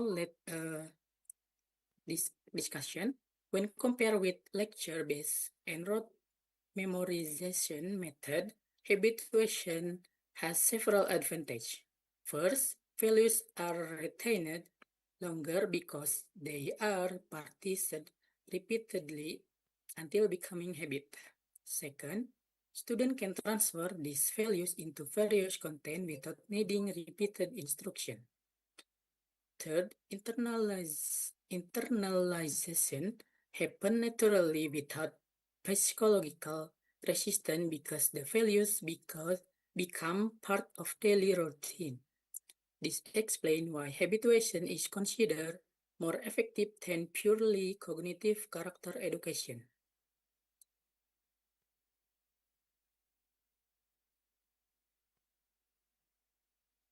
Another important finding is the central role of teacher.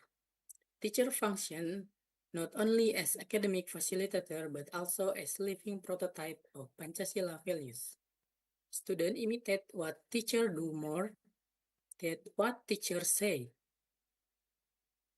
Therefore, teacher must demonstrate ethical behavior, respectful communication, discipline, and responsible digital citizenship.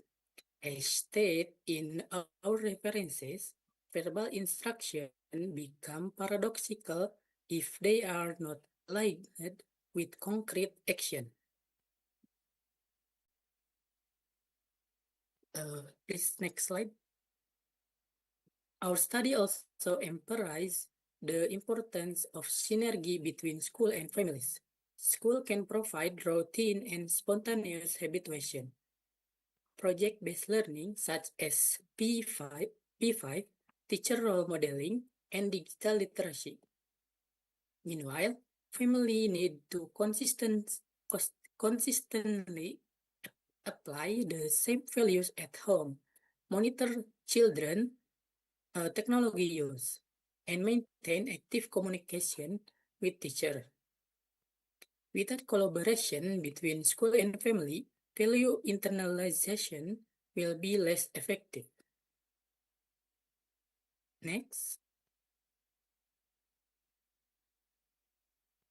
In conclusion, the habituation method is proven to be effective and practical in internalizing Pancasila values in elementary school. Its success depends on 4 stages: preparation, planning, implementation, and evaluation. Most importantly, success relies on consistent routine and teacher role modeling. Based on our finding, we recommend 4 strategies. First, integrate digital citizenship into daily school routine. Second, strengthen the synergy between religious, nationalist, and digital literacy activities. Third, build participatory communication system between school and families. And fourth, periodically revitalize character education program. Finally, Pancasila values should not be viewed as rigid doctrines. Thank you. Thank you for your Okay. attention. Okay, thank you so much, Mr. Muhammad Ihsan. Please give applause to Mr. Ihsan. Okay, now we will start our discussion session. Maybe participation here want to give a question? I will check the chat box first. Okay, Rizky Agas. Okay, Mr. Rizky, Okay, can do you you hear my want voice? to ask a question? Wait a minute. I need Okay, to can you hear turn my on the voice? audio here. Excuse me, can you hear my voice? Okay. Okay, Yes. actually, thank you. Okay, I'm Rizky Agassi Sihombing, and I am from National Taiwan Normal University. And thank you for Mr. Muhammad Ihsan for giving us such a valuable and also insightful presentation regarding about the Pancasila value in the elementary schools. You mentioned about the challenge. There are 3 challenges in your results and obstacles. There are some of challenge. So when as a teacher, how would you personally address this challenge in the classroom situation? As we know, like the teacher have a lot of innovation, a lot of just like a lot of strategy to face the challenge, to implement something. So as a teacher, what how do you think to face the challenge or the strategy? Do you have any strategy? I think that's all for me. Thank you.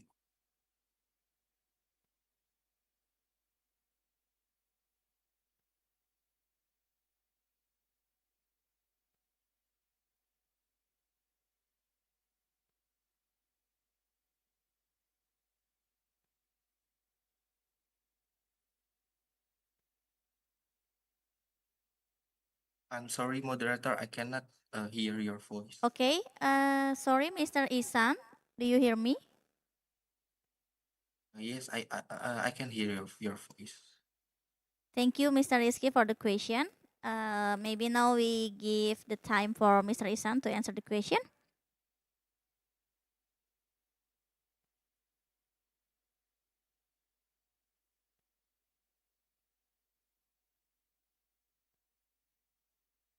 Wait, can I explain with bahasa? Okay, okay. Okay, I will make sure that, question is how to bagaimana caranya menghadapi kesulitan-kesulitan itu ya tadi. Yeah, correct. That's correct. Dari saya sendiri untuk menghadapi kesulitan-kesulitan tersebut itu dengan konsisten dengan cara memanfaatkan program-program yang sudah ada, terutama untuk di sekolah dasar di elementary school. Itu kan banyak seperti tadi sudah saya jelaskan tentang upacara untuk hari Senin gitu. Terus untuk pembiasaan sebelum belajar ada seperti menghafal surah ataupun menyanyikan lagu wajib nasional seperti itu. Nah, kadang di beberapa sekolah itu belum konsisten gitu. Kadang pembiasaan-pembiasaan ini itu tidak dilaksanakan secara konsisten. Mungkin untuk menghadapi permasalahan tadi itu bisa dilakukan dengan cara konsistensi gitu. Terima kasih. Thank you. Okay, is it enough, Mr. Rizky? It's very enough for me. Thank you. Okay, thank you. Maybe any other question for Mr. Isan? Okay, enough. Okay, thank you so much for Mr. Isan for your great presentation. Please give applause again. Okay, I hope you hear the applause from here. Okay, now we will go to the next presenter. The next presenter is Sunhua. I'm sorry, I don't know is it a Mr. or Mrs. from Sichuan Open University. Yes, I'm here.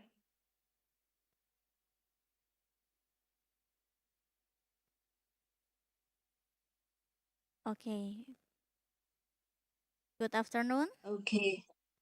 Yeah. Is everything clear on your side? Okay, is it Okay? Okay, it's clear. Okay, now I will begin. Okay.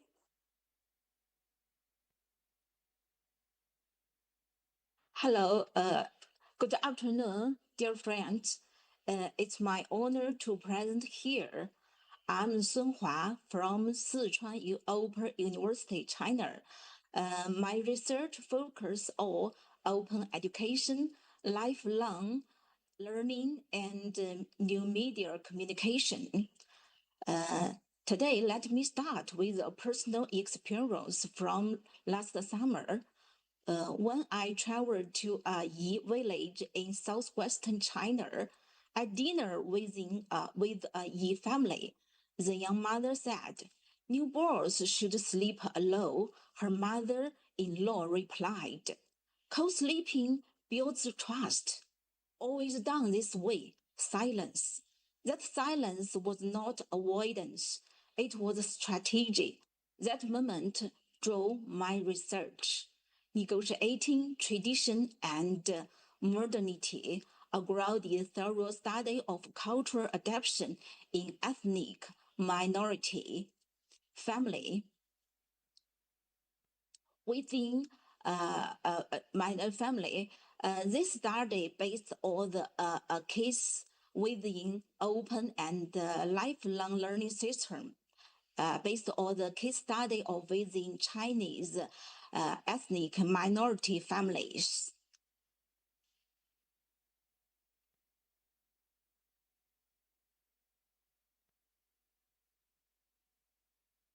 Now let me set the scene with the data. Lifelong learning policies reach deep into ethnic regions, but adoption lags far behind. Parenting school reaches 92%, while adoption 34%, legal education 88%, while adoption 29%, financial workshops 75%, while adoption 22%. Why the gap? Because policies treat families as passive receivers. They never ask what happens inside when knowledge clashes. Listen to how local wisdom speaks. Debt is a debt, collecting ghost. A fever needs blanket. There are not just saying, they are living rules, yet 89% of households faced intense model traditional clashes, and 76% of women act as knowledge translators. So family negotiation remains a black box.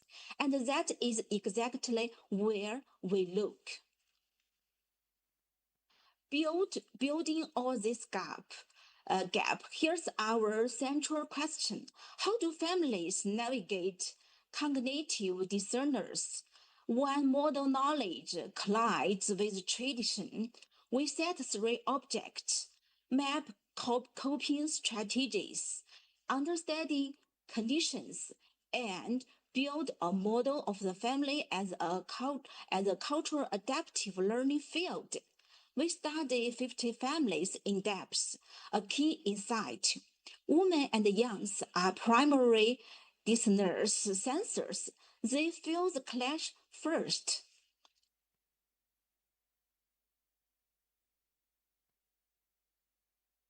To understand this dynamic, we turn to several existing research have three standards, but all misses family internal negotiation. So we extended cognitive dissonance theory, seeing the family as an effective cognitive community seeking relational balance. Two occurring concepts: zero and dissonance and strategic silence as systematic noise reduction. Sorry.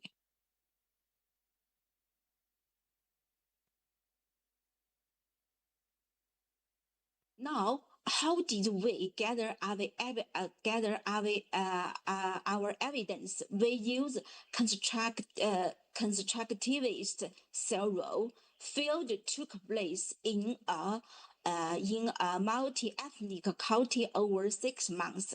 We worked with 50 households, collecting 450,000 transcript characters, 58 field notes, and 22 police documents. After 3 coding rounds, inner coder agreement reached over 85%, and we achieved the theoretical saturation. Our core category emerged: cognitive dissonance, negotiation, and meaning production within the family culture field. Let me now walk you through our 3-phase model.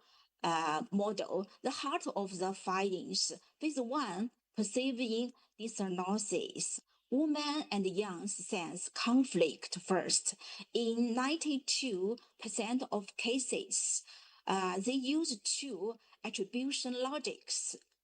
Generational difference or outside doesn't fit here, and they deploy strategic silence.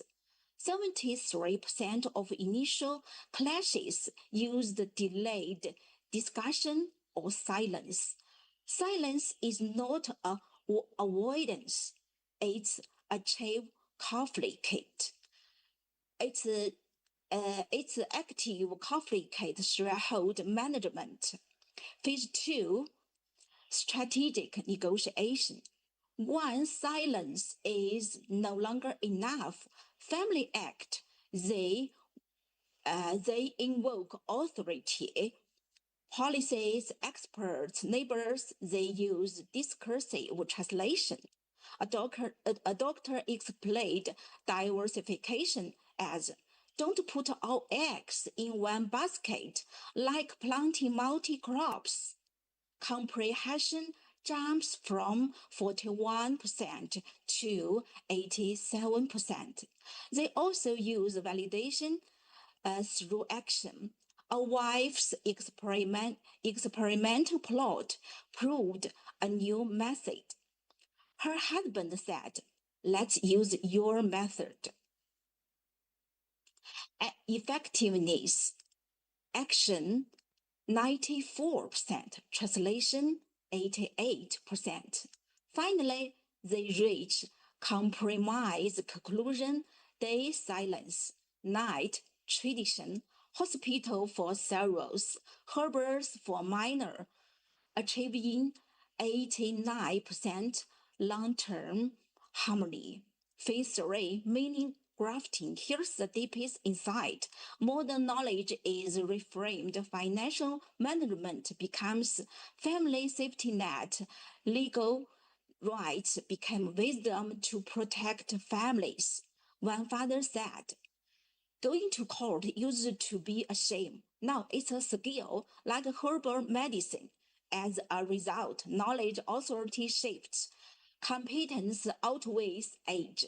In 67% of families, women and youngs gained real decision-making power. A new open learning culture emerges. Why do these findings mean for Thero? Four contributions. First, cognitive dissonance moves from individual to family system. Second, culture capital is heterogeneous and negotiable. Third, a culture region becomes collective family negotiation. Fourth, the family is a sequential harp, not a terminal. And remember, zero-sum dissonance. One member's relief can be another's tension.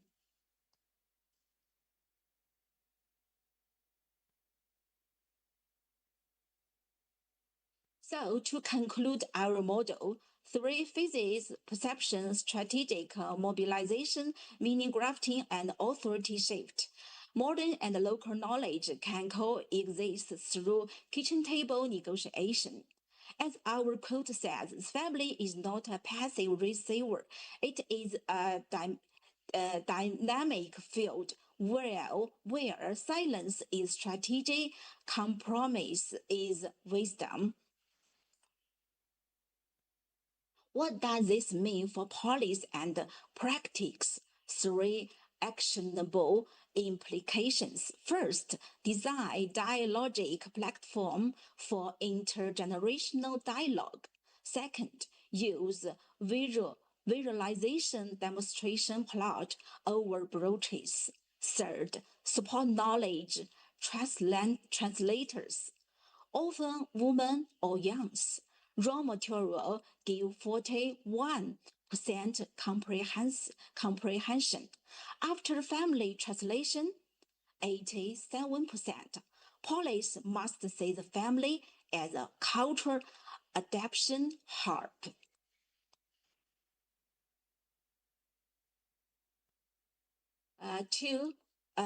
To close, thank you. I thank the 50 families, my research team, and our founder, the Sichuan research base. I'm open for discussion. Thank you. Thank you for you listen to the story of the kitchen table.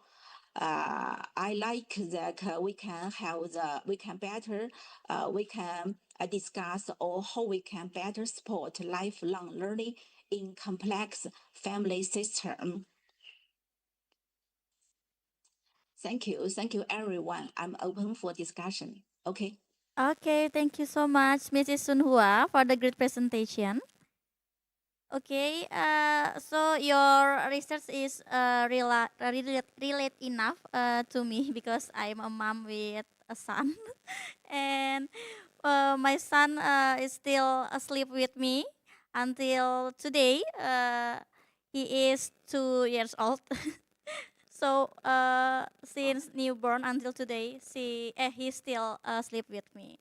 Okay, so now we open the discussion session. Okay, we get the first question from Hastanka. Okay, thank you. Yes, can you Maybe hear my Mrs. Sunhua, voice? you can stop share. Okay. Okay. Can you hear my voice? Wait a minute, Mr. Hastanka. I need to turn on the audio. Okay. Okay, good. Can you hear my voice? Yes, I can hear you. Okay, thank you so much. It is very interesting presentations from I wanted to know about when you mentioned on 22 policy documents, what kind of policy, how you analyze the documents, and what is your findings on 22 policy. So I wanted to know about policy on China's education system when we talk about lifelong learnings, how they create the policy.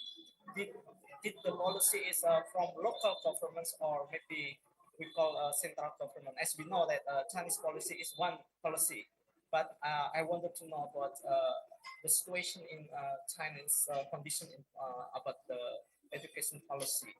And the second thing is I wanted to know about what the meaning of cultural adaptations. Could you give more specific or additional examples about cultural adaptations? Is it between minority ethnic or is it between the minority and national system, or can you relate it with the ecosystem in your countries or in China's policy? That is my questions. Thank you. Okay, thank you for the question, Mr. Hastanka. Okay. Thank you. Thank you very much. Thank you for your question. First, about the 22 policy documents. They are local and provincial lifelong learning and community education policies, plus some national level guidelines on ethnic minority education and rural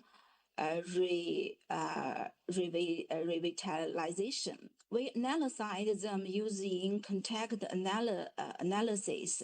We code policy goals, target groups, and implementation measures. Our main finding policies focus on top-down delivery, but they lack attention to family-level cultural conflicts and ignore the role of women and youngs and knowledge translator. Second, central to local government in China's lifelong learning policy.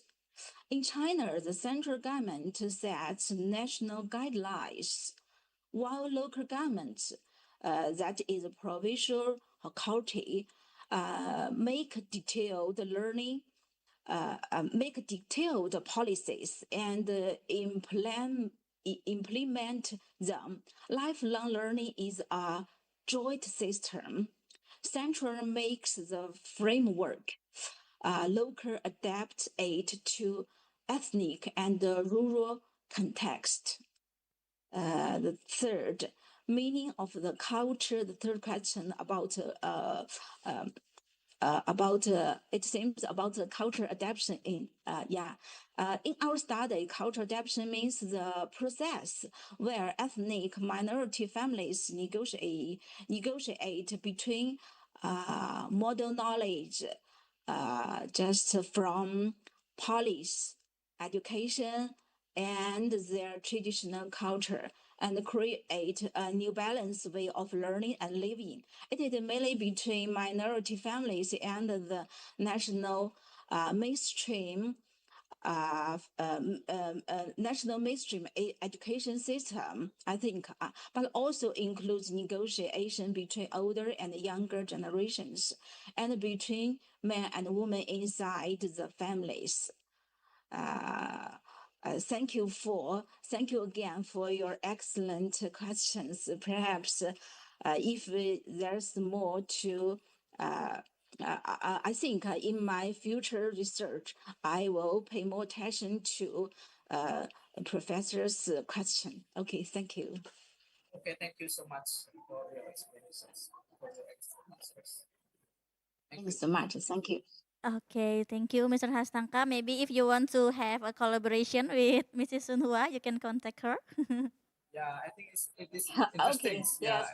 It is interesting when we discuss about the Chinese policy, educations, and lifelong learnings, how they develop the system and how they improve the quality of education. But maybe later we can discuss about minorities, how the access of minority in education. So there are a lot of questions if we talk about the Chinese education system. Maybe Ms. Sunha can explain next future, I think. Okay, Thank you, Raj, for your wonderful suggestion. Yes, if have the chance, I want to have the more discussion with Professor. Okay, thank you.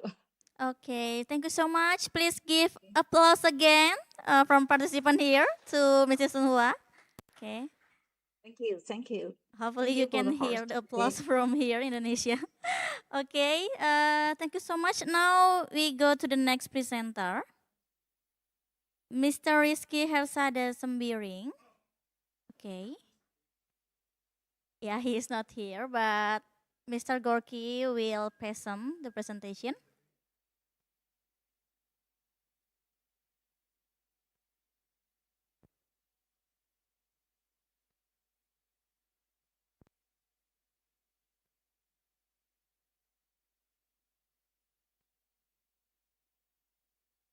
Again, Rizky should be here because tomorrow is holiday and he has to go to the hospital, yearly check. Tomorrow is holiday. Kebanyakan kerja lupa kalau besok itu kalau libur. Dan ini doanya libur ya, karena tersiksa selama BPG ya. Okay, this is the continuation of the first one. Tadi ada pertanyaan, how to assure that AI is not disturbing our thoughts. Apa tadi tanya? Bu Titi tadi ya. Yang satu lagi. Now we are going to see how immersive learning viewed by the students from student perspective. Bagaimana saya membuat bahan atau mengajar supaya saya berpihak kepada siswanya, supaya dia nggak minta tolong ke AI. Kalaupun minta tolong ke AI, dia tahu mau minta bantuan apa.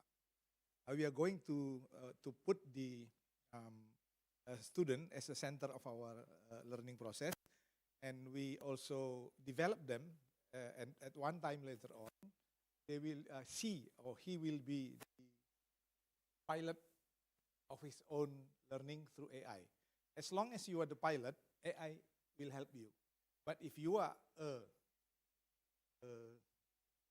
passengers, then we might be in danger. Okay, designing AI enhanced immersive learning materials viewed from distant learners' perspective. Simpelnya kita mau buat bahan supaya meskipun jarak jauh, tapi engagementnya itu ada. Kalaupun dia nanti menggunakan AI, dia tidak akan menghilangkan kreativitas dia untuk hots. Kira begitu idenya ini. Jadi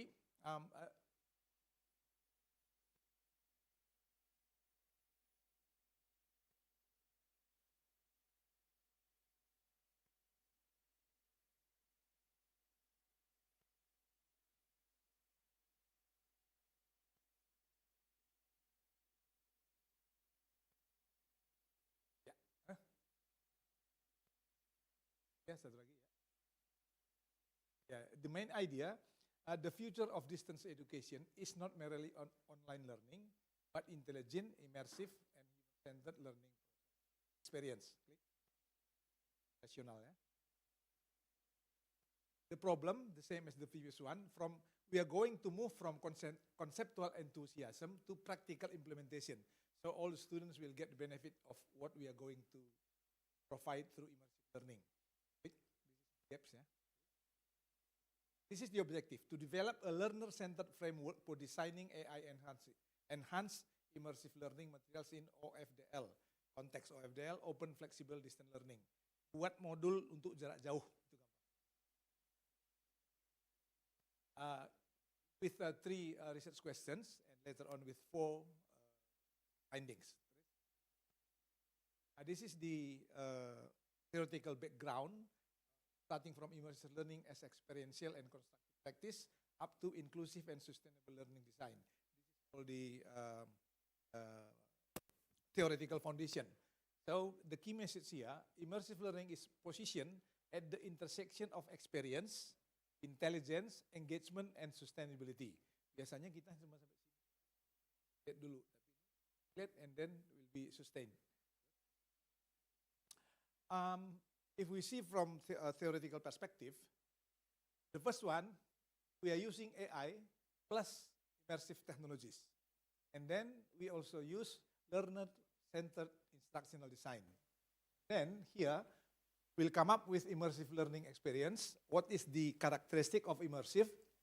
Presence, engage, interactive, personalized, and support. Personalized means that no student will left behind because of our classroom. And the last one, multidimensional learning outcomes, that should be touch the cognitive, affective, behavioral, and sustainability outcomes. Usually familiar with the first 3, yeah?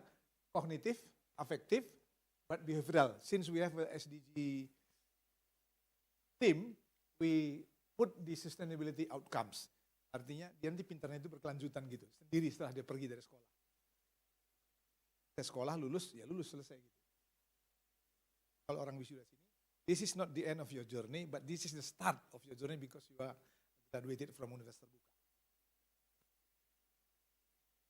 This is also similar to the first one. This is a qualitative systematic literature review.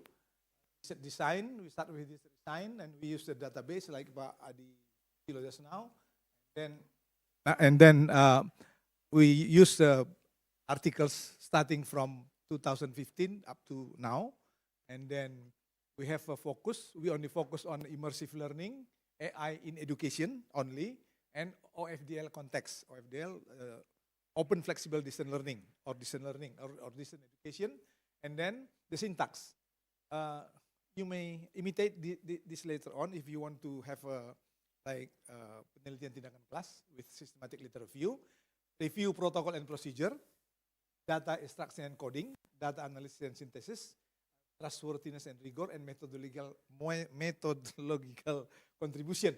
And then the last one is the key message that the study synthesize fragmented literature. Literatur yang berserak-serak itu disatukan dengan kualitatif systematic into a design-oriented pedagogical framework. Yeah. The result, the first one, core characteristic of immersive learning, immersive experience, for example, how to read this table. You have to assure that the student is present in terms of meaning making. Jadi kalau bikin bahan nanti, yakinkan bahwa si siswa itu hadir. Kehadiran ada 3 udah tahu ya. Cognitive presence, teaching presence, sama social presence. As long as those 3 presences over there, and then you can make a meaning making, that is one of the characteristic immersive learning materials. There are 5 of them. So what is important here? Immersion is fundamentally a multidimensional learner experience. Jadi kalau biasanya kita ngajar, dia mengerjakan, titik. Ini enggak kita mengajar, dia nyemplung ke dalam, dia kerjakan, jadi pengalaman. Can you differentiate between experimenting and experiencing? Experimenting di lab gini-gini. Tapi kalau experiencing langsung nyemplung ke hutan belantaranya kehidupan. Ya. Finding 2, second finding. Second finding, the shift from technology-centered to experience-centered immersion. Means that, imagine that we have 20 laptops here, and you are in front of your own laptop, but you only interact with the laptop, not with me and not with your friends. So you must shift that one, so to experience-centered immersion.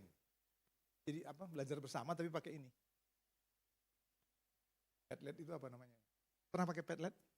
Nah, kayak gitu tuh. Tapi kalau sekarang kan gitu ya. Ini enggak lewat situ dia. Itu salah satu cara nanti untuk membuat dia supaya immersifnya itu dapat. Kemudian traditional view, immersion is a sophisticated technology, canggih.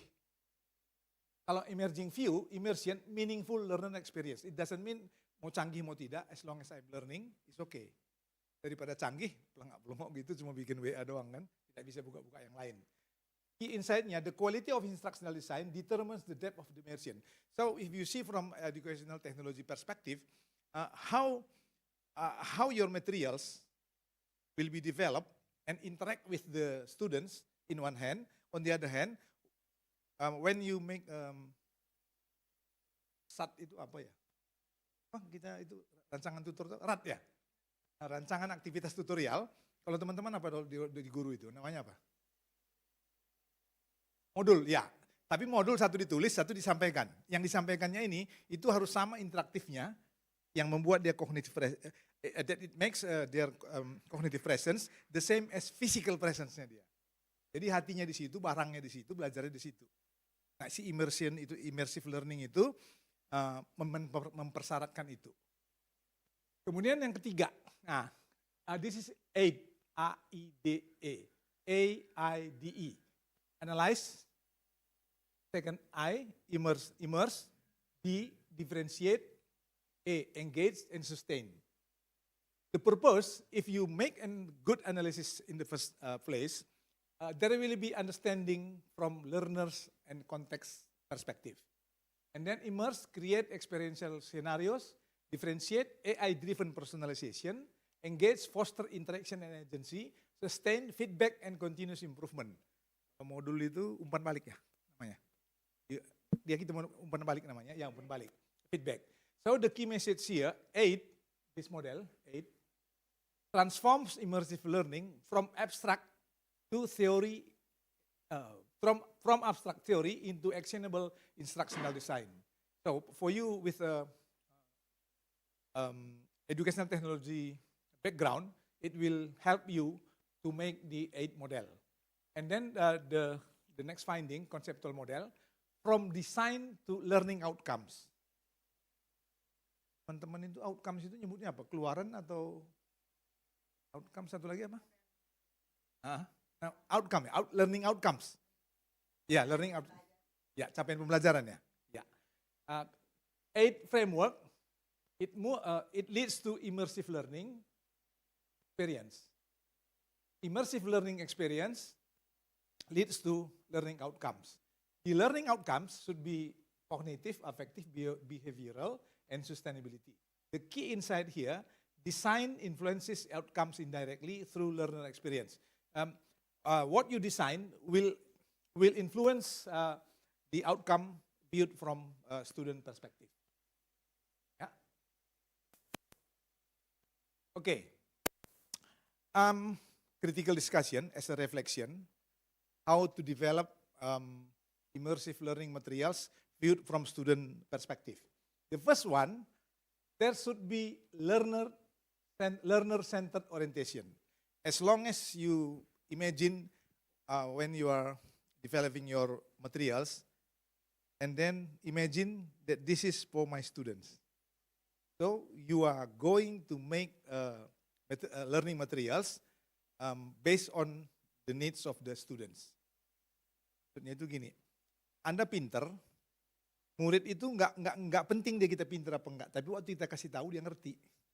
Apa bedanya? Kan saya kan kayak ngajar gitu supaya dibilang orang hebat, saya kasih yang sulit-sulit gitu. Dengan nggak ngerti kan? Nah lebih bagus saya taunya dikit, saya sampaikan sedikit itu, tapi siswanya dapat. So it is not about how smart you are, but it is about how smart you are to deliver all the materials, so the student will get more benefit from your teaching. And then integrative framework, practical design guidance, and sustainability perspective. These three aspects, if you put in one word, I call it integrated, utuh, satu dia. Starting from the CPMK ya, CPMK, uraian contoh, urut-urutan itu sampai ke tes formatif dan seterusnya. What is the key concerns? Accessibility, inequality. No one left behind in terms of how we teach the students. AI bias and ethics. AI bias in ethics, for example, if you take some materials from artificial intelligence with the help of artificial intelligence like ChatGPT, you have to acknowledge that you get not only from what you read, but also you are helped. Yeah? You are facilitated by artificial intelligence like ChatGPT, Perplexity, Cloud, similar Gemini, yeah. Over automation, this is the key concern, limited empirical validation. If you use AI, like it happens to myself, that as soon as I have, let's say, materials from AI, I only spend 1 to 2 minutes to check whether this is right or not. Copy paste maksudnya. Nah, itu bahaya ya, limited empirical validation and short-term evaluation. So, the key statement here is, innovation without pedagogical responsibility risk creating technologically advanced but educationally shallow experience, dangkal. It is not wrong, but it is not valuable for our students because they will face their own future with very many uncertainties. So we have to provide basic foundation of learning that they will be able to cope with their problems in the near future. Excuse me, Prof. Oki. Okay, Only 2 this is minutes the left. implication, practical implication, theoretical implication, and policy implication. What is important here, related to our topic, main themes, promote sustainable AI-enhanced pedagogy.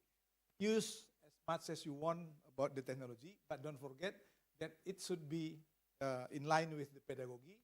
So by having that one, we are going in the sustainable framework as stated in the SDG 4, quality education. And this is the contribution of this study. I call it soap for our soul, sup panas buat hati kita agar hangat. Immersive learning is not about technological intensity, but about meaningful human experience. Okay, final reflection. Technology amplifies intention, shallow intention spectacle.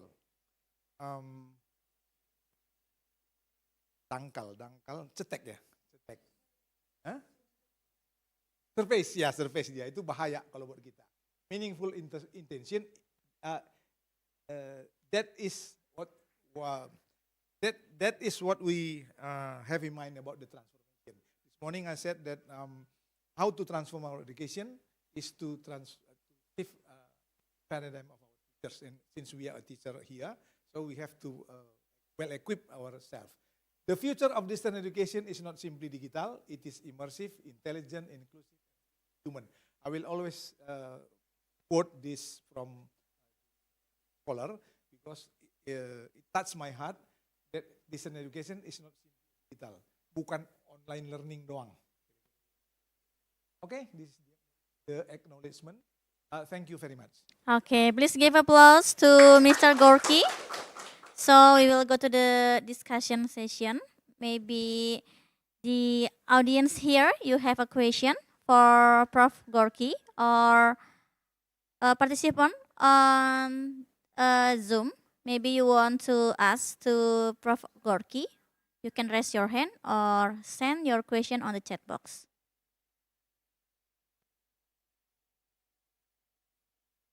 Okay, not yet. Okay, thank you so much, Prof. Oki. Let's give applause again. Okay, now we go to the next presenter, Mr. Rizky Hersada Sembiring. Oh no, sorry, Mr. Hastangka. Mr. Hastangka from BRIN, National Research and Innovation Agency, Indonesia. Okay, good afternoon, Mr. Hastangka.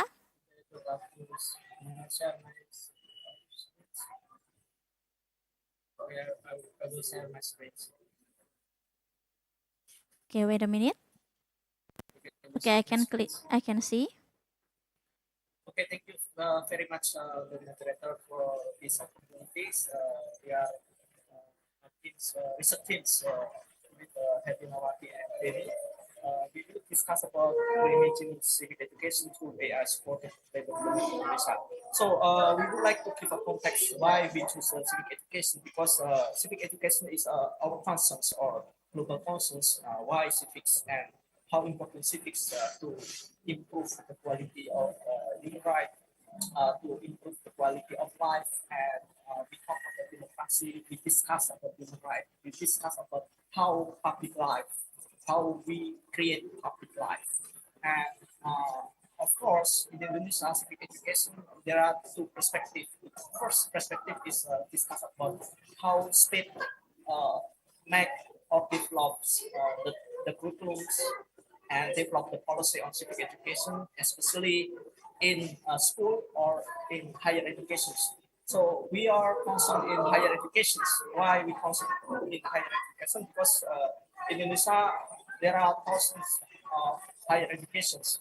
So how they can give contributions on civic qualities? Yeah, we talk about civic qualities, and we talk about how we improve of quality of life for Indonesians, young generation. Of course, we talk about young generations, Indonesian young generations, and when we focus on these subjects, we continue to on policy and AI. Because we concentrate on the civic class, what happened in civic class, why many research results found that Indonesia is decline in democracy. Indonesia is weak in human rights strengthening. For example, in maybe past 5 years, or maybe past 10 years, we see that what happened in civic class. So we try to explore about this case, and we try to finding some information about this problem and issue in the class, and how the interaction between student and teachers, or how the interactions between student and educators, in these levels.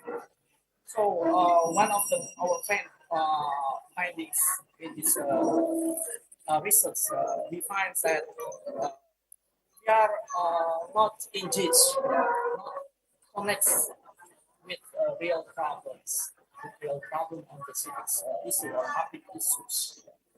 Mostly, when we discuss about civic education, or we call in Indonesia is kenegaraan. So always concerned about how to be a good citizen, how to be a good boy, how to be a good man. But we never ask about why we need to be a good boy. We never ask the reasons why we have to obey the rule, for example. This is a critical issue that we found in our empirical case in some classes. And how we connect the technologies So we start about the critical technology. Many people talk about AI. Many people talk about AI, and many conference and research about AI. But the essence, as the previous presenter mentions, that we have a problem with the infrastructures. We have a problem with high cost, and we confirm about that research. We are agree about that research because some previous research mentioned in the same case and in the same result that we don't have any infrastructures on AI.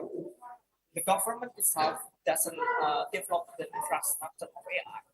We only use AI from outside. We only use AI from abroad, for example, to support maybe for teaching and learning, for example, to support how student can answers quickly, to respond how student can respond quickly the question of the teacher, for example.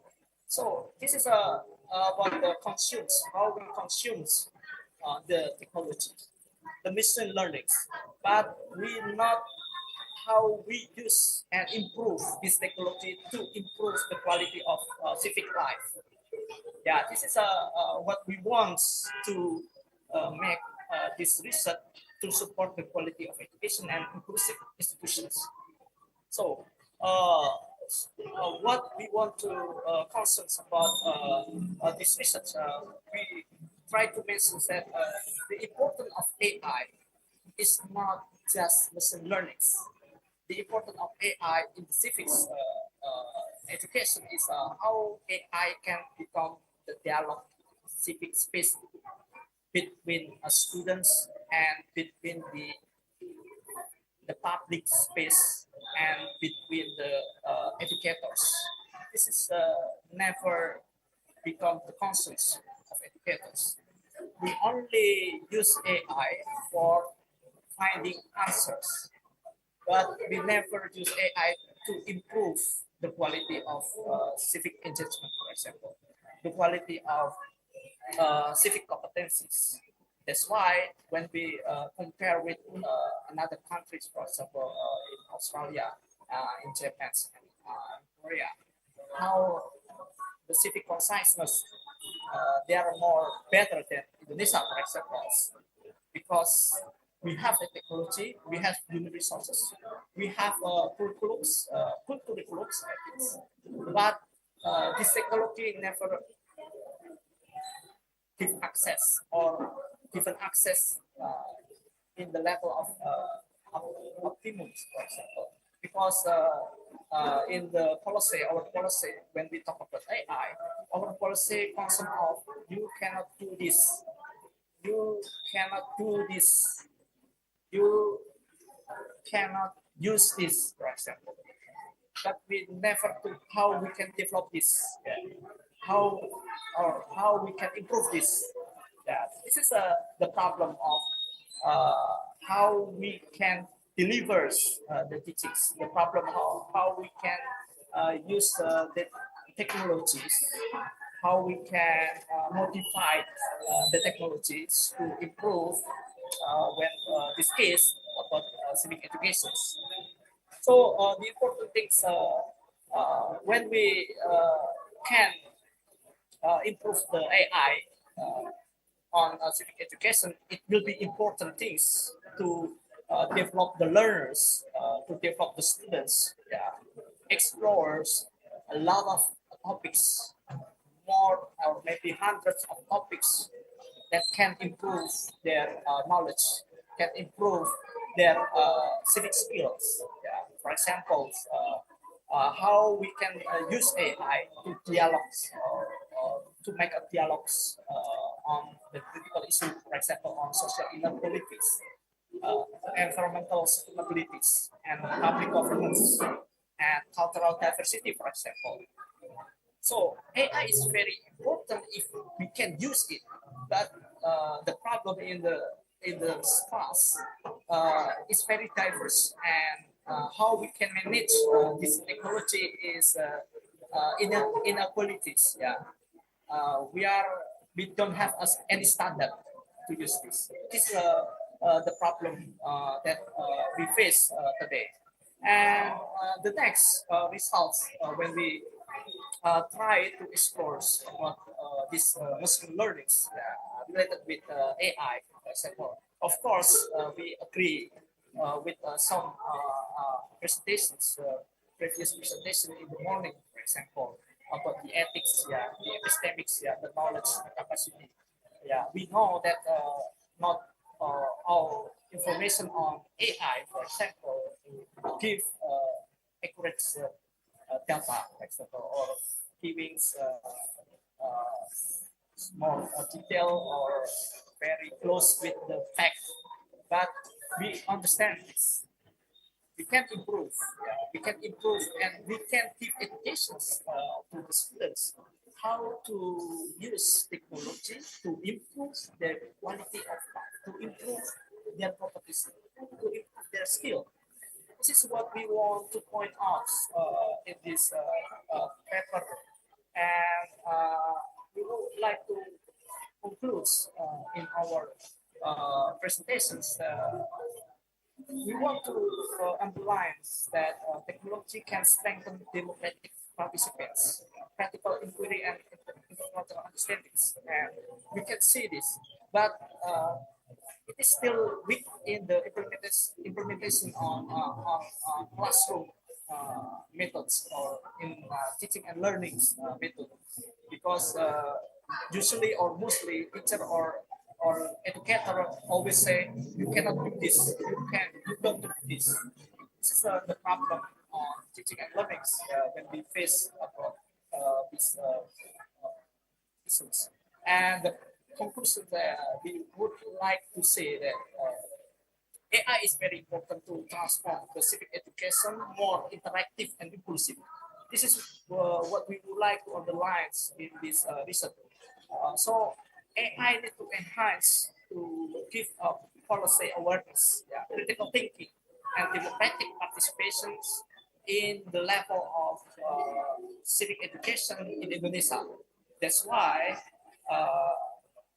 the importance of these tools to support students and to support teaching and learning in civic education is very big issue that we are conscious, and we need to support this to strengthening the classroom or the civic education classroom. I think this is what we present in this presentations conference. Thank you very much.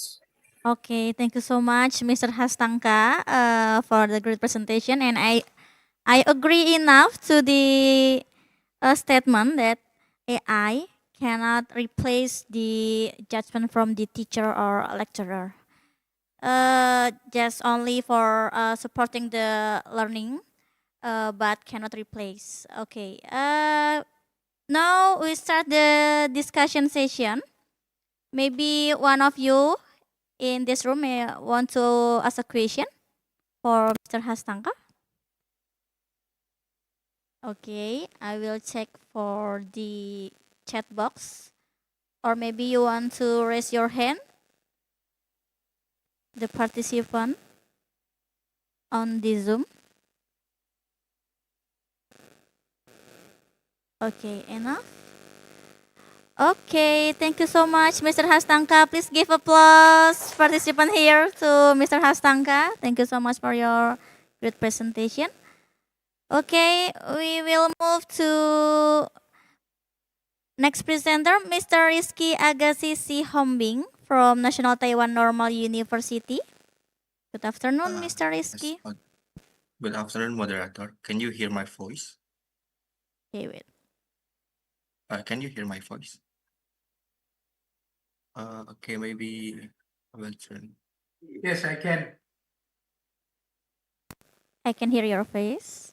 Yeah. Okay.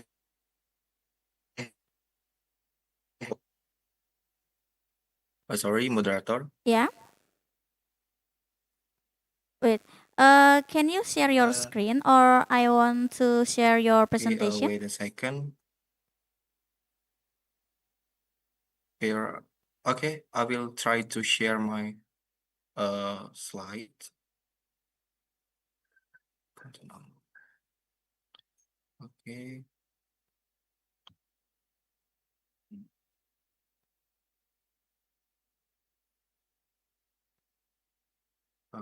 Okay, wait a second. Okay, clear. Okay, okay. So, good afternoon, everyone. So, my name is Riz. Before I start my presentation, I just want to say thank you so much for giving me the opportunity to present my presentation in here in the 4th International Conference on Teaching and Learning, or ICTL, from Universitas Terbuka, or Open University.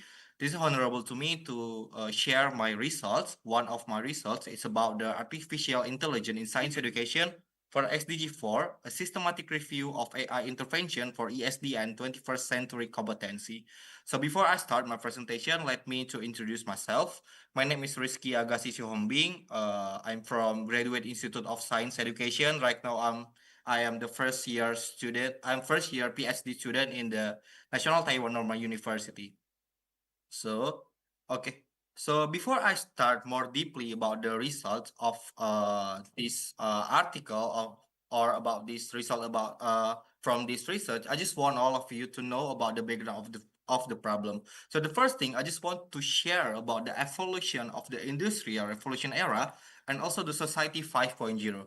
As we know right now, not only for in Indonesia but in the worldwide situation, we face the evolution, the industrial revolution era for 5.0 and also the society 5.0.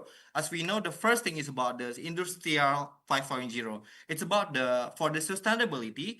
It's about how we emphasize the importance of taking real action for sustainability and respecting the planetary boundaries such as the climate crisis, climate change, and also the natural resource limitation. For the Industry 5.0, there are 3 dimensions, or there are 3 main points for the Industry 5.0. The first about the sustainable, the second about the resilient, and the number 3 about the human-centric. And for the Society 5.0, there are 3 also. And it has the relationship between the Industry 5.0 and also the Society 5.0.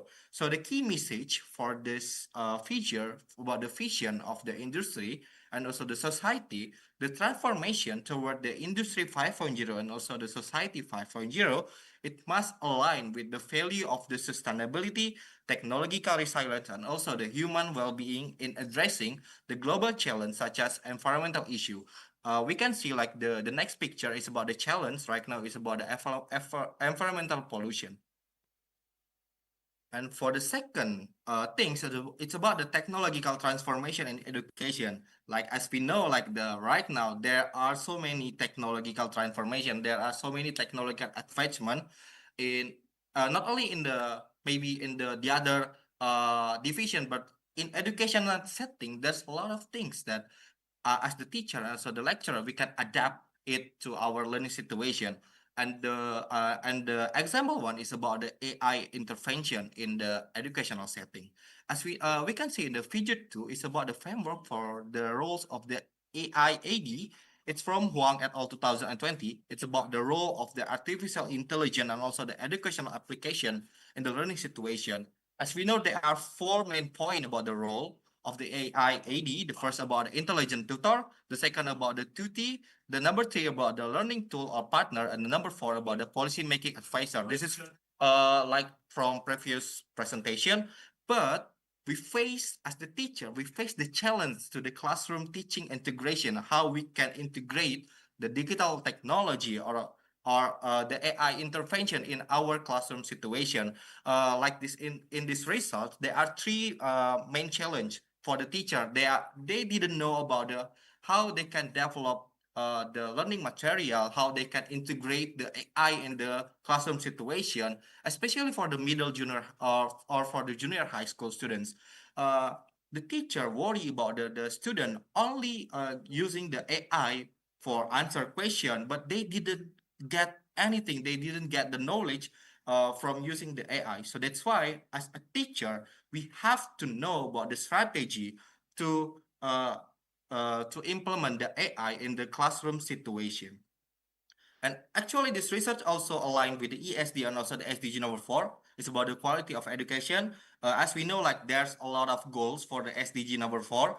But one of the goals is about how the students can get just like the impact from the technology advancement right now. So that's why this is very have the relevant have the relationship between the ASD and also the SDG number 4. Okay, based on the introduction, so that's why based on the introduction, so I can conclude there are 4 problem identification about the AI. There are sort of like AI review focus on the general education, about the sustainability discussed at the broad level, the weak link between AI feature and also the learning outcomes, and about the identified research gaps. So that's why I do this research to get to know about the what kind of the AI intervention that really can enhance the sustainability competency, not only for the sustainability, but also for the 21st century competency for the students. This is the research problem or the question that I want to reveal in this research. There are 4 about the publication trends, about the distribution in geographical distribution, and then the second thing is about the methodological trends. Number 3 is about the pedagogical settings in AI supported science education, or about the AI intervention, and number 4 is about the AI intervention to map the ESD learning outcome. So this is the research methodology, like I mentioned before, because this is the SLR, or systematic literature review, and this is combined with the Prisma research procedure. So the first thing we have to get to know about the keyword. We have to get to know about the Boolean search keyword. So in the figure, we can see about the several keywords, and then we can search in the maybe in the Google Scholar, in the Scopus, or in the other databases, and we can get to know about the inclusion and also the exclusion. We can do the screening process. We can screening about the abstract, the title, the methodology, and then after that we can get the final paper for our systematic literature review. So in this research, only 32 paper in to analyze in this research. The first research is about the publication trends and the geographical distribution. So for the number of publication per year is very increasingly year by year. So it means like the AI intervention is really helpful for student learning, for the classroom situation, based on the publication per year from the 2020 until the 2025. And the number 2 results is about the geographical distribution. In Indonesia, it's only 6.3% that from the Scopus database. So it means like as the teacher, as the lecturer or researcher in Indonesia, we have to push ourselves to make another research about the AI intervention for the sustainable competency for the student improvement for their sustainability competency, or also the 21st century skills. About the pedagogical setting, so this is dominated by the higher education and the graduate and also the postgraduate students. They are growing attention in secondary education. We can see in the Sankey diagram, they are just like the tick diagram, or it means like the growing attention in this in the participant in the school, in the middle, in the elementary, or maybe in the undergraduate, or also in the postgraduate students. And then this is the course synthesis. It's about the mapping AI intervention to ESD learning outcome. So the Sankey diagram, this is illustrate the flow from the AI intervention, the types of the pedagogical function, and the target of the ESD competency.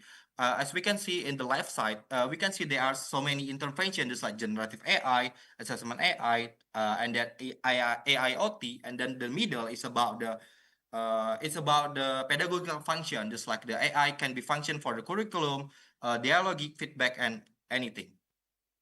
So this is the core results. It's about the AI ESD pedagogical alignment framework. So this is based on the synthesis from the previous results. So in this conclusion, the goal of this framework is to move beyond from using AI and toward design alignment.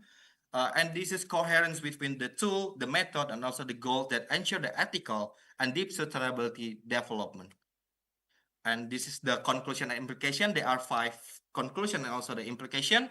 The first thing is about the AI research in science education for sustainability is growing rapidly. The second thing is about the dominated by the higher education in the Asian countries. The number three about the research methodology, there's mostly qualitative and also the mixed method study.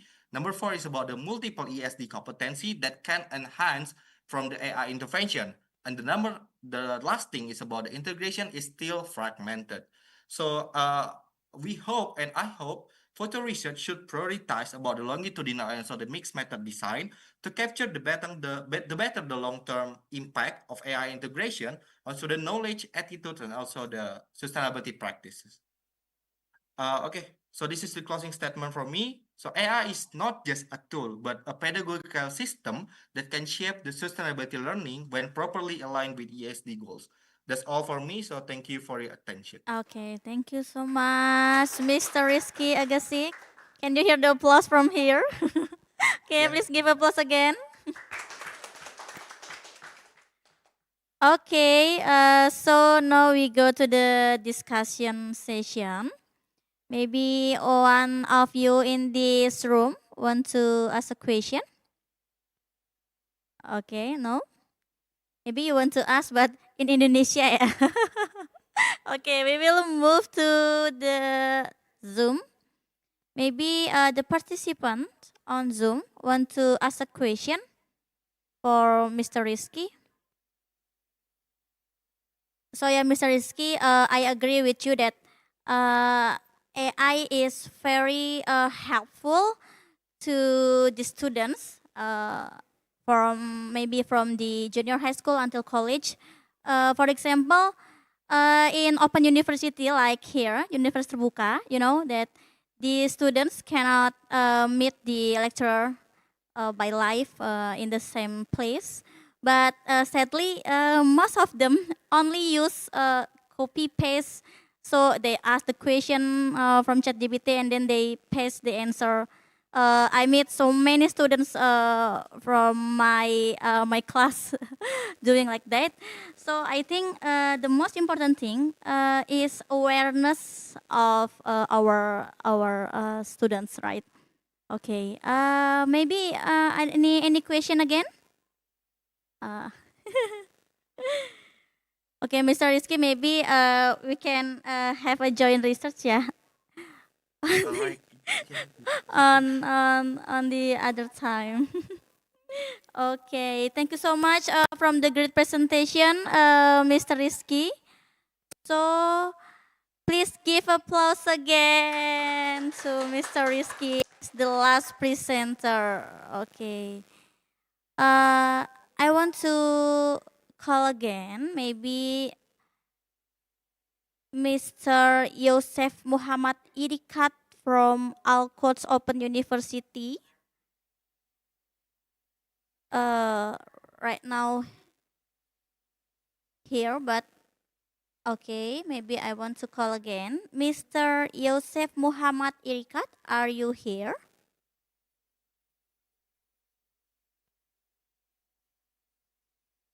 Okay.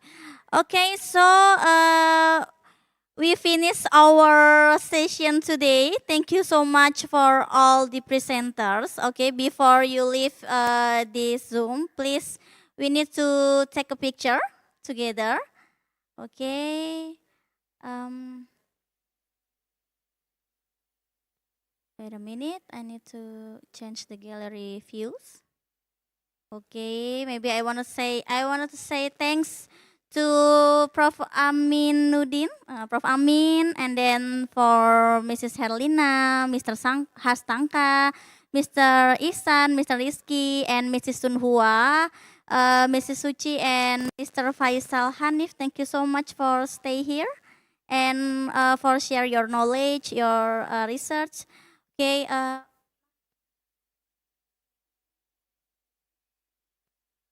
Okay, wait a minute. We will take a picture. Please turn on your camera. Okay.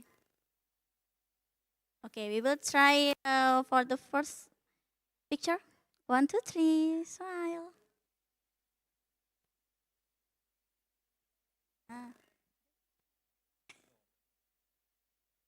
Okay. Wait a minute. Okay, 3, 2, 1.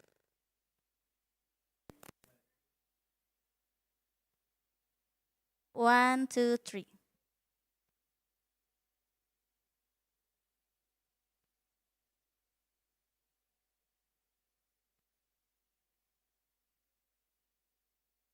Okay, once again. 1, 2, 3.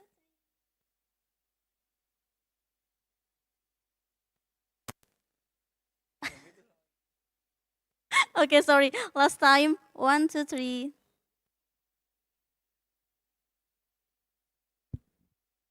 Okay, thank you so much. So before you leave this Zoom, don't forget to fill out the presentation, link presentation. I will share the link presentation on the chat Zoom. So wait a minute. I will share the link. You can check the chat box to get the certificate. So once again, I want to say thank you for all of you that present your presentation and you become a participant here the other presentation. Hopefully we have new knowledge about AI especially, and maybe we can meet again on the other time. Thank you so much. Good. Have a good day. Goodbye.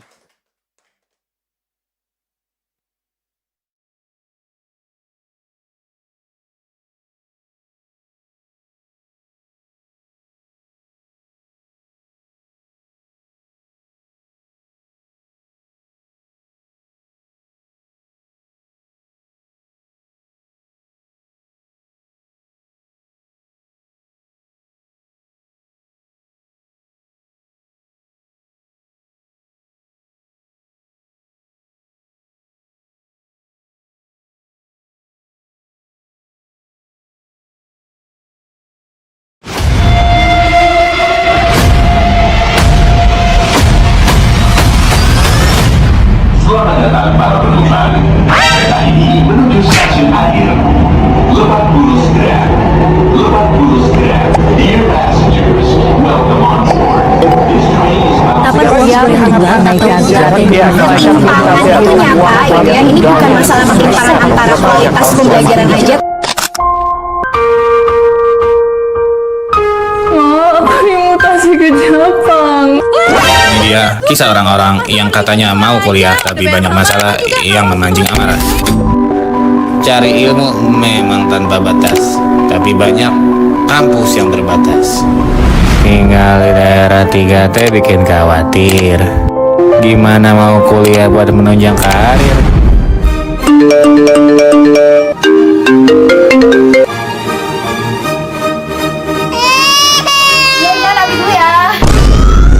Ibu memang kuat, walau berkeringat, kerja harus cepat, asal jam kuliah sampai terhambat.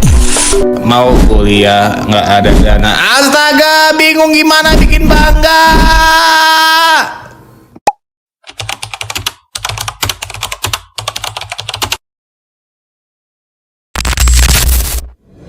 Pada 4 September 1984 diresmikannya Universitas Terbuka.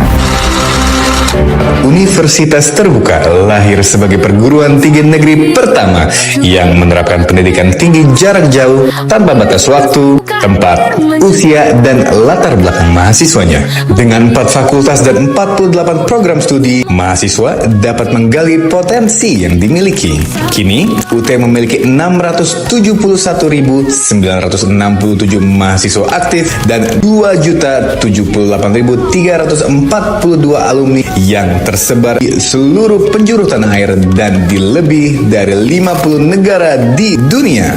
UT telah menghasilkan alumni yang gak kalah berkualitas. Lebih dari 70% lulusan UT sudah bekerja di perusahaan besar bergengsi seperti instansi pemerintahan, BUMN, multinational company, dan banyak juga yang sudah menduduki posisi dari top manajemen sampai manajerial hingga berkecimpung di dunia entertainment. Profesi mahasiswa dan alumni UT juga beragam, dari pejabat negara seperti menteri, gubernur, bupati, wali kota, TNI, Polri, guru, dokter, pengacara, dosen, artis, dan banyak profesi lainnya. Banyaknya prestasi UT menjadi bukti kualitasnya yang nggak main-main. Tidak hanya meraih predikat berkualitas di dalam negeri, juga berkualitas di kancah internasional seperti Rekor Muri, Akreditasi A BAN PT, Lembaga Akreditasi Mandiri Kependidikan, Lembaga Akreditasi Mandiri Ekonomi Manajemen Bisnis dan Akuntansi, UI Green Metric, International Councils for Open and Distance Education, Asian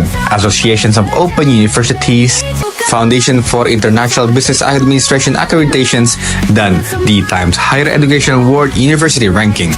Tidak berhenti sampai di situ, prestasi mahasiswa UT terus terukir.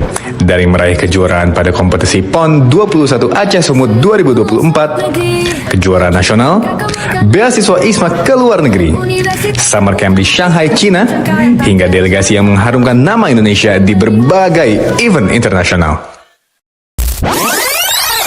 Ekonomi memang sulit. Sekalipun keluargamu menjerit, semangat belajarmu terus melangit. Satu-satunya kampus negeri dengan biaya yang sangat terjangkau. Bahkan, kamu juga bisa atur sendiri jumlah mata kuliah yang diambil pada setiap semester. Hanya satu mata kuliah dengan biaya paling murah 36.000 per SKS pun bisa, sesuai kondisi aktivitas dan keuangan kamu. Sibuk bekerja bukan lagi halangan. Mengejar cita-cita bukan cuma angan-angan. Sejauh apapun kamu mutasi kerja, jangankan dalam negeri, bahkan ke seluruh penjuru dunia, pembelajaran jarak jauh UT akan selalu mengikutimu. Jadi nggak perlu cuti kuliah, apalagi berhenti kuliah. Jangan ya.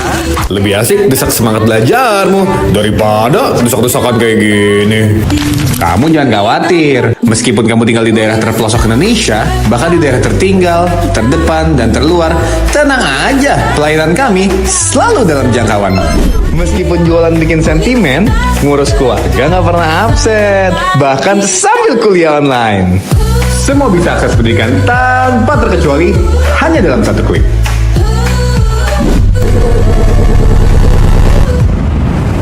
Jangan takut kuliah. Di UT semua bisa kuliah. Kamu juga bisa kuliah. Ayo kuliah di UT.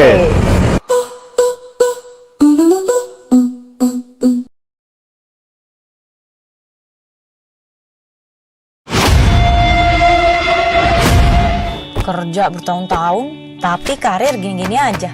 Kalau kerjaan segini banyak, mana bisa sambil kuliah? Kerjaan kelar juga.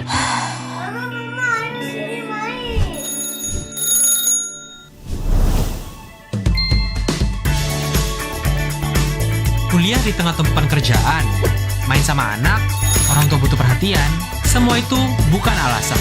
Bersama Universitas Terbuka, kuliah fleksibel penuh kemudahan. Dan dimanapun, sambil ngelakuin hal yang lo suka dan ngarahin passion lo, cuman Universitas Terbuka solusinya.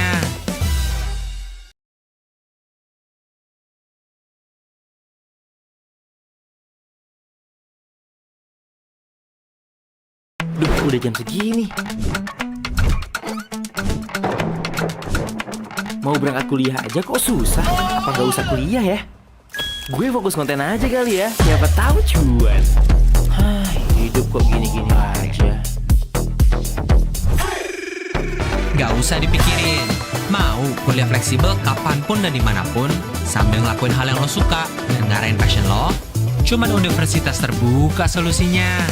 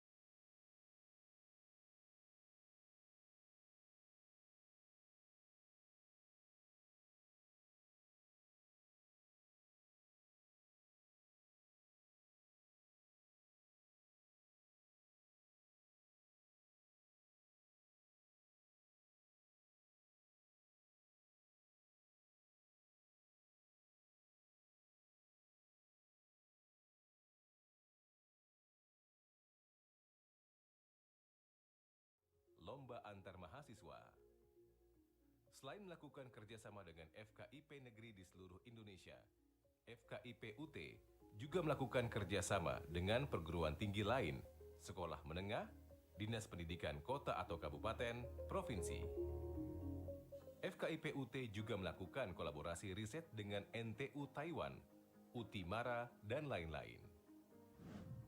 Program Sertifikat Bahasa Indonesia untuk Penutur Asing atau BIPA-UT adalah program yang dikembangkan oleh UT untuk memberikan layanan pembelajaran bahasa Indonesia bagi orang atau masyarakat asing yang bukan pengguna bahasa Indonesia atau non-native speakers secara online. Tujuan yang diharapkan setelah peserta mengikuti program BIPA-UT adalah mereka mampu berkomunikasi dalam bahasa Indonesia, baik ragam formal maupun informal. Sasaran program BIPA-UT adalah orang asing yang bukan penutur bahasa Indonesia, baik yang bertempat tinggal di luar wilayah RI maupun yang bertempat tinggal di Indonesia, berusia minimal 17 tahun, berkeinginan untuk belajar bahasa Indonesia dan dapat mengakses secara online. Portal Guru Pintar Online atau GPO merupakan forum ilmiah yang didedikasi bagi para guru dan mereka lainnya yang memiliki perhatian kepada upaya peningkatan mutu pendidikan guru dan mutu pembelajaran di sekolah. Istilah kata pintar dalam Guru Pintar Online ini memiliki arti pintu interaksi antar guru, dengan harapan bahwa media online ini bisa dijadikan sebagai sarana komunikasi interaktif dalam kerangka menumbuhkan budaya belajar sepanjang hayat. Portal GPO memberikan akses kepada guru dan pemerhati pendidikan guru untuk bersama-sama memberikan kontribusi bagi upaya peningkatan ilmu pengetahuan dan pengalaman praktik baik atau best practice dalam bidang pendidikan dan pembelajaran. Kontribusi dapat dilakukan melalui laman dalam GPO, khususnya melalui laboratorium pendidikan dan galeri profil. Selanjutnya, FKIP-UT sebagai pengelola portal ini berharap seluruh masyarakat pendidikan dapat memanfaatkan portal GPO sebagai sumber belajar dan sumber inspirasi bagi peningkatan profesionalisme guru secara berkelanjutan. Untuk meningkatkan partisipasi mahasiswa dalam kegiatan inovasi dan kreativitas, salah satu kegiatannya adalah Lomba Inovasi Pembelajaran dan Kreativitas Mahasiswa Tingkat Nasional atau LIP-KMN yang sudah dilaksanakan secara rutin sejak tahun 2019. Kegiatan LIP-KMN ini diselenggarakan sesuai dengan standar aturan program kreativitas mahasiswa atau PKM Direktorat Kemahasiswaan. Kegiatan ini juga melibatkan perguruan tinggi lainnya serta asosiasi profesi pendidikan setiap program studi sebagai mitra. Temu Ilmiah Nasional Guru atau TING adalah suatu pertemuan ilmiah dan agenda tahunan Kementerian Pendidikan dan Kebudayaan yang dipercayakan kepada FKIP-UT untuk memperingati Hari Guru setiap 25 November sejak tahun 2009 dengan pembicara para tokoh dan praktisi pendidikan yang ahli di bidangnya. Fakultas Keguruan dan Ilmu Pendidikan Universitas Terbuka terus beradaptasi dengan perkembangan dunia untuk kemajuan para pendidik demi terciptanya kemajuan pendidikan di negeri tercinta.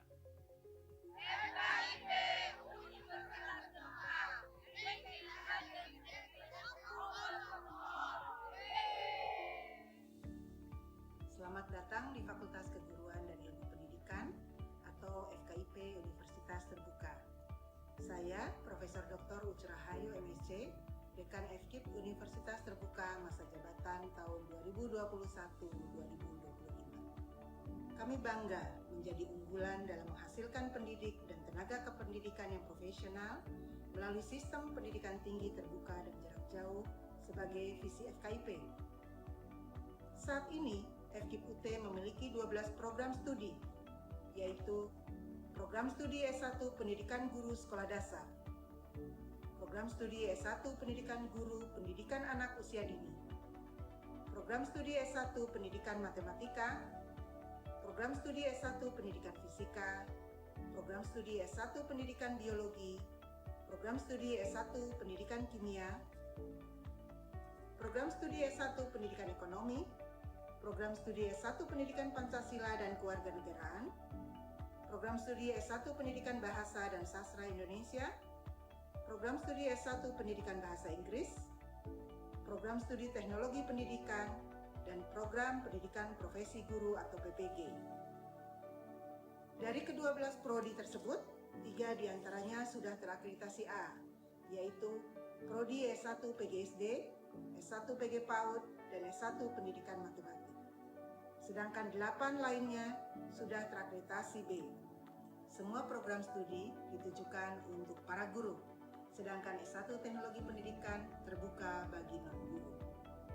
PPG merupakan program FKIP terbaru yang ditawarkan mulai tahun 2023 dan sudah terakreditasi baik. PPG terbuka bagi guru dalam jabatan dan prajabatan untuk bidang studi PGSD, PG PAUD, biologi, fisika, dan ekonomi. Mari bergabung dengan FKIP Universitas Terbuka. FKIP Universitas Terbuka menginovasi, menginspirasi, dan mendedikasikan diri untuk pendidikan terbuka dan jarak jauh yang unggul dan bermutu. Universitas Terbuka, making higher education open to all.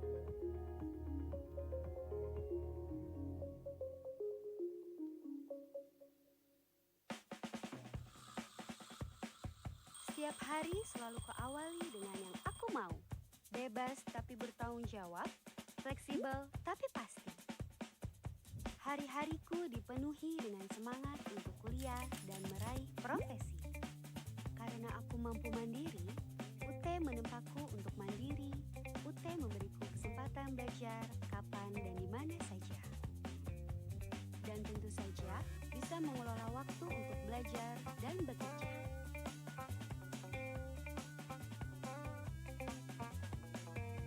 Hingga kini, aku mampu meraih profesiku. Menyenangkan, dan aku siap meraih prestasi yang terbaik.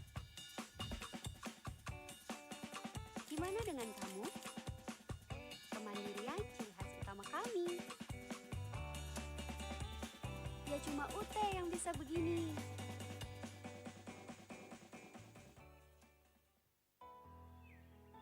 Linda, aku harus pergi. Hubungan kita akan jarak jauh. Apa? Kom di mana? Hah? Kom di mana? Tidak boleh pergi jauh-jauh dari Sakoto. Hubungan jarak jauh emang berat. Mending kuliah jarak jauh di Universitas Terbuka.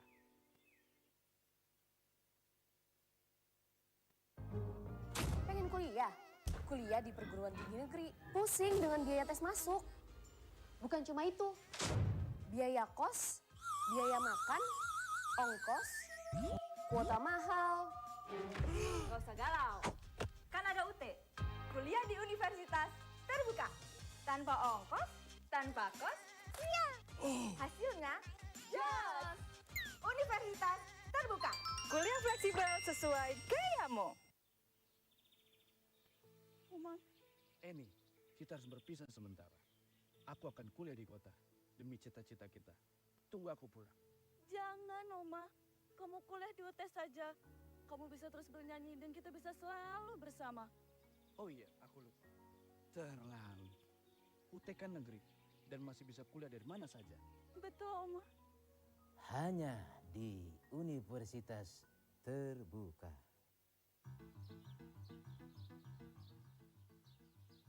Jo, itu Teguh gimana ngajak-ngajakin warga kuliah itu gimana? Hah? Mas Teguh, saya dengar dari warga, kamu itu ngaku mahasiswa. Dan kamu ngajak-ngajak warga kuliah. Kamu itu kerjanya di rumah terus. Mau nipu ya? Saya kuliah di Universitas Terbuka, Pak.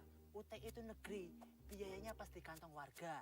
Kuliah bisa dari rumah, bahan ajar pun langsung, Pak, dikirim ke rumah. Permisi, paket dari Universitas Terbuka. Nah, sekarang percaya toh, Pak, cuma Universitas Terbuka yang bisa kayak gini. Ayo, aduh.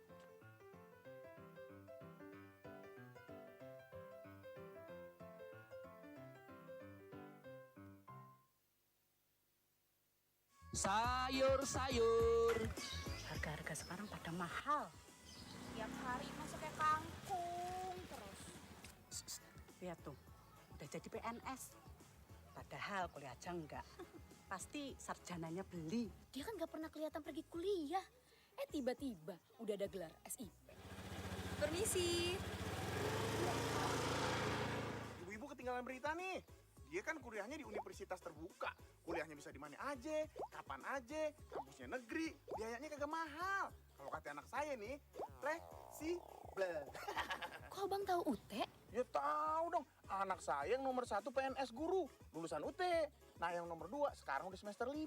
Wah hebat abang ini, jualan sayur anaknya kuliah semua. UT itu kan mahasiswanya beragam, dari mulai kalangan elit sampai ekonomi sulit kayak saya. Kuliah di mana aja dan kapan aja, cuma UT yang bisa begini.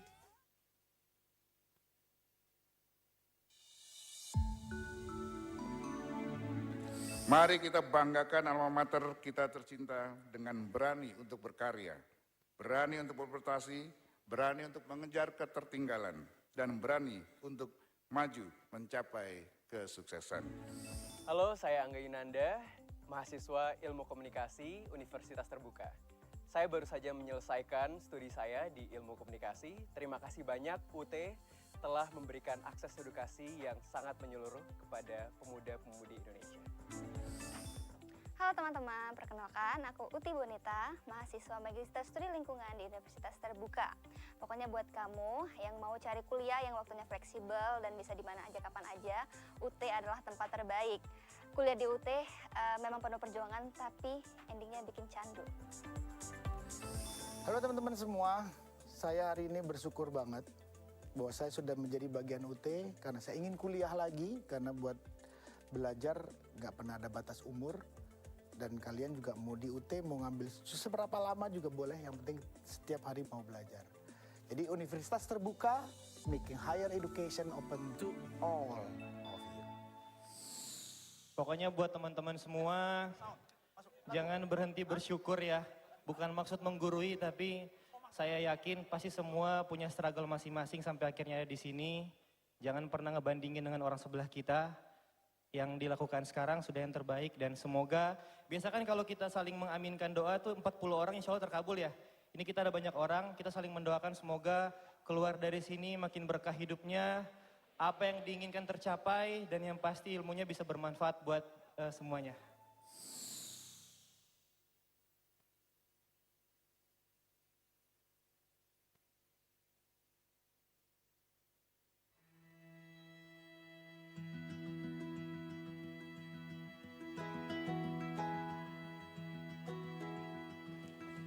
Hai Fir. Mel, aku lagi bingung nih mau kuliah di mana. Orang tua aku minta aku cepet kuliah di perguruan tinggi negeri. Tapi aku mau kegiatan dan hobi aku tetap berjalan. Kamu tahu gak universitas yang cocok buat aku itu apa? Universitas Terbuka, Fir, jawabannya. Pelopor perguruan tinggi negeri dengan sistem pembelajaran jarak jauh. Jadi nggak perlu datang ke kampus. Wah, oke banget tuh. Gimana cara daftarnya? Gini nih cara daftarnya. Buka browser di handphone atau laptop kamu dan ketik admisi-sia.ut.ac.id. Kemudian pilih admisi calon mahasiswa dan mahasiswa. admisi-sia.ut.ac.id. Lalu klik tombol pengguna baru daftar di sini.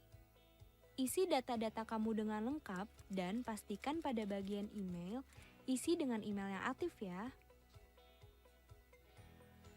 Kemudian klik tombol buat akun mahasiswa baru, lalu cek email aktif kamu untuk memverifikasi data akun mahasiswa baru kamu.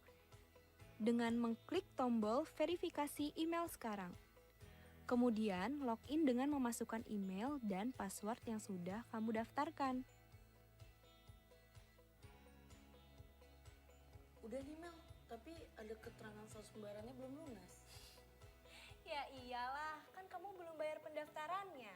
Nah sekarang kamu unduh tagihan pembayarannya. Unduh tagihan pembayaran dan membayar biaya admisi sebesar Rp100.000. Nah pembayarannya ini bisa melalui Bank BRI, BTN, Mandiri, BNI, BSI, Alfa Group, Tokopedia, Indomaret atau Postpay dengan mencantumkan nomor tagihan yang tertera. Wah, banyak sekali pilihan pembayarannya ya. Jadi bisa lebih mudah dong ya. Aku aku bisa pakai cara yang familiar buat aku. Betul banget, Fir. Kamu bisa pakai cara apa saja yang familiar atau biasa kamu gunakan untuk melakukan pembayaran pendaftaran mahasiswa baru ini, Fir. Terus Mel, kalau misalnya aku udah bayar, apa lagi? Nah, kalau kamu udah bayar tagihan pembayarannya, kamu simpan bukti pembayaran kamu, lalu kamu cek status pembayaran kamu. Simpan bukti pembayaran kamu, lalu kamu cek status pembayaran dengan mengecek akun sial kamu. Di bagian tagihan admisi, kalau status pembayarannya sudah lunas, kamu bisa melanjutkan ke tahap berikutnya dan kamu dapat mengunduh katalog dan kit. Pastikan kamu telah membaca juga memahami katalog dan kit. Setelah itu, centang konfirmasi telah memahami syarat dan ketentuan pendaftaran. Lalu, kamu harus melengkapi data diri calon mahasiswa. Kamu isi semua data yang dibutuhkan. Isi semua alamat lengkapmu ya.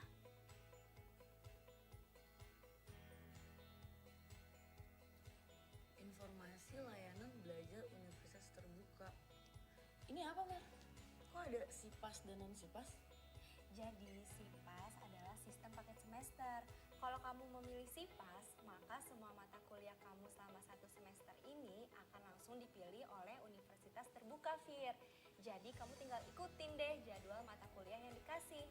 Nah, kalau non-SIPAS, kamu sendiri yang memilih mau berapa mata kuliah yang akan kamu registrasikan nanti. Oh gitu, Mel. Jadi sama-sama fleksibel ya, Mel? Bener banget. Jadi, kamu ambil yang SIPAS atau non-SIPAS nih? Kayaknya aku mau ambil yang non-SIPAS deh, Mel. Aku mau atur sendiri mata kuliah yang aku ambil. Terus aku lanjut apa lagi nih, Mel? Nah, selanjutnya kamu isi program pendidikan dan layanan yang sesuai dengan keinginan kamu. Pilih program studi kamu. Kamu isi dengan lengkap semua data calon mahasiswa sampai ke informasi tambahan yang dibutuhkan. Selanjutnya, kamu unggah berkas wajib kamu yang diminta ya, seperti fotokopi KTP dan pas foto. Nah, untuk surat pernyataan keabsahan dokumen dan formulir isian pas foto dan tanda tangan, kamu bisa langsung unduh dari sana juga ya. Sekali lagi, pastikan isi serta unggah semua berkas wajib kamu dengan benar dan akurat ya. Kalau sudah, kamu bisa klik simpan dan selanjutnya. Nah, sekarang kamu tinggal tunggu validasi dari UT deh, maksimal 3 kali 24 jam. Nah, kemarin aku baru dapat notifikasi validasi dari UT via email kayak gini nih, Fir. Nah, kalau kamu sudah berhasil menjadi mahasiswa UT, kamu bisa unduh dan cetak kartu tanda mahasiswa sementara kamu. Mudah kan, Fir? Iya ya, Mel. Mudah banget. Nah, kalau kamu ada kendala pada saat pendaftaran, kamu bisa menghubungi kontak center UT 15024 atau halo@ut.ut.ac.id atau datang ke UPBJJ terdekat. Oke, siap. Nah, nanti 3 hari lagi setelah validasi, kita ketemu di sini lagi ya untuk registrasi mata kuliah di jadwal yang sudah ditentukan. Aduh, aku jadi gak sabar deh untuk jadi mahasiswa Universitas Terbuka.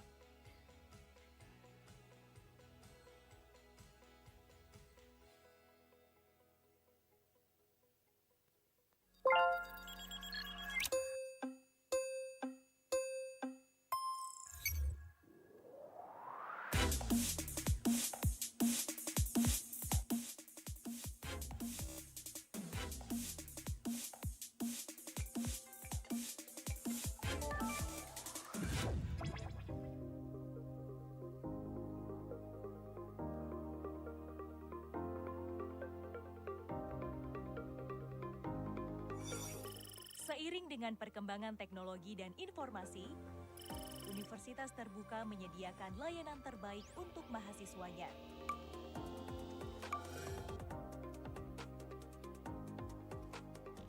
UT menghadirkan salah satu aplikasi keunggulan yang bernama MyUT.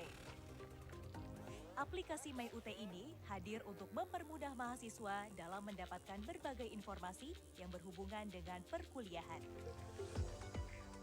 Aplikasi MyUT ini sudah menerapkan teknologi single sign-on atau biasa dikenal dengan SSO. Aplikasi ini merupakan sistem layanan autentikasi guna membantu mahasiswa dalam proses masuk ke suatu situs atau aplikasi. Dengan sistem ini, mahasiswa hanya perlu login dengan akun Office 365 untuk masuk ke beberapa aplikasi sekaligus. Melalui MyUT, mahasiswa sudah dapat melihat dashboard personal, diantaranya adalah data mahasiswa dan perkembangan akademik mahasiswa tersebut. Dalam hal ini, mahasiswa akan melihat status pembayaran dan mata kuliah yang diambil. Selain itu, mahasiswa juga dapat melihat pengumuman dan kalender akademik. Informasi yang mudah didapat melalui WhatsApp dan email mahasiswa. Pembayaran yang mudah karena sudah menerapkan teknologi 2C2P.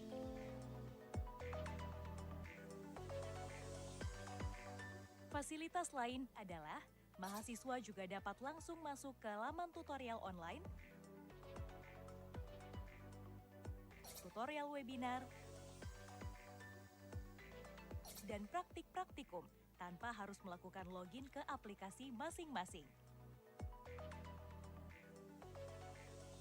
Begitu pula dengan layanan lainnya seperti registrasi, bahan ajar, ujian, kegiatan kemahasiswaan dan yudisium.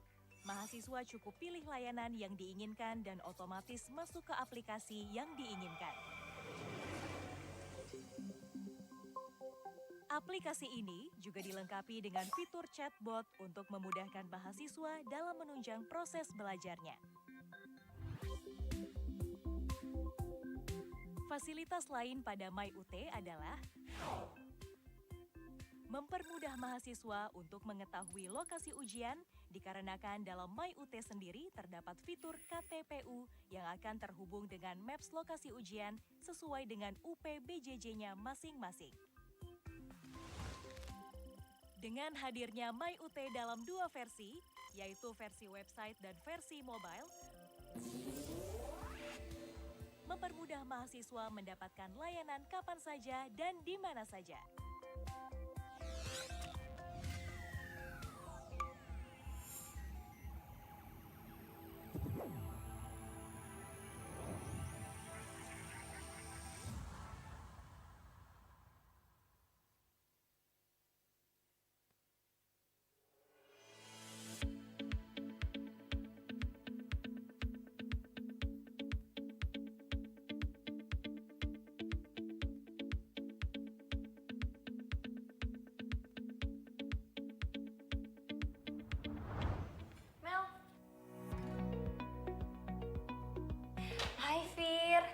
Gimana?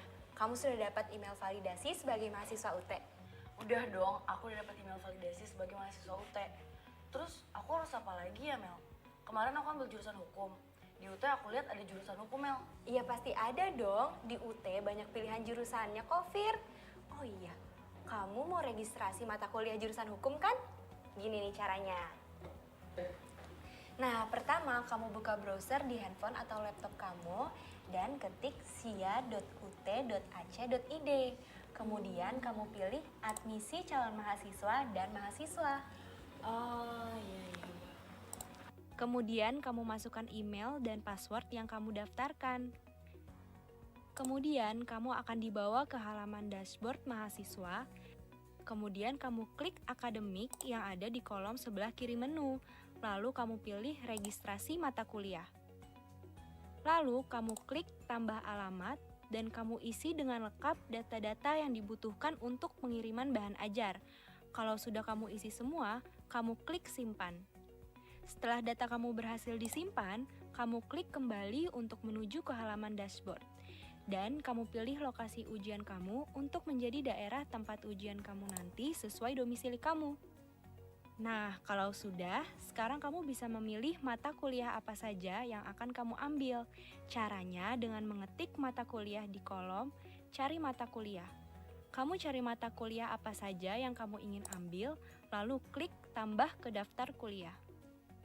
Kalau ada mata kuliah yang kamu ambil di luar prodi kamu, maka akan ada notifikasi atau pemberitahuan kalau kamu mengambil mata kuliah yang beda prodi. Bukan hanya itu, kalau ada mata kuliah yang bersamaan, maka akan ada pemberitahuan juga, jadi kamu bisa mengambil mata kuliah yang lain. Kalau kamu sudah memilih mata kuliah apa saja yang kamu mau ambil di semester ini, dan kamu ambil mata kuliah yang melebihi SKS yang boleh kamu ambil, maka nanti akan ada peringatan kalau kamu tidak bisa mengambil SKS melebihi SKS yang dapat kamu ambil. Nah, terus kamu checklist di kolom-kolom tutorial online kamu agar kamu mendapat tutorial online di mata kuliah yang kamu ambil. Selanjutnya, kamu klik registrasikan mata kuliah dan akan muncul total tagihan kamu yang terdiri dari biaya registrasi mata kuliah dan juga biaya bahan ajarnya. Dan kamu klik buat tagihan agar registrasi mata kuliah kamu bisa diproses. Setelah itu, kamu bisa melanjutkan dengan klik cetak billing untuk melihat atau mencetak billing pembayaran kuliah kamu satu semester ini. Setelah kamu bayar billing ini, maka kamu sudah siap untuk kuliah di Universitas Terbuka. Wah, mudah sekali ya Mel ternyata registrasi mata kuliah di UT. Ya iyalah Fir, selain mudah daftar dan registrasi, Universitas Terbuka juga memudahkan kamu. Karena kan waktu kuliahnya bisa kapan aja dan di mana aja. Bener banget Mel, aku jadi gak sabar deh untuk kuliah di UT. Doain aku ya supaya aku lulus tepat waktu. Pasti dong Fir, selamat ya kamu udah jadi mahasiswi Universitas Terbuka. Makasih ya Mel.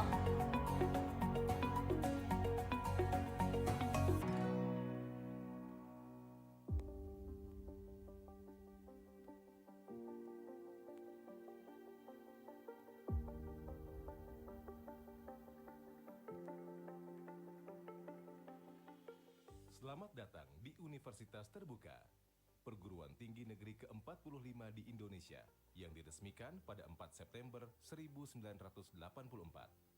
Lokasi Universitas Terbuka yang terletak di Pondok Cabe, Tangerang Selatan ini berdiri di atas lahan seluas 16 hektar. Sebagai kantor pusat layanan dan informasi, Universitas Terbuka dibangun dengan mengedepankan konsep profesional, high technology, dengan tetap menjaga lahan terbuka hijau dan suasana asri. Sebagai salah satu fakultas di Universitas Terbuka, Fakultas Keguruan dan Ilmu Pendidikan FKIP-UT mempunyai visi, misi, dan tanggung jawab dalam mewujudkan pendidikan untuk meningkatkan profesionalitas dan keterampilan guru melalui sistem pendidikan tinggi terbuka dan jarak jauh. FKIP-UT juga ikut mendukung terpenuhinya target kualifikasi sarjana untuk guru. FKIP-UT menjadi unggulan dalam menghasilkan pendidik dan tenaga kependidikan yang profesional melalui sistem pendidikan tinggi terbuka dan jarak jauh. Misi FKIP 1. Memperluas akses pendidikan tinggi terbuka dan jarak jauh dalam bidang pendidikan secara nasional, regional, serta internasional. 2. Meningkatkan kualitas sistem penyelenggaraan dan layanan pendidikan, menjawab kebutuhan pendidikan dan tenaga kependidikan profesional. 3. Menghasilkan dan mendiseminasikan temuan kajian keilmuan, teknologi, dan seni bidang pendidikan untuk meningkatkan kualitas pendidik dan tenaga kependidikan serta kelembagaan pendidikan.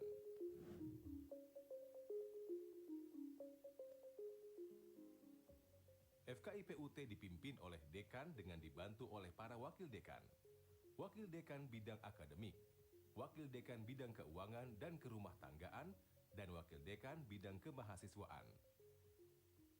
Untuk menjaga penjaminan mutu, FKIP memiliki gugus kendali mutu fakultas di bawah koordinasi wakil dekan bidang akademik. Di setiap prodi juga terdapat gugus kendali mutu program studi.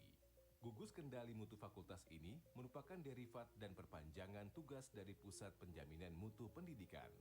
Program studi yang dimiliki oleh FKIP antara lain Program Sarjana Strata 1 atau S1, Pendidikan Bahasa dan Sastra Indonesia, Pendidikan Bahasa Inggris, Pendidikan Biologi, Pendidikan Fisika, Pendidikan Kimia, Pendidikan Matematika, Pendidikan Ekonomi, Pendidikan Pancasila dan Kewarganegaraan, Pendidikan Guru Sekolah Dasar atau PGSD, Pendidikan Guru Pendidikan Anak Usia Dini, PG-PAUD, Teknologi Pendidikan.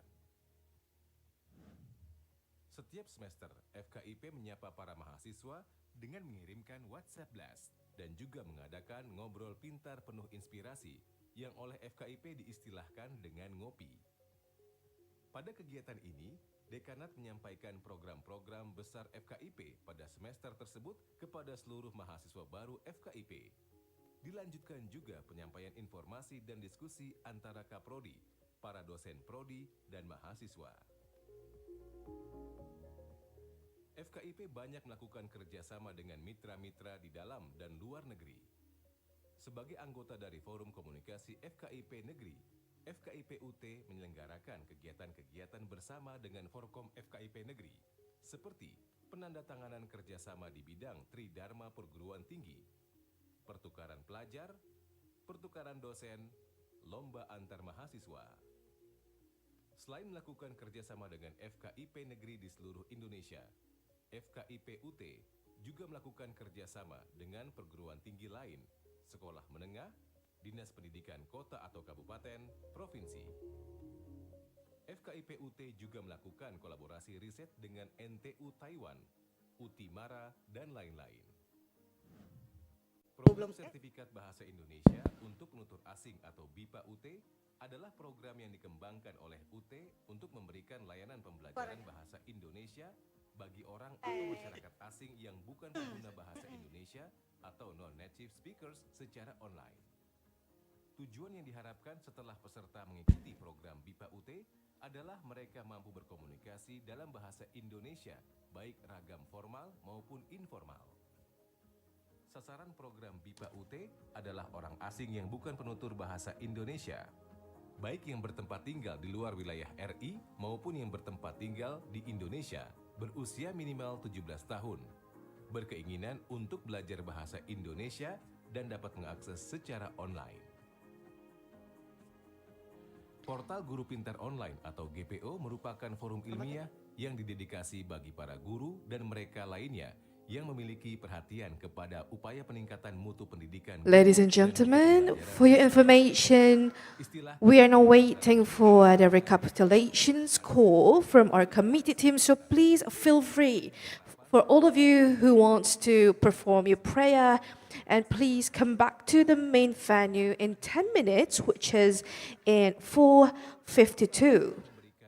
Bapak Ibu sekalian, silahkan menikmati istirahat untuk coffee break dan sholat. Tetapi di 10 menit lagi kita berkumpul untuk menghadiri acara penutupan dan mendengarkan pengumuman the best speaker or the best presenter. Terima kasih. Selanjutnya, FKIP-UT sebagai pengelola portal ini berharap seluruh masyarakat pendidikan dapat memanfaatkan portal GPO sebagai sumber belajar dan sumber inspirasi bagi peningkatan profesionalisme guru secara berkelanjutan.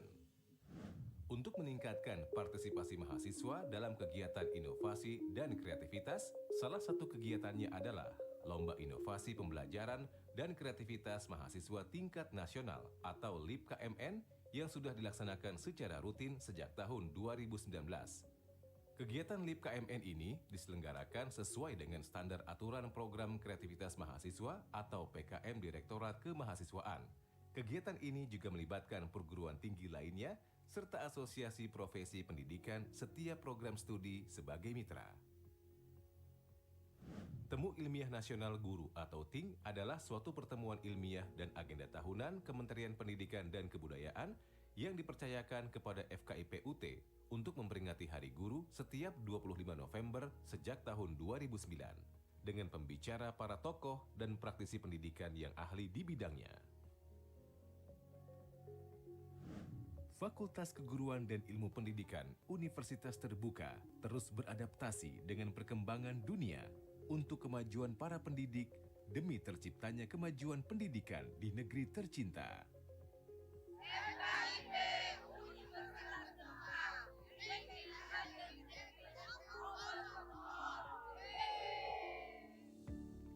Selamat datang di Fakultas Keguruan dan Ilmu Pendidikan atau FKIP Universitas Terbuka. Saya Profesor Dr. Uci Rahayu MSc, Dekan FKIP Universitas Terbuka masa jabatan tahun 2021-2025. Kami bangga menjadi unggulan dalam menghasilkan pendidik dan tenaga kependidikan yang profesional melalui sistem pendidikan tinggi terbuka dan jarak jauh sebagai visi FKIP.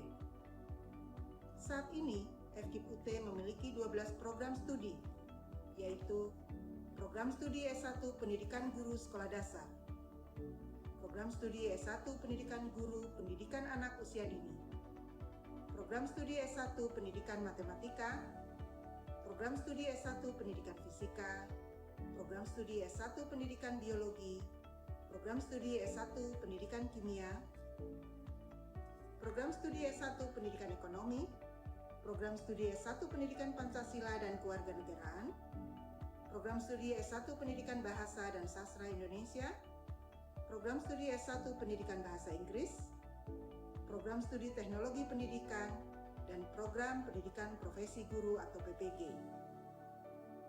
Dari ke-12 prodi tersebut, 3 diantaranya sudah terakreditasi A, yaitu Prodi S1 PGSD, S1 PG PAUD, dan S1 Pendidikan Matematik. Sedangkan 8 lainnya sudah terakreditasi B. Semua program studi ditujukan untuk para guru, sedangkan S1 Teknologi Pendidikan terbuka bagi non-guru.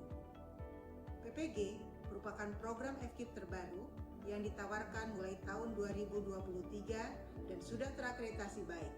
PPG terbuka bagi guru dalam jabatan dan prajabatan untuk bidang studi PGSD, PG PAUD, biologi, fisika, dan ekonomi. Mari bergabung dengan FKIP Universitas Terbuka. FKIP Universitas Terbuka menginovasi, menginspirasi, dan mendedikasikan diri untuk pendidikan terbuka dan jarak jauh yang unggul dan bermutu. Universitas Terbuka, making higher education open to all.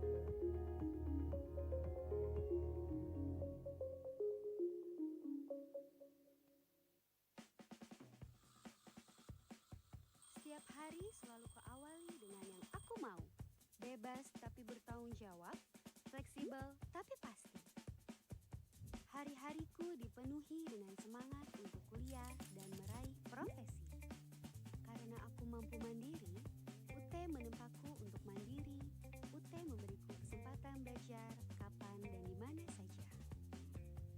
Dan tentu saja bisa mengelola waktu untuk belajar dan bekerja.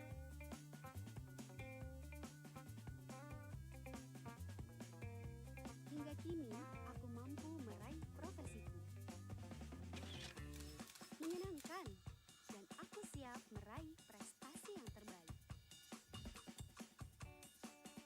Gimana dengan kamu? Kemandirian ciri khas utama kami. Ya cuma UT yang bisa begini.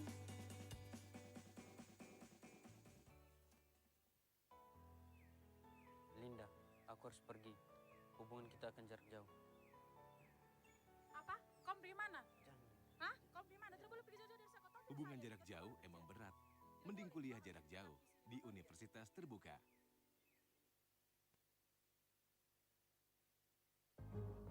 Pengen kuliah? Kuliah di perguruan tinggi negeri. Pusing dengan biaya tes masuk. Bukan cuma itu. Biaya kos, biaya makan, ongkos, kuota mahal. Gak usah galau, kan ada UT, kuliah di Universitas Terbuka. Tanpa ongkos, tanpa kos, iya. Hasilnya, jos.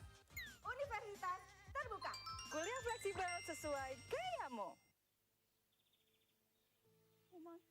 Eni, kita harus berpisah sementara. Aku akan kuliah di kota, demi cita-cita kita. Tunggu aku pulang. Jangan, Oma. Kamu kuliah di UT saja. Kamu bisa terus bernyanyi dan kita bisa selalu bersama. Oh iya, aku lupa. Terlalu. UT kan negeri dan masih bisa kuliah dari mana saja. Betul, Oma. Hanya di Universitas Terbuka.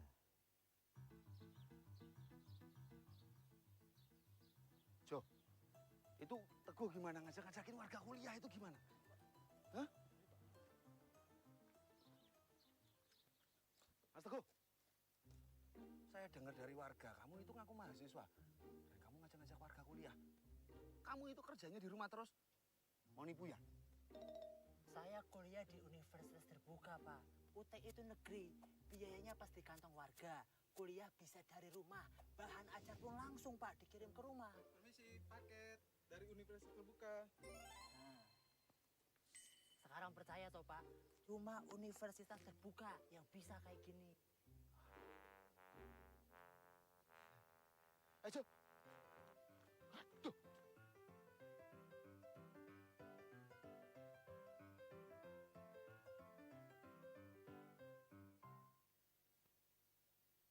Sayur-sayur.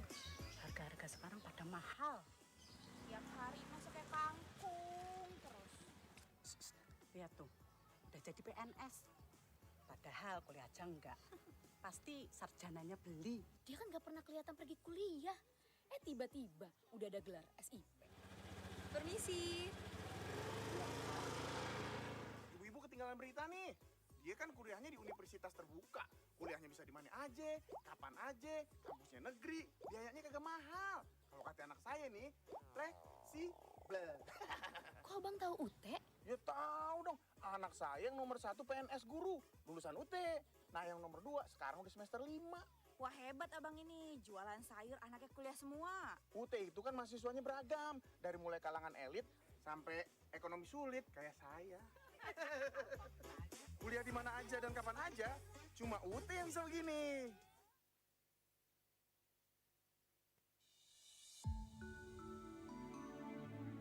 Mari kita banggakan alma mater kita tercinta dengan berani untuk berkarya, berani untuk berprestasi, berani untuk mengejar ketertinggalan, dan berani untuk maju mencapai kesuksesan. Halo, saya Angga Yunanda, mahasiswa Ilmu Komunikasi Universitas Terbuka. Saya baru saja menyelesaikan studi saya di Ilmu Komunikasi. Terima kasih banyak UT telah memberikan akses edukasi yang sangat menyeluruh kepada pemuda-pemudi Indonesia. Halo teman-teman, perkenalkan aku Uti Bonita, mahasiswa Magister Studi Lingkungan di Universitas Terbuka. Pokoknya buat kamu yang mau cari kuliah yang waktunya fleksibel dan bisa di mana aja kapan aja, UT adalah tempat terbaik. Kuliah di UT memang penuh perjuangan, tapi endingnya bikin candu. Halo teman-teman semua, saya hari ini bersyukur banget bahwa saya sudah menjadi bagian UT karena saya ingin kuliah lagi, karena buat belajar nggak pernah ada batas umur.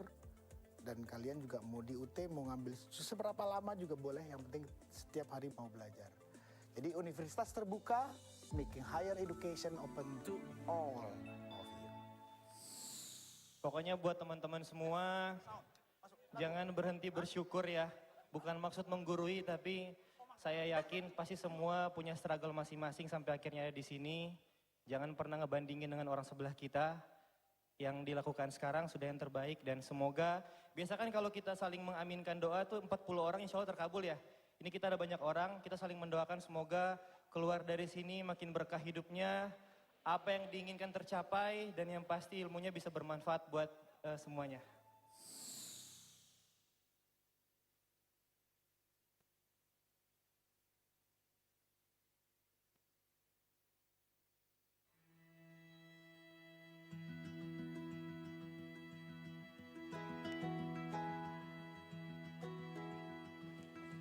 Hai Fir. Mel. Mel, aku lagi bingung nih mau kuliah di mana. Orang tua aku minta aku cepet kuliah di perguruan tinggi negeri. Tapi aku mau kegiatan dan hobi aku tetap berjalan. Kamu tahu gak universitas yang cocok buat aku itu apa?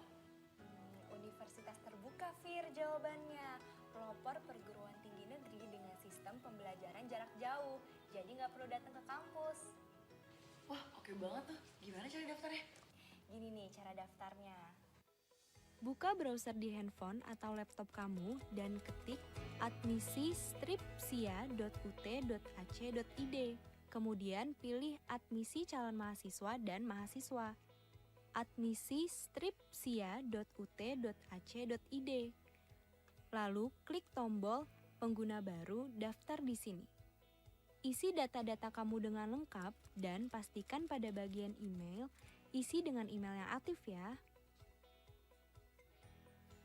Kemudian klik tombol buat akun mahasiswa baru, lalu cek email aktif kamu untuk memverifikasi data akun mahasiswa baru kamu. dengan mengklik tombol verifikasi email sekarang. Kemudian, login dengan memasukkan email dan password yang sudah kamu daftarkan. Udah nih Mel, tapi ada keterangan soal pembayarannya belum lunas. Ya iyalah, kan kamu belum bayar pendaftarannya. Nah, sekarang kamu unduh tagihan pembayarannya. Unduh tagihan pembayaran dan membayar biaya admisi sebesar Rp100.000. Nah, pembayarannya ini bisa melalui Bank BRI, BTN, Mandiri, BNI, BSI, Alfa Group, Tokopedia, Indomaret atau Postpay dengan mencantumkan nomor tagihan yang tertera. Wah, banyak sekali pilihan pembayarannya ya. Jadi bisa lebih mudah dong ya. Aku bisa pakai cara yang familiar buat aku. Betul banget, Fir. Kamu bisa pakai cara apa saja yang familiar atau biasa kamu gunakan untuk melakukan pembayaran pendaftaran mahasiswa baru ini, Fir. Terus Mel, kalau misalnya aku udah bayar, apa lagi? Nah, kalau kamu udah bayar tagihan pembayarannya, kamu simpan bukti pembayaran kamu, lalu kamu cek status pembayaran kamu. Simpan bukti pembayaran kamu, lalu kamu cek status pembayaran. Kalau kamu memilih SIPAS, maka semua mata kuliah kamu selama 1 semester ini akan langsung dipilih oleh Universitas Terbuka, Fir. Jadi kamu tinggal ikutin deh jadwal mata kuliah yang dikasih. Nah, kalau non-SIPAS, kamu sendiri yang memilih mau berapa mata kuliah yang akan kamu registrasikan nanti. Oh gitu Mel, jadi sama-sama fleksibel ya Mel? Bener banget, jadi kamu ambil yang SIPAS atau non-SIPAS nih? Kayaknya aku mau ambil yang non-SIPAS deh Mel. Aku mau atur sendiri mata kuliah yang aku ambil. Terus aku lanjut apa lagi nih Mel? Nah, selanjutnya kamu isi program pendidikan dan layanan yang sesuai dengan keinginan kamu. Pilih program studi kamu isi dengan lengkap semua data calon mahasiswa sampai ke informasi tambahan yang dibutuhkan. Selanjutnya, kamu unggah berkas wajib kamu yang diminta ya, seperti fotokopi KTP dan pas foto. Nah, untuk surat pernyataan keabsahan dokumen dan formulir isian pas foto dan tanda tangan, kamu bisa langsung unduh dari sana juga ya. Sekali lagi, pastikan isi serta unggah semua berkas wajib kamu dengan benar dan akurat ya. Kalau sudah, kamu bisa klik simpan dan selanjutnya. Nah, sekarang kamu tinggal tunggu validasi dari UT deh, maksimal 3x24 jam. Nah, kemarin aku baru dapat notifikasi validasi dari UT via email kayak gini nih, Fir. Nah, kalau kamu sudah berhasil menjadi mahasiswa UT, kamu bisa unduh dan cetak kartu tanda mahasiswa sementara kamu. Mudah kan, Fir? Iya ya Mel, mudah banget.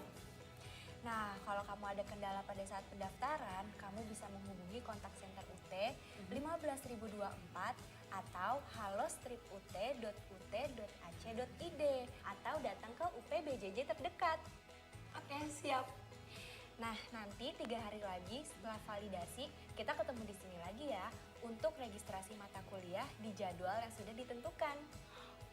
Aduh, aku jadi gak sabar deh untuk jadi mahasiswa Universitas Terbuka.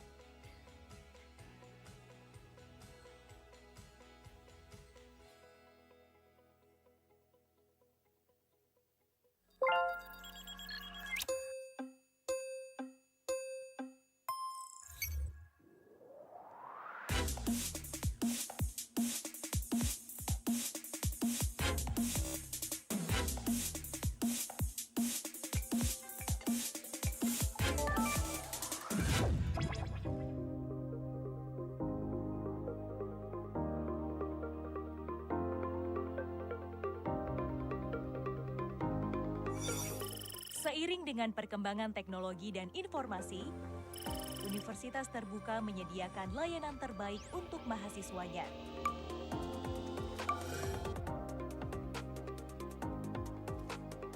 UT menghadirkan salah satu aplikasi keunggulan yang bernama MyUT. Aplikasi MyUT ini hadir untuk mempermudah mahasiswa dalam mendapatkan berbagai informasi yang berhubungan dengan perkuliahan. Aplikasi MyUT ini sudah menerapkan teknologi single sign-on atau biasa dikenal dengan SSO. Aplikasi ini merupakan sistem layanan autentikasi guna membantu mahasiswa dalam proses masuk ke suatu situs atau aplikasi. Dengan sistem ini, mahasiswa hanya perlu login dengan akun Office 365 untuk masuk ke beberapa aplikasi sekaligus. Melalui MyUT, mahasiswa sudah dapat melihat dashboard personal, diantaranya adalah data mahasiswa dan perkembangan akademik mahasiswa tersebut. Dalam hal ini, mahasiswa akan melihat status pembayaran dan mata kuliah yang diambil. Selain itu, mahasiswa juga dapat melihat pengumuman dan kalender akademik. Informasi yang mudah didapat melalui WhatsApp dan email mahasiswa. Pembayaran yang mudah karena sudah menerapkan teknologi 2C2P.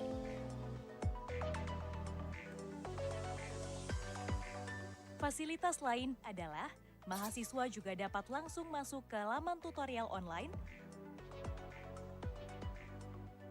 tutorial webinar,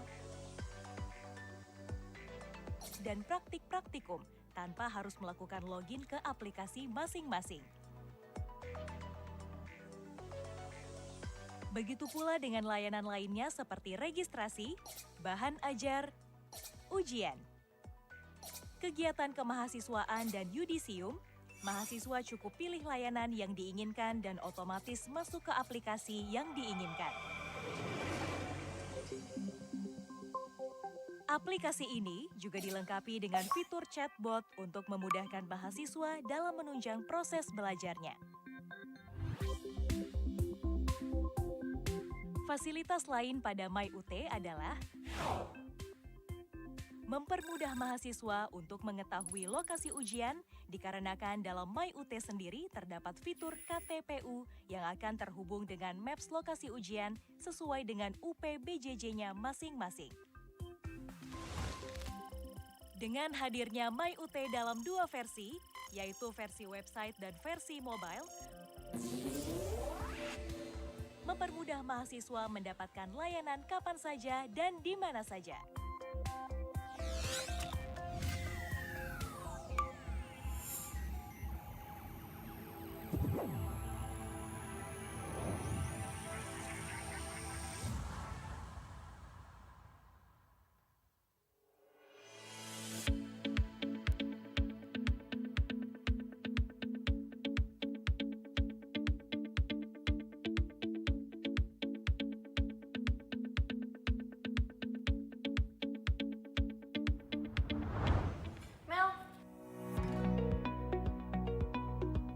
Hai Fir, gimana? Kamu sudah dapat email validasi sebagai mahasiswa UT? Udah dong, aku udah dapat email validasi sebagai mahasiswa UT. Terus aku harus apa lagi ya Mel?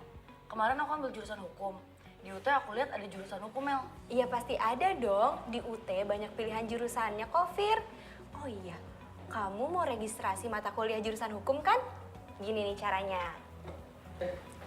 Nah, pertama kamu buka browser di handphone atau laptop. Pada Bapak Ibu hadirin semua, kami mohon untuk menunggu karena kita akan mengikuti penutupan dari ICTL 2026. Dan kita juga akan ada pengumuman untuk Best Presenter. Jadi kami mohon untuk tetap di tempat. Terima kasih. Kemudian kamu akan dibawa ke halaman dashboard mahasiswa. Kemudian kamu klik akademik yang ada di kolom sebelah kiri menu. Lalu kamu pilih registrasi mata kuliah. Lalu kamu klik tambah alamat dan kamu isi dengan lengkap data-data yang dibutuhkan untuk pengiriman bahan ajar. Kalau sudah kamu isi semua, kamu klik simpan. Setelah data kamu berhasil disimpan, kamu klik kembali untuk menuju ke halaman dashboard. Dan kamu pilih lokasi ujian kamu untuk menjadi daerah tempat ujian kamu nanti sesuai domisili kamu. Nah, kalau sudah, sekarang kamu bisa memilih mata kuliah apa saja yang akan kamu ambil. Caranya dengan mengetik mata kuliah di kolom cari mata kuliah. Kamu cari mata kuliah apa saja yang kamu ingin ambil, lalu klik tambah ke daftar kuliah. Kalau ada mata kuliah yang kamu ambil di luar prodi kamu, maka akan ada notifikasi atau pemberitahuan kalau kamu mengambil mata kuliah yang beda prodi. Bukan hanya itu, kalau ada mata kuliah yang bersamaan, maka akan ada pemberitahuan juga, jadi kamu bisa mengambil mata kuliah yang lain. kalau kamu sudah memilih mata kuliah apa saja yang kamu mau ambil di semester ini, dan kamu ambil mata kuliah yang melebihi SKS yang boleh kamu ambil, maka nanti akan ada peringatan kalau kamu tidak bisa mengambil SKS melebihi SKS yang dapat kamu ambil. Nah, terus kamu checklist di kolom-kolom tutorial online kamu agar kamu mendapat tutorial online di mata kuliah yang kamu ambil. Selanjutnya, kamu klik registrasikan mata kuliah.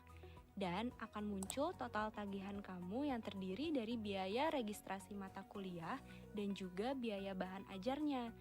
Dan kamu klik buat tagihan agar registrasi mata kuliah kamu bisa diproses.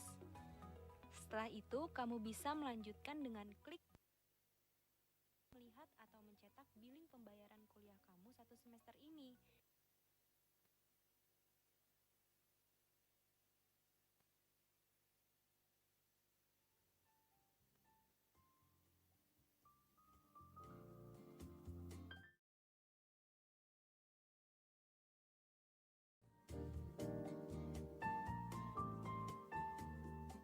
Welcome back to ICTL 2026. What a tired and long day. Are you busy, right? It has been, exactly. And we have had so many sessions that we passed through today. Yes, So- like plenary session, keynote speech session, and finally, panel session panel for the session, presenters. Right, so like pretty sure that all of us here, we have shared so many experiences and also insights together, especially those who were in the panel rooms over there. So, but this is not the end of everything, actually. But actually, I can't wait any longer for the announcement of the best presenter yes, today. we have announcement of best presenter for ICTL 2026. So, for that reason, we would like to invite Dr. Tessa Kandaga to announce the best presenters of ICTL 2026. Please.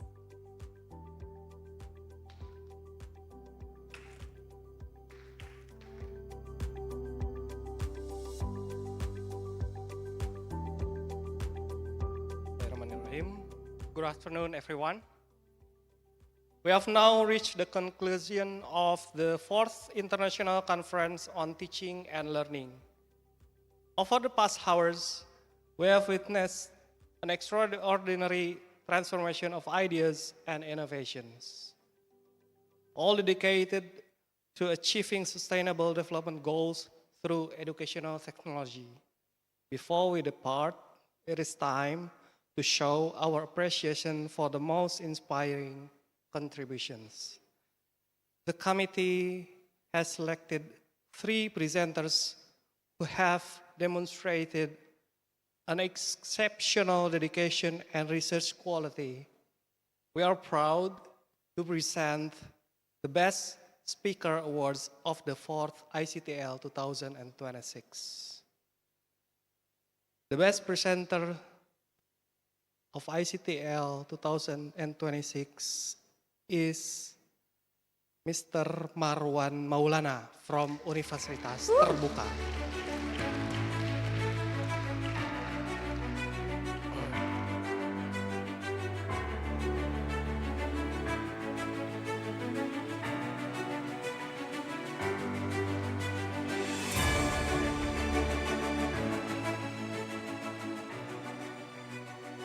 The second best presenter is Mr. Yosef Satria Praka from Politeknik Negeri Jakarta.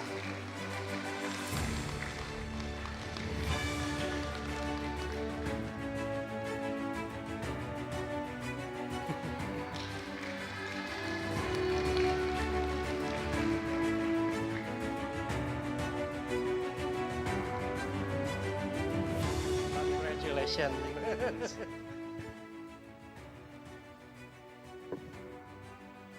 And the first winner of Best Presenter is Mr. Rizky Wardani from Universitas Negeri Jakarta.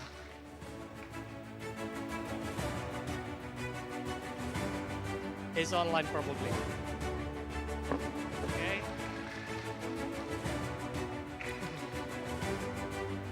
Oh, this is Mr. Rizky. Miss Rizky, probably. I'm sorry. Congrats, Miss Rizky. Yes. Give a big applause for the winner of Best Presenter. Congratulations to all the winners. Our sincere gratitude goes to the Rector of Universitas Terbuka, Profesor Dr. Ali Muktianto, SE, MSc, and the Dean of FKIP Universitas Terbuka, Profesor Dr. Ucu Rahayu, MSc, and all the participants from around the world. With that, I officially declare the 4th ICTL 2026 closed. See you for the next conference. Keep innovating and much success to us, all of us. Thank you very much. Amazing. Maybe we can take pictures together fast. Bapak Tessa Kanaga, kita foto bersama dulu, Bapak. Still on the stage, please. And we would like to invite Professor Ucu Rahayu to come forward to the stage. We take pictures together with our winners. And unfortunately, another winner is online presenter, right? Okay.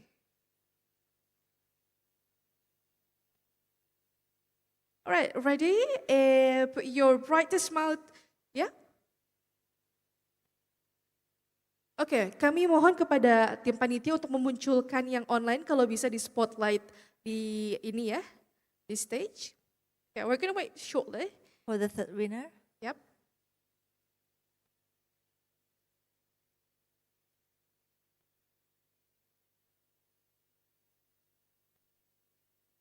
Iya, kepada Marwan Maulana. To Mr. Marwan Maulana, could you please turn on your camera? We would like to put you on the spotlight here so everyone can see your face.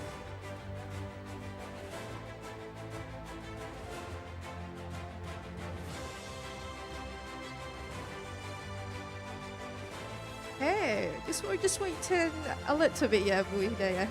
Yes. The Marwan Maulana. Could you open your camera, please?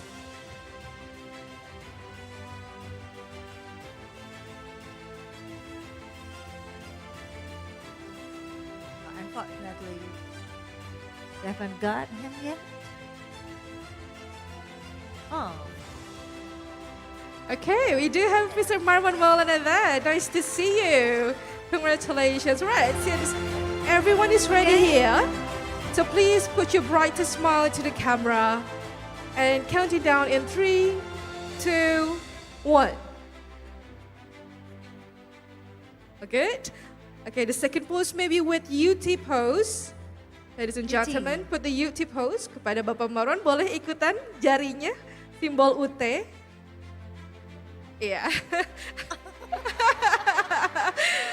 Yeah, your right hand. Okay, cool. All right. Cool. Counting down in 3, 2, 1. Hold on. Okay, wonderful. Give a big round of applause for all of the winners here. Congratulations. Congratulations to all of the winners once again.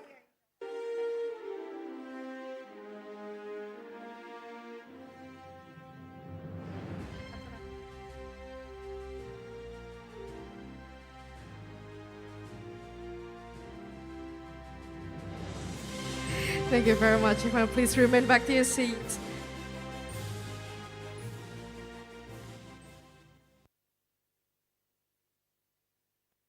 All right, as we reach the conclusion of the 4th International Conference on Teaching and Learning, ICTL 2026, my heart is full of appreciation to keynote speaker and our plenary speaker.